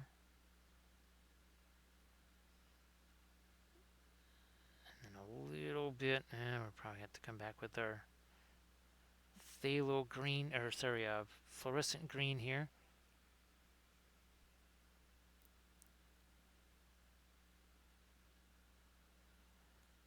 Actually, Lord Dave, geez, I think you were the one that told me about those. I'm pretty sure, yeah, I think you were the one that told me about those guys.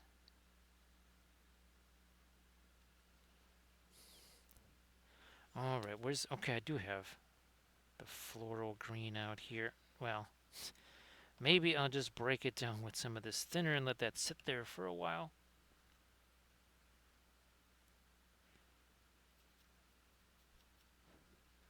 We're there. We'll try that.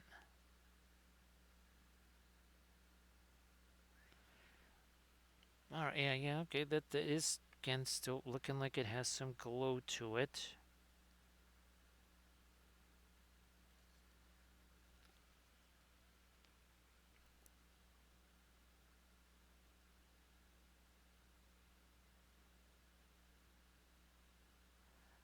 Yeah, Lord Dave, and as much as that might take up,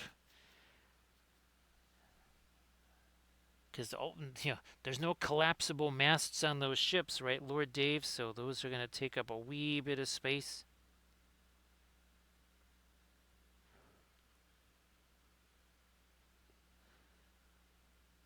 I still have to print out that one large galley there, Lord Dave. Actually, Printing Goes Ever On also has it's not a what was it was prior to a caravel. Still had oars on it. What? Oh gosh, not a bark, not a bark in town, but it was. I think it was pre-caravel.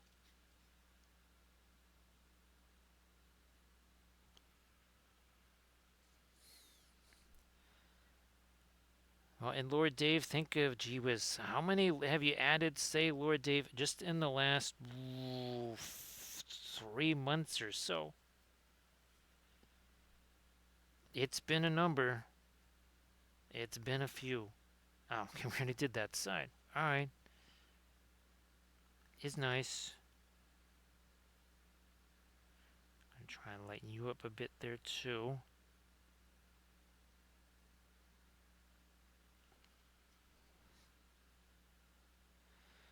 And again, I do want to say thanks to everybody that signed up for the oil painting class there at Adepticon.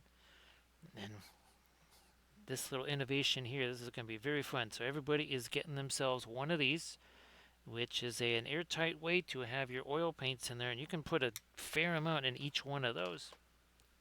I must have got like 5 different types of containers. Some went from borderline maybe semi-useful to oh my gosh, that is complete waste of time to oh, now this is fantastic. So it was kind of, it ran the gamut of all of those.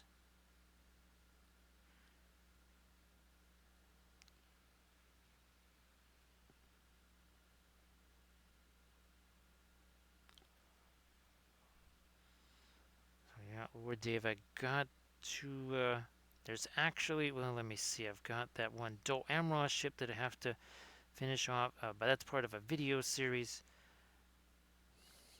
Then there's that, well, it's much more of an actual Corsair ship than say the oh, there's the, I'm using that for my Easterlings. That's right.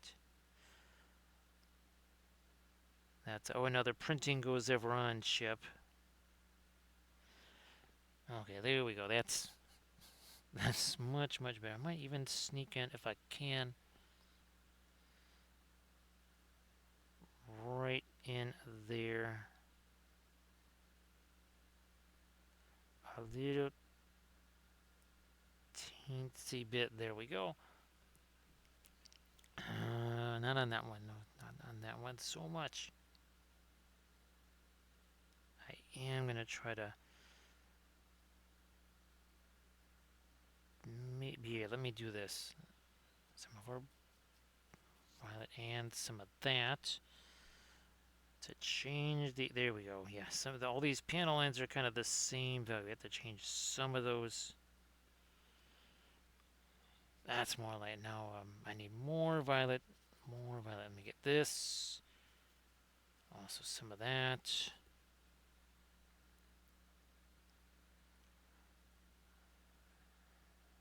All right, now we're talking.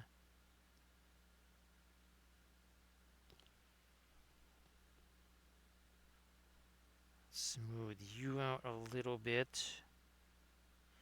Yep. Oh, this is gonna maybe get some of the same kind of mid-range violet here. Yeah. We were still kind of battling with the our little pinline wash stuff here, a while ago.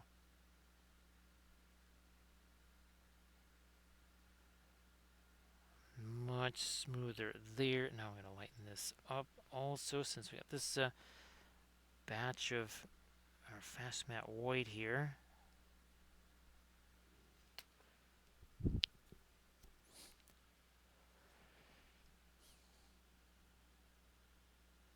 Well then, see that then it'll totally justify getting the printer there, Lord Dave. All kidding aside there, Lord Dave, I think even just having the printer for the basing bits, even if you never print a single miniature with it, Even the basing bits have a lot of value.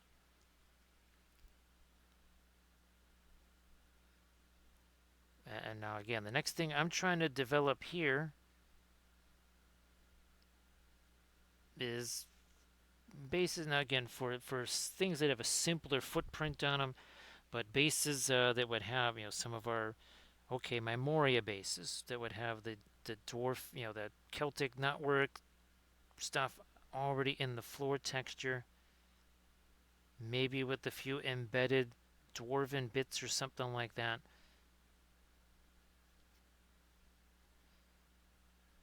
Here again, so we'll see how we're gonna take a few little isolated panels right there. Actually, let me zoom back out again.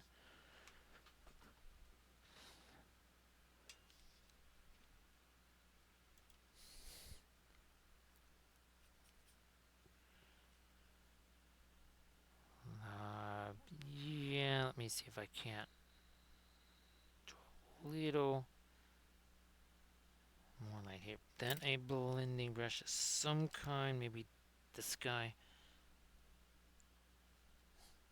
That's a little too loaded of a blending brush here. Let me some of that out of here.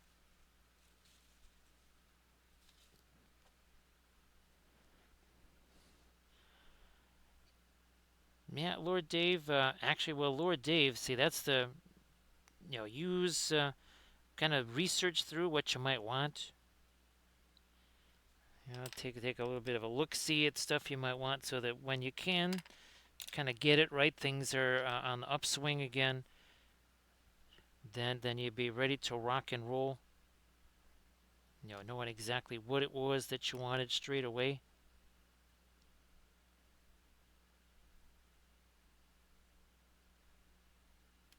All right, we got that going in there now. Let's couple more little lights along some of these edges now.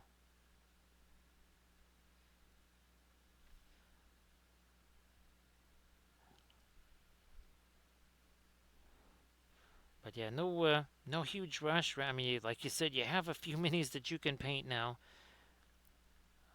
And of course, there's things like the grow tents and stuff. There's ways to sort of contain all that.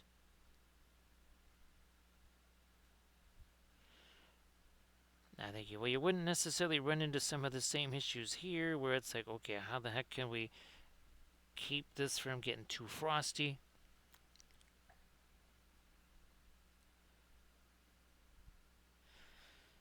Yeah, but I'm telling you, Dave, I'm glad that they're doing those right, because I do think those are going to yield just way more accurate information, no doubt about it.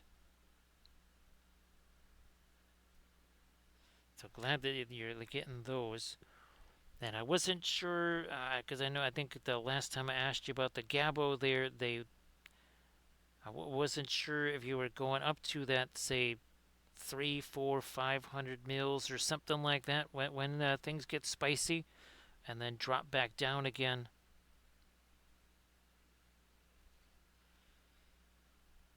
Let me do panel lineage there. Get rid of that weird stuff.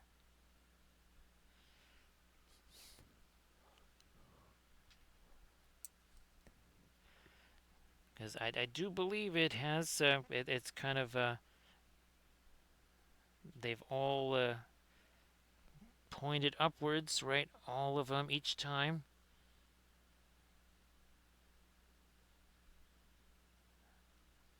That things are a working.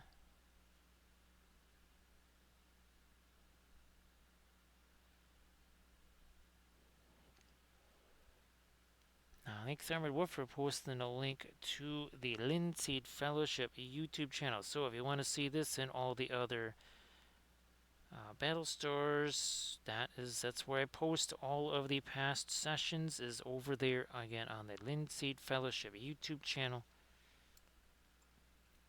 So go and check that out.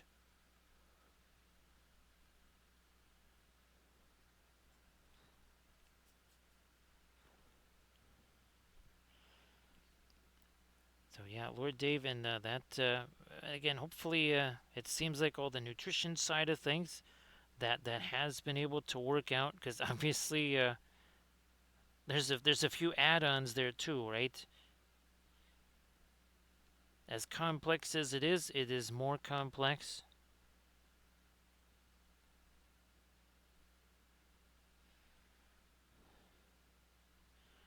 All right, now I think we got, okay, well, all of those now.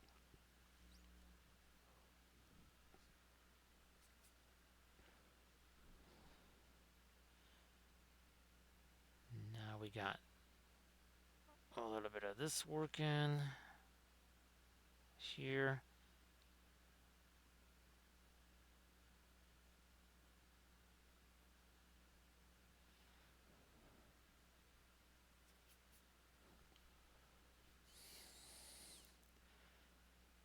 Actually, record's going to be, let's see, I think after the stream, but I actually have some ground chicken. What I'm going to do is first take the onions that I didn't use with the pork tenderloins. This is a cuisine channel after all, right, Uber Yeti? I'm going to take those, we're going to saute those bad boys up. Then put the ground chicken in there. Yeah, we're going to do it. And then I got some fajita mix. We will mix that in. Yeah, that's, I think that is the plan after the stream.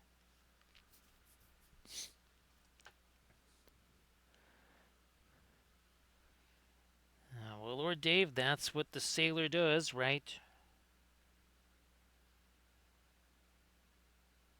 That is what the sailor does. Keeps on sailing.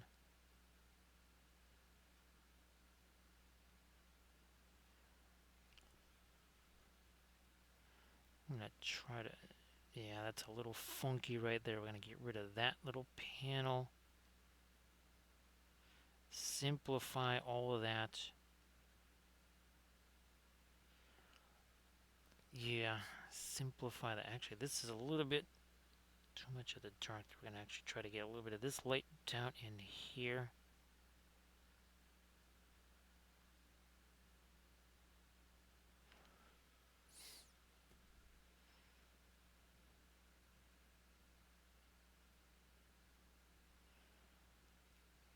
I mean, I guess, well, Lord Dave,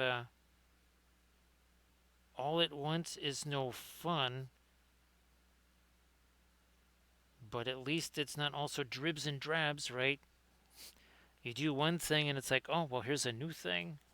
So it's like, fine, make it all at once, whatever, we'll knock it all down.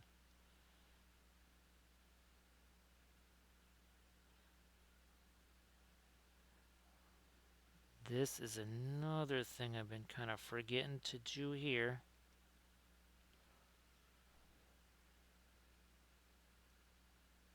Is that we just got a couple more of these to do here.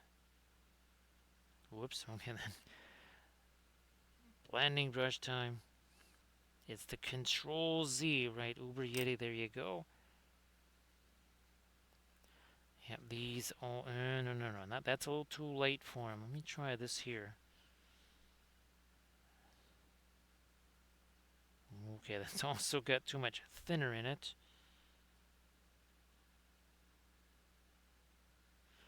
Well, then we'll just go back with this. Fine. Fine, we'll just do this.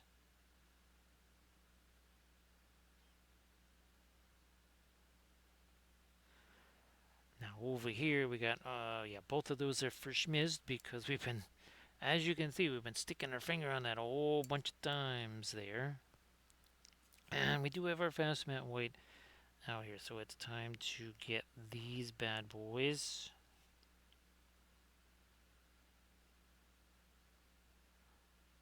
Like so.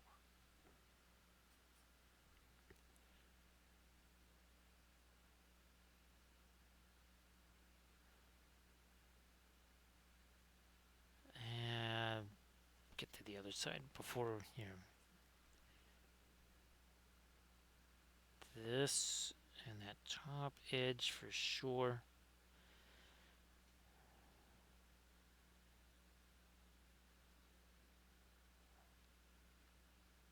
No, we're going to hit those two.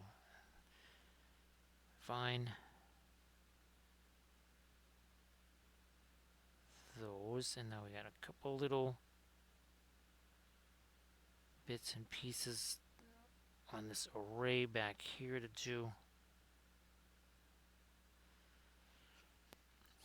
And again, 4 hours 42 minutes ago, our Battlestar Wappellious had no paint on it at all. Not on the base, not on the ship. There was no zenithal. None of that stuff.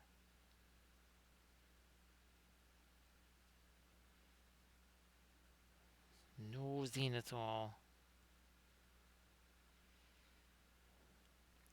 Which also, in a certain context, does sound like a cleaner also. Or some kind of something maybe that controls digestion. I don't know. Let me get some get more mid-tone in there. You know what? I might here. I'm actually going to continue this down here. I wasn't going to do that initially, but I am going to do that now. Here, let me turn this over here.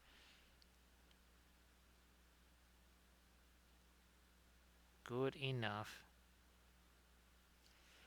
And yes, all of that is wet oils into wet oils. All of this stuff is very much wet. But we've allowed it to set, right? Because we've kind of said, okay, we're not working in this area anymore. We've worked in it a bunch. We're going to let that have a chance to set. We're going to work somewhere else. Let me try to scare up maybe a little bit more over. Ooh, yeah, how's our fluorescent green doing?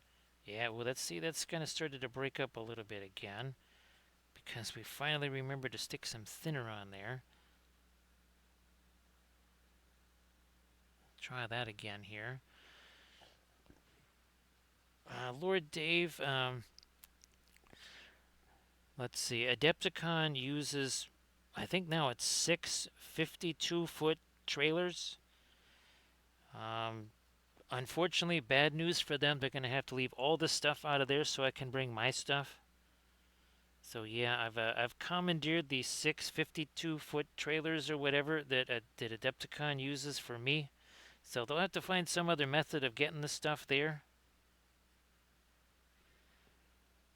Now, actually, Lord Dave, probably by next year we're going to need maybe 2 more of those for me.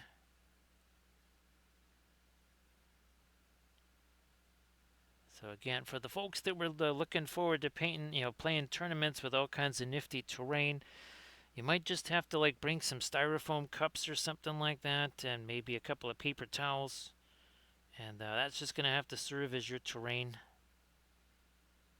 Because we have to do what's important, right, Lord Dave?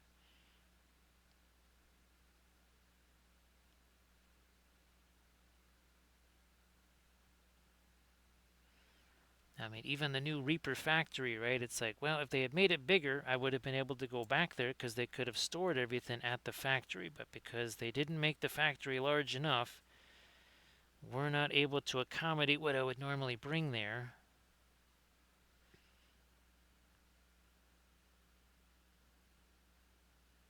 I mean, you got that whole state cap, or what is it, the county capitol building there in Denton. You could just commandeer that. Or just tear it down and build something for me, I guess.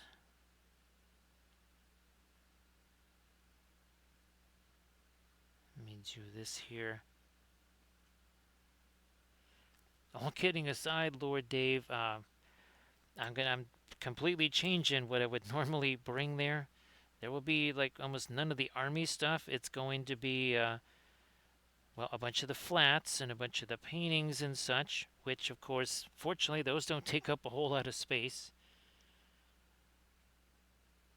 So there's that, and then, well, obviously, all the Lord of the Rings gummies, those are going to be taking up space there. So yeah, a lot of the army stuff that I would normally bring, that is not going to be coming along with me.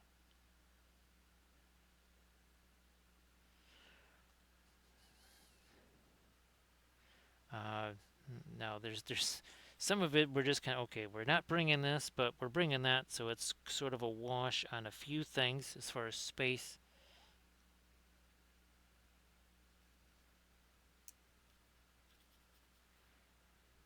Like, okay, I'm not bringing the tubes of oil paint this year, but I I have to bring all the stuff for the class. So then there's that.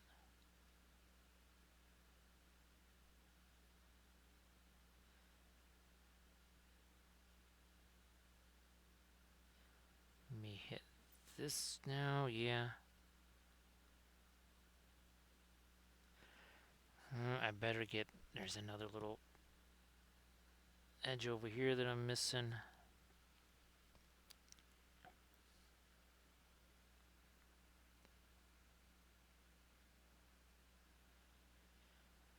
I think they should be able to handle it, right? Recoil. I mean, they always got stuff hanging off of those backpacks and stuff. So yeah, I think they should be able to handle it just fine. We'll just let Hasty the Hobbit handle it. Recoil. Yeah, we'll just here we'll have Hasty handling one of those packs because he's adventurous, right? And he's got a lot of energy because he's hasty.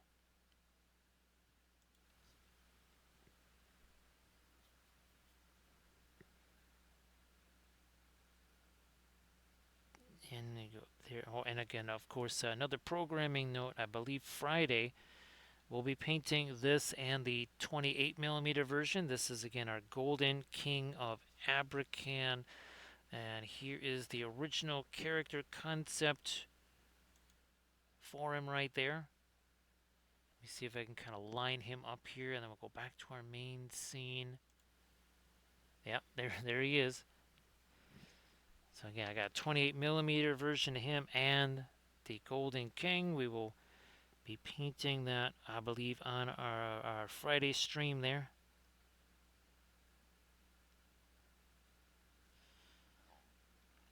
Now, what we have to start doing is get a little bit of panel lineage down here. Not a ton, but at least a little something. We have absolutely nothing down there.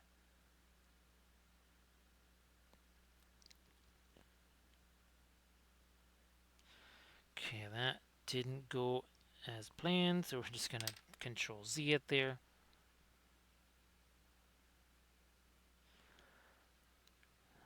Yep, I mean, okay, you're totally serious, right, Lord Dave? Now, Lord Dave, gee whiz, that's right. I meant to ask you if you were, still gonna want to do the Reaper classes again, or just like, okay, maybe we don't do that this year, because there might be one or two things going on. So yeah, maybe that's a next year's sort of thing.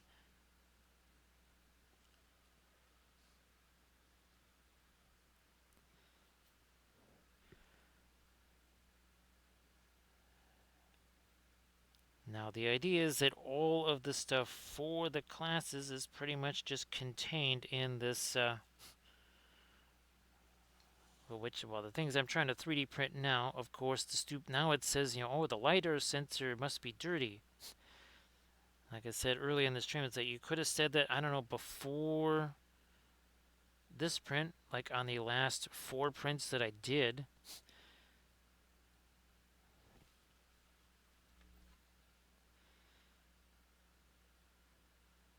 Yeah, Lord Dave, I wasn't sure if it's kind of one of those things like, okay, I'm going, but classes, maybe let's just wait on those. I know people really, it was the water effects class, right?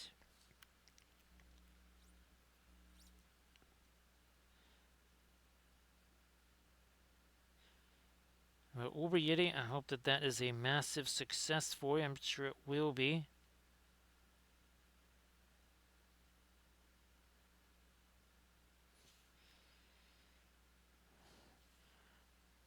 Okay, now at least we have a little something there. Now we're going to do the same over here on this cowling.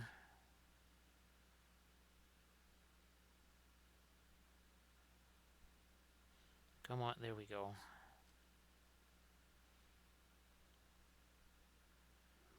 Just getting a little suggestion of some panelizer. It doesn't have to be nothing crazy there.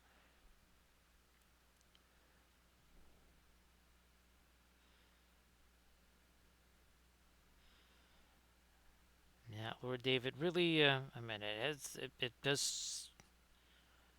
I'm trying to think of other effects, basing effects like that that have as big of an impact, but it really does have quite the impact, doesn't it?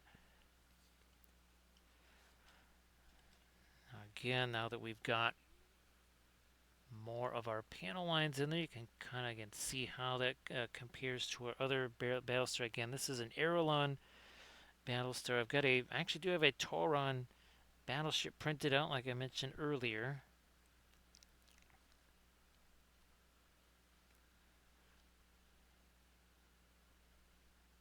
Let me try to solidify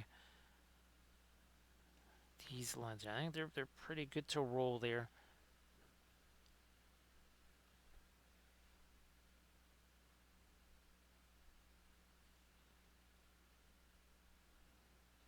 These, yeah, there's a little cleanup edgewise on some of these we're gonna do here,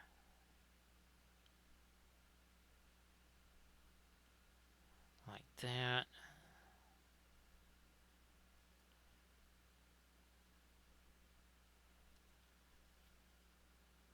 Yep, these guys look like they could use it too.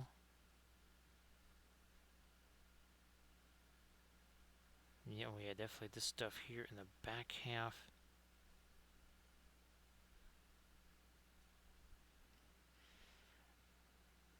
Might need to, I need to do that over on this side too.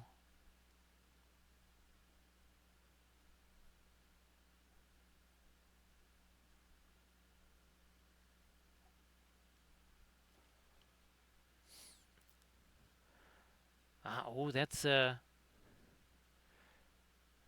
that's fantastic, Lord Dave. Yeah, that the tapestry cloaks. Well, let me see. What was? Geez, sorry, I'm spacing again there, Lord Dave. But I think that was a wasn't that a Song of Ice and Fire miniature, Lord Dave, that you did kind of a tapestry, or was it a Reaper figure? But I know you did a tapestry style thing. I could have sworn it was a Song of Ice and Fire miniature. I think you made that for probably for MSP, right?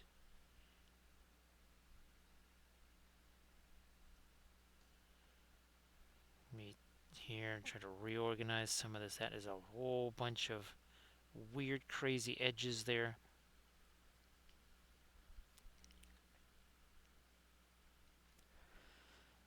So recoil. Do you remember the one ship? I think it was the fleet recovery ship. Remember that had a raptor sitting? Actually, it had a couple of raptors, Lord Dave. It had a couple of raptors and a couple of those tankers.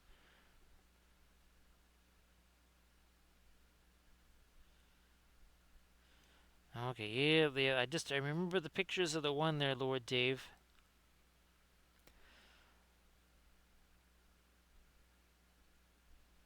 And geez, recoil somewhere. I have a Colonial Viper file somewhere. I think there was actually some free ones on Thingiverse too, recoil. And I think even maybe, our BSG guy, I think he might have also had some.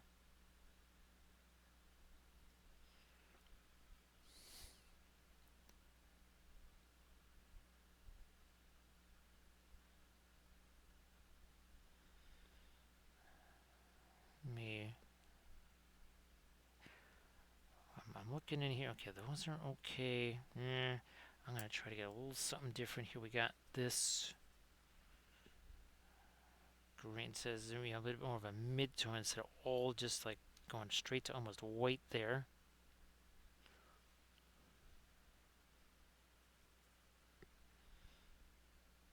Back here as well.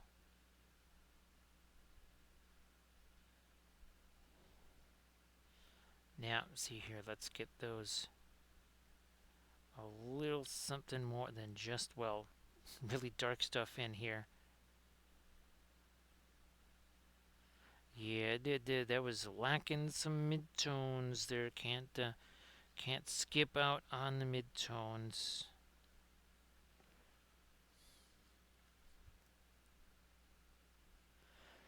Ironically enough, Rico, well, do you remember that one crazy, speaking of tankers, it was like a really junk old tanker and they had, a few Vipers just kind of stuck to the top of it. That was what I wanted to do. I wanted to actually make a ship where it was almost like a giant landing pad kind of a thing. That's the next ship that I want to try to do. And I was kind of hoping, like we did with those Raptors, to have the Vipers actually positioned on there, and maybe also some kind of like a assault type ships or something. Kind of like the ones you saw in Space Above and Beyond. Speaking of which, Recoil, I wonder if there's any technical drawings of the Saratoga, the ship from Space Above and Beyond.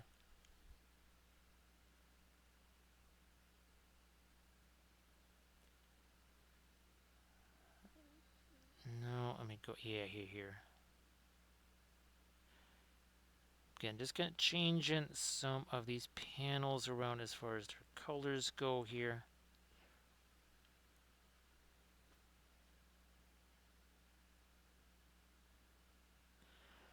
And recoil, since I'm making it myself, the thing is, instead of having to print it in one giant piece, well, I could design it in sections, right? Print it in sections and then put it together, and then we could have ourselves quite the massive Battlestar.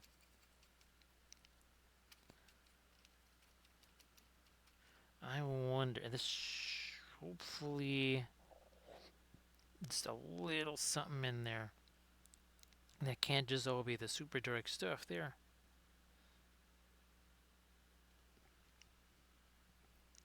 Same on this side. That is just a whole mess of dark down in there. There are actually some shapes to be found.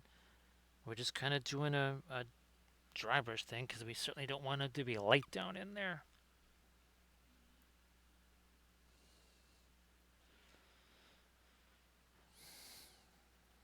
Gonna grab some of this in our green.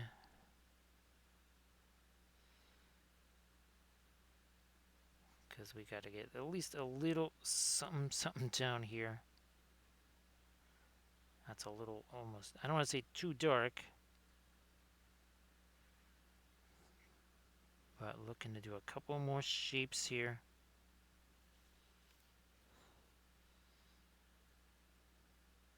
Sort of using our, again, there's this, it's that one color that we mixed in the tutorial video.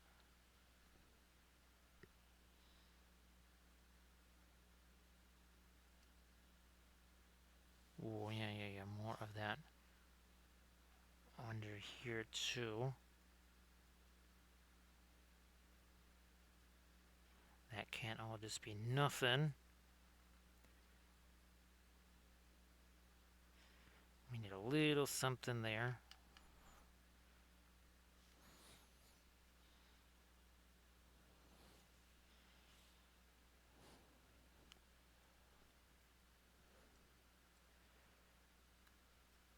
And the other thing that I was thinking about recoil is a ship where you got kind of the gator section, then the engine section. Instead of all of this, it would just kind of be ribs or something like that, and it would be another type of a repair ship there. And that was the thing, Rico. I'm thinking, well, okay, so what I should do is just, again, design the individual elements, right? Instead of like, here, do me the entire ship. It's like, no, do the individual elements instead. And then print those out. And I mean, that was the whole thing about, this guy's files, right? It's like, oh my gosh, they look really neat, but they're all in one giant piece.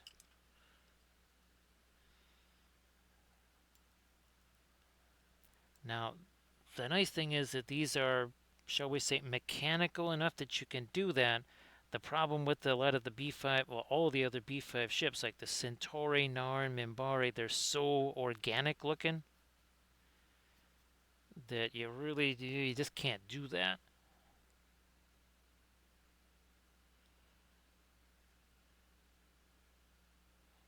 But yeah, I think that is what I'm going to try and do again. Instead of like just trying to, okay, make more Battlestar type ships, something that's clearly a specialty ship like that. Here's again, we're going to just take this one. No, I'm going to go lighter than that. So see here, this one panel is just going to be lighter. It has nothing to do with necessarily the specific shading of that area. It's just a bit lighter in there.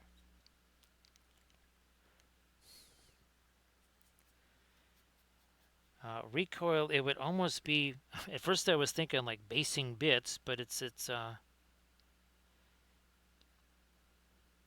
they're not even like Legos either, because those are just too many individual pieces and stuff.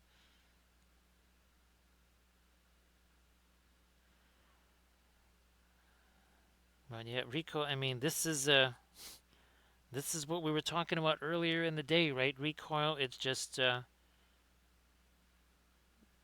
all of a sudden a solution presents itself, and you go from having no ability to do it to holy smokes, this is how we can do it. I mean, it's kind of fun to be able to parse stuff out like that, right, Rico? And they go, okay, that's how. Because I was almost thinking of doing that with the Babylon 5 plinths there, recoil. Was to design them separately.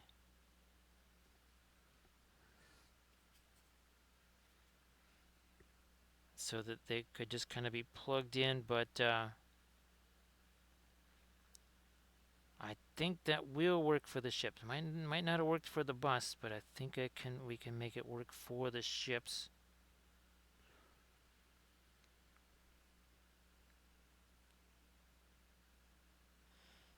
So we're going to have the very first Omni-class Battlestar recoil.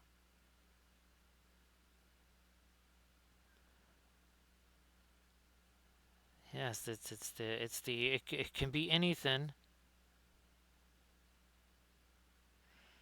Here, same deal over. I'm going to take this. One of these panels, I'm going to make that panel lighter. The other ones still say the same. One panel is now lighter.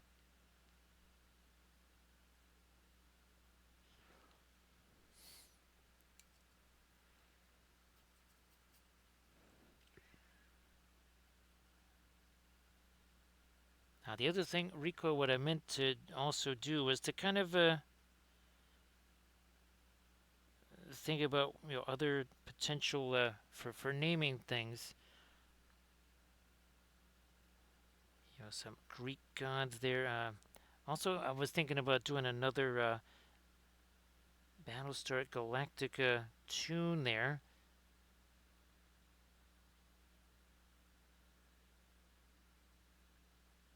Let me get that a little minor. Well, actually, maybe that's how I can do the.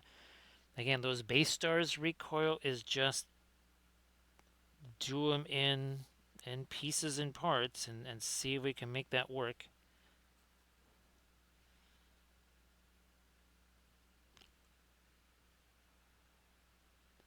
But no, I do think, well, gee whiz, okay, now it's almost 5 in the morning. I didn't realize we've been doing this actually over 5 hours. Here I'm thinking, it's been almost 5 hours. Nope, it's 5 hours, 6 minutes. No wonder I'm so famished. That's why I'm hungry. I did not see that. Well, how convenient then that we've got this in a basically kind of our normal finished state here, like we have on our latest Battlestars. Here, let me get that a little bit. Here, almost let me zoom out here too. There, we can zoom out a little further. And okay, so they're really. I mean, again, that is actually much longer than this ship here. It's not all. It's because I keep holding them like this, and this one looks really small. This is a more accurate size comparison right here. Actually, recoil. Oh, there was something like that recoil. There was something like I forget what the heck it was. But I do want to thank Armored Wolf for doing all the moderations and such. And I want to also say thanks for all the bits and the subs and the follows and the cheers. We also had some raids is there. I wonder actually, well, let's see. We got Brushmaster there. I wonder. Actually, you know, what was it? Kate hasn't been streaming in a long time. So thanks, Armored Wolf. Appreciate that. Actually, well, is Esmeralda actually painting over here? Um, Not so sure. I think I might just head Brushmaster's way. Okay, we'll try that then. So I'll see you in a bit there, Rico. I'll shoot you a message just in a sec. Just going to do a few little post-streamy type things. So see you later in a bit there, Recoil. Just getting our raid countdown underway here. See you later, Uber Yeti. Thanks so much for being here. So I think we are ready to go right now. So thanks, T-Cat. See you later, Sea Dragon. Appreciate y'all being here. T-Cat, I'll try to get you some more messages with some pictures and stuff.